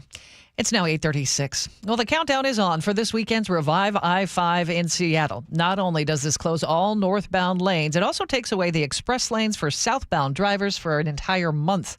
KIRO News Radio's Nate Connors has the scoop on this and another highway closure that started last night. I-5 through Seattle was built in the 60s, and most of it hasn't seen any major preservation work in over 40 years. Revive I-5 aims to upgrade areas to last generations to come, but it comes at a price. Tonight at midnight, all northbound lanes on I-5 will close at I-90 up to Northeast 45th all weekend. WashDOT needs this closure to prep the Ship Canal Bridge for long-term lane closures. When lanes reopen Monday morning, drivers will see 2 left lanes closed on the bridge. Spokesperson Tom Pierce. We're going to repave up to about 20% of those 2 left lanes and do bridge deck repairs during our month-long lane reduction. During the next month, the express lanes will remain open northbound only to alleviate traffic, but it'll wreak havoc for southbound drivers who typically have morning access to those express lanes. The Ship Canal Bridge takes on close to 250,000 drivers daily, according to WashDOT. Our other major closures at the State Route 18 I-90 interchange near Snoqualmie. This got underway last night, and drivers can no longer access State Route 18 under I-90 through next Friday. WashDOT's David Rasback says there's a lot of work going on during the week-long closure. There's a lot more work that's involved this time. There's a lot of electrical work to get the traffic signal set up, get some cameras set up, some drainage, more islands to build, more paving to do, getting the on-ramps to I-90 set and everything like that. Detours will allow traffic to continue on State Route 18 and Snoqualmie Parkway. When this reopens next Friday, it might take a minute for drivers to adjust to that new diverging diamond interchange.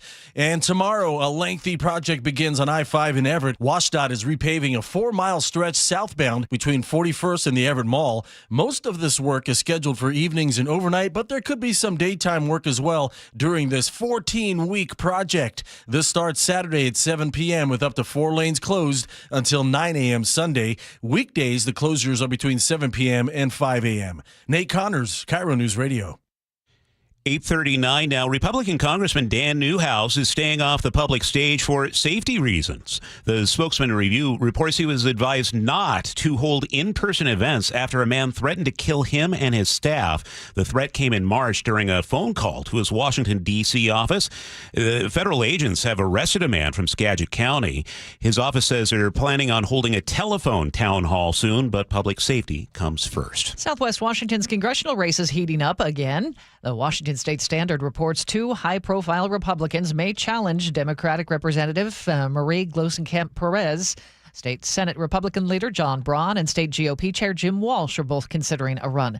Perez flipped the district in 2022 and won re-election last year, but it is still a Trump-leaning district, and Republicans want it back. One newcomer, an oyster farmer named Anthony Baran, has already entered the race.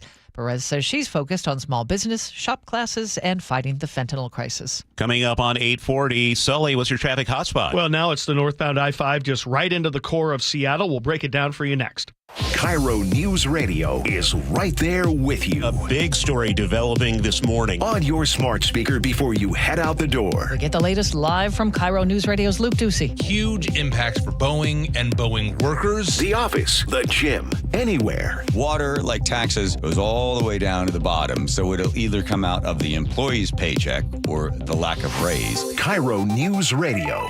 We're on YouTube, our app, your smart speaker, and 97.3 FM. Cold is leaking and rats are moving and mold is creeping and water seeping in. It's hard to be a homeowner, we know. Without American Crawl Space and Pest Services, it is hard to be a homeowner. Dave Ross here. American Crawl are the heroes to call for insulation and pest issues because in addition to their great reviews and decades of experience, they also give out the most PSE insulation rebates of any insulation company in the state. American Crawl, the heroes you call. Get your free inspection at AmericanCrawl.com. The Battle of the Brands Hot Tub Expo is back. Tacoma Mall parking lot. Top brands competing for your business. Deep discounts from Jacuzzi Hot Tubs, Dreammaker Spas, Nordic Hot Tubs, Sundance Spas, even Hydropool self-cleaning swim spas. In stock and ready for immediate delivery. Save thousands. Hot tubs from $99 a month. Brands compete. You save. The Battle of the Brands Expo, presented by Aquaquip. Tacoma Mall parking lot. Ends Sunday. Qualified buyers with credit approval pay just $99 a month for a Dreammaker Cabana with $500 deposit, 10.99%, and 144-month term. Other offers available. See us at Tacoma Mall for more details. Welcome to this week's Puget Sound Express Whale Report. Summer is heating up, and so are whale sightings, according to naturalists at Puget Sound Express.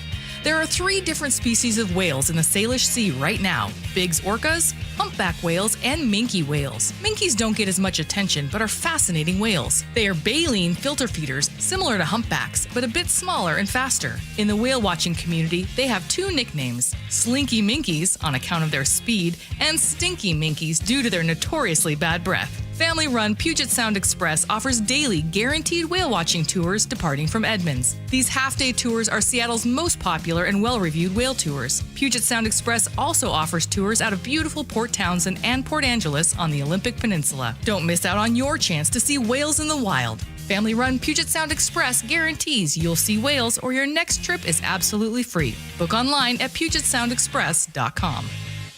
At Les Schwab, we've been changing the tire game for more than 70 years. Our Go the Extra Mile service means more hustle, less hassle. We design our own exclusive tires to give you more tires made for the road you drive, less compromise. All backed by America's best tire warranty included with every tire we sell. We're talking more unbeatable tire warranty, less charging you extra, like the other guys. It's why you get more from less. Book an appointment at leschwab.com. Need a new roof but not in the budget? A new roof doesn't have to break the bank. Justin Shirley, CEO of State Roofing and Exteriors here. Right now, State Roofing and Exteriors is offering 0 down, 0 payments, and 0 interest for up to 24 months. That's 2 years with no payments while getting the protection your home deserves. But this offer won't last forever. Call 866-ROOF-ROOF or visit stateroofing.com today to get on our summer schedule now. State Roofing and Exteriors, held to a higher standard since 1968. 843. Let's head over to the Beacon Plumbing Traffic Desk with Chris Sullivan. And we are still working with a really good drive there across the board. We are looking at the heaviest drive right now going from northbound I-5 from the north end of Boeing Field into downtown. That's really the only slowing on I-5 we have from Olympia all the way up into Seattle. I mean, it's only 25 minutes to go from South Center to downtown and 40 all the way. The other spot where we're seeing the brake lights, northbound 405 right there through the heart of the S-curves, but we're about a half an hour or less to make that drive Behind that on the Valley Freeway, we're looking really good. 40 minutes or less on that drive. And it is safe to get on 410 now out of Bonnie Lake. Westbound, that entire backup, 2 miles all the way around the corner down towards Winco has cleared after a long-term crash. So if you've been waiting to get on there once the congestion is gone, now you are free and clear to do that. The lake bridges are fine. Coming down from the north end, 40 minutes or less to make the drive there. Looking at Tiger Mountain, a little slow over the summit there as you go eastbound on 18. And we're continuing to see sluggish driving as you approach I-90. Again, that 8-day closure of 18 under I-90 started last night and will be with us until that new diverging diamond opens up a week from today, which will actually be pretty cool. This KIRO News Radio report brought to you by Closets by Design, custom storage solutions for closets, garages, home offices, and more. Go to closetsbydesign.com, see the current specials, or you can always call them at 1-800-BY-DESIGN. Well, the cool down is here today, only 73 the predicted high. Clouds this morning, they're going to build through the day, and tomorrow you'll wake up to some clouds in the morning. 74 though with sunshine in the afternoon. Sunday looks pretty much the same. Right now in Seattle, partly sunny and 61. 8:45. Katrina is off today, so we check in with Scott Carty. I would like to formally issue a correction that final Black Sabbath concert was in fact in this month, July. Thank you. I thought I was losing my mind. Anyway, what day is it? It's Friday. Yeah. All right, get your muckluckers ready for next week because there's going to be some low tides Monday through Friday, or actually Monday through Saturday, but Wednesday and Thursday are going to be the lowest ones, -3 feet. So tons of fun for beachcombing, but also tons of fun for gooey ducking. Our friends Eric Thomas, Lindsay Shelton were talking about the gooey ducking. And let's just say our buddy Nick Allard got a little bit worked up. It is not easy. How much Nick knows. Yeah, I do. How much digging you have to do, and then the best thing to do is have a hollowed-out trash can, like a one of those large multiple-gallon ones. Stick it in the sand so this hole doesn't collapse. Then dig it out. It is a pain. Goodness. And then you got to eat the thing, and it tastes like gooey duck. Blah. Blah. Clearly, somebody put something in Nick's coffee this morning. Yeah. I haven't been gooey ducking. I just went razor clamming for the first time a few weeks ago. That was a lot of fun. It is a lot of work, too. It's a lot of work, and it's a lot of work to clean those afterward. And I was the designated cleaner. Oh, that took boy. so long. Yeah. Does it take a long time to clean a gooey duck? No. Okay. Just throw it in a bucket of fresh water. Huh. Maybe I'll do that next time. Thanks, Scott. It's 8:46. Coming up, we check in with Paul Holden with our weekend planner as we get ready for the weekend on Seattle's Morning News. Bonneville International Radio Station contests are open to participants 18 years of age or older that are residents of Washington State unless otherwise specified. Employees or agents of the station, Bonneville International Corporation, other area radio stations, or any entity associated with the contest are not eligible to win unless the station otherwise specifies at its own discretion. Persons who have won in the last 60 days from a station contest or event may not be eligible. Full general contest rules are available on mynorthwest.com or in person at the station during regular business hours. An illegal alien from Guatemala charged with raping a child in Massachusetts. An MS-13 gang member from El Salvador accused of murdering a Texas man. A Venezuelan charged with filming and selling child pornography in Michigan. These are just some of the heinous migrant criminals caught because of President Donald J. Trump's leadership. I'm Kristi Noem, the United States Secretary of Homeland Security.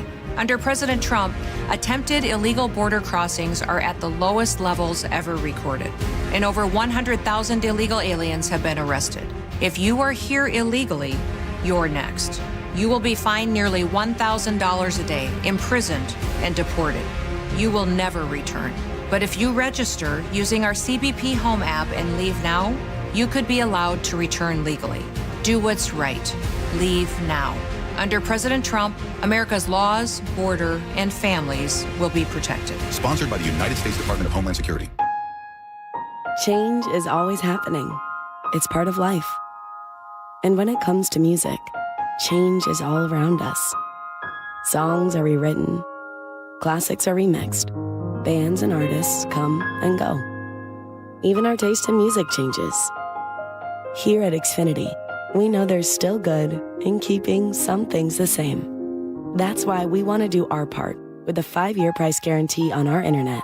It means no matter what changes, you get 5 years of the most reliable Wi-Fi with our best equipment included for a price that stays exactly the same. Surprised? Life is full of them. One internet price, 5 years, guaranteed. Learn more at Xfinity.com/deals. Restrictions apply. New residential customers only. Taxes and fees extra and subject to change. Most reliable Wi-Fi based on OpenSignal Awards USA. Fixed Broadband Experience Report, August 2024.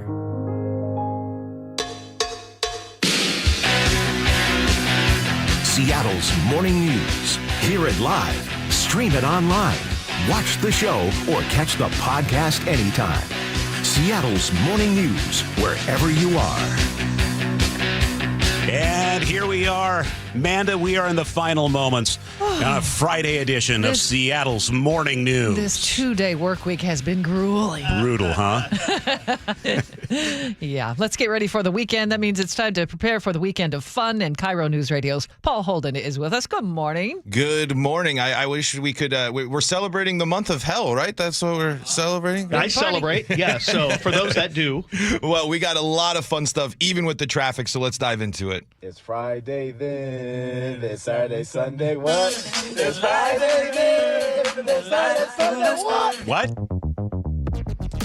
What's going on, Charlie, is that there's a lot of fun stuff going on this weekend, and it's a weekend for the arts this weekend. The Seattle Art Fair is going on at Lumen Field Event Center, and I actually got a cool experience to go and check out the Chihuly Glass Studio where they were kind of showing some behind-the-scenes stuff this week. I'll have more on that a little bit later, but it was really cool to see. So if you're interested in that, but maybe you're thinking, I love the arts and I'm not feeling like spending the money on the ticket, well, you can head over to West Seattle and go to the Alki Art Fair. So there's going to be all sorts of art lining the beach there, all sorts of fun going on. So it is a big, big weekend for the arts. The Alki Art Festival is free. The Seattle Art Fair is going to cost you a little bit. You can get a ticket for the full weekend or just a day. And I always love looking at the picture. I'm always so fascinated by it. Watching people blow glass this week just as a reminder of like, oh my goodness, there's some talented people in the world out there. It was crazy. And also, it was on the hottest. It was when it was 90-something degrees outside. Oh, goodness. So shout out to them. There's also the West Seattle Grand Parade if you are heading over to the Alki Art Fair this weekend. That's going down at the Alaska Junction from 11 to 2. Capitol Lake Fair is underway in Olympia. They got all your carnival fun down there. They also will have a car show tonight, a parade on Saturday, and there will be fireworks for the grand finale on Saturday. The Seattle Arab Festival is this weekend at the Seattle Center on Saturday and Sunday. It's going to be a busy day in the Seattle Center because there's also an Afrobeats music festival going on down there called Blast Fest, and that's not the only big music festival, of course. We got the Capitol Hill Block Party going on as well. And remember, there's new rules this year about age restrictions and things like that, so make sure that you plan ahead. It's 21 and over, right? Yes, it's 21 and up. That's the big difference this year. So if you haven't seen that, but if you're interested in maybe taking a trip back in time, you can go to Family Fun Night at Fort Nisqually Living History Museum, where you can enjoy games from the 19th century. So back when Charlie was, growing up and things like that. Just a little bit of fun. How dare you, sir? Hey, can we get a better segment on Fridays? Oh, come on. Anytime, buddy. Exactly. And also the Midsummer Renaissance Fair has returned to Sky Meadows Park. I've never been to a Renaissance Fair. Has anybody ever done a Ren Fair? I would think you would be the first person in this room to have been to a Renaissance fair. Charlie, you didn't need to go to Renaissance fairs because it was the Renaissance when you were a kid, right? It's Pick on Charlie Friday. Wow. Well, but my big reminder here, of course, for everything is plan ahead. If you are doing anything this weekend that is going to take you, the Mariners are back in town. I mean, there is so much that's going to be going on. It's another beautiful weekend in Seattle. I'll actually be out on the waterfront myself enjoying some live music on Saturday. That's where I'll be. One of my favorite groups, Deltron 3030. Performing. I'm very excited for that. Cool. But plan ahead, folks. It's going to be a mess. My last thing too, as well. There are Seafair celebrations going on. The Daybreak Star Indian Cultural Center is having their 3-day Seafair Indian Days powwow in the heart of Discovery Park as well. If you want to go check out that, and more information available to you all on mynorthwest.com. Also, Paul, one more event to add this a little further north up in Squim, Lavender Festival every year. That's this weekend. Especially if you're wanting to take the ferry over to the peninsula, it's probably going to be pretty crowded. It's Queen Anne Days in the city, too, so I don't have to drive anywhere. No. No, it's not. All right, Paul has this at mynorthwest.com. You got it. Thank you. 8:53. Let's head to the Beacon Plumbing traffic desk with, I guess, the young guy in the studio, Chris Sullivan. Yeah, you can tell. Look at my beard. It's not white at all. And by the way, Paul did reference the month of hell. If you've been under a rock for a while or just moved here and found us, northbound I-5 is going to be closed all weekend long through Seattle, starting tonight through Monday morning from I-90 to 45th. And Monday morning, we'll start a month long of Just 2 lanes open across the Ship Canal Bridge. Half capacity for a month, followed by another weekend full closure. That's why I'm calling it the month of hell.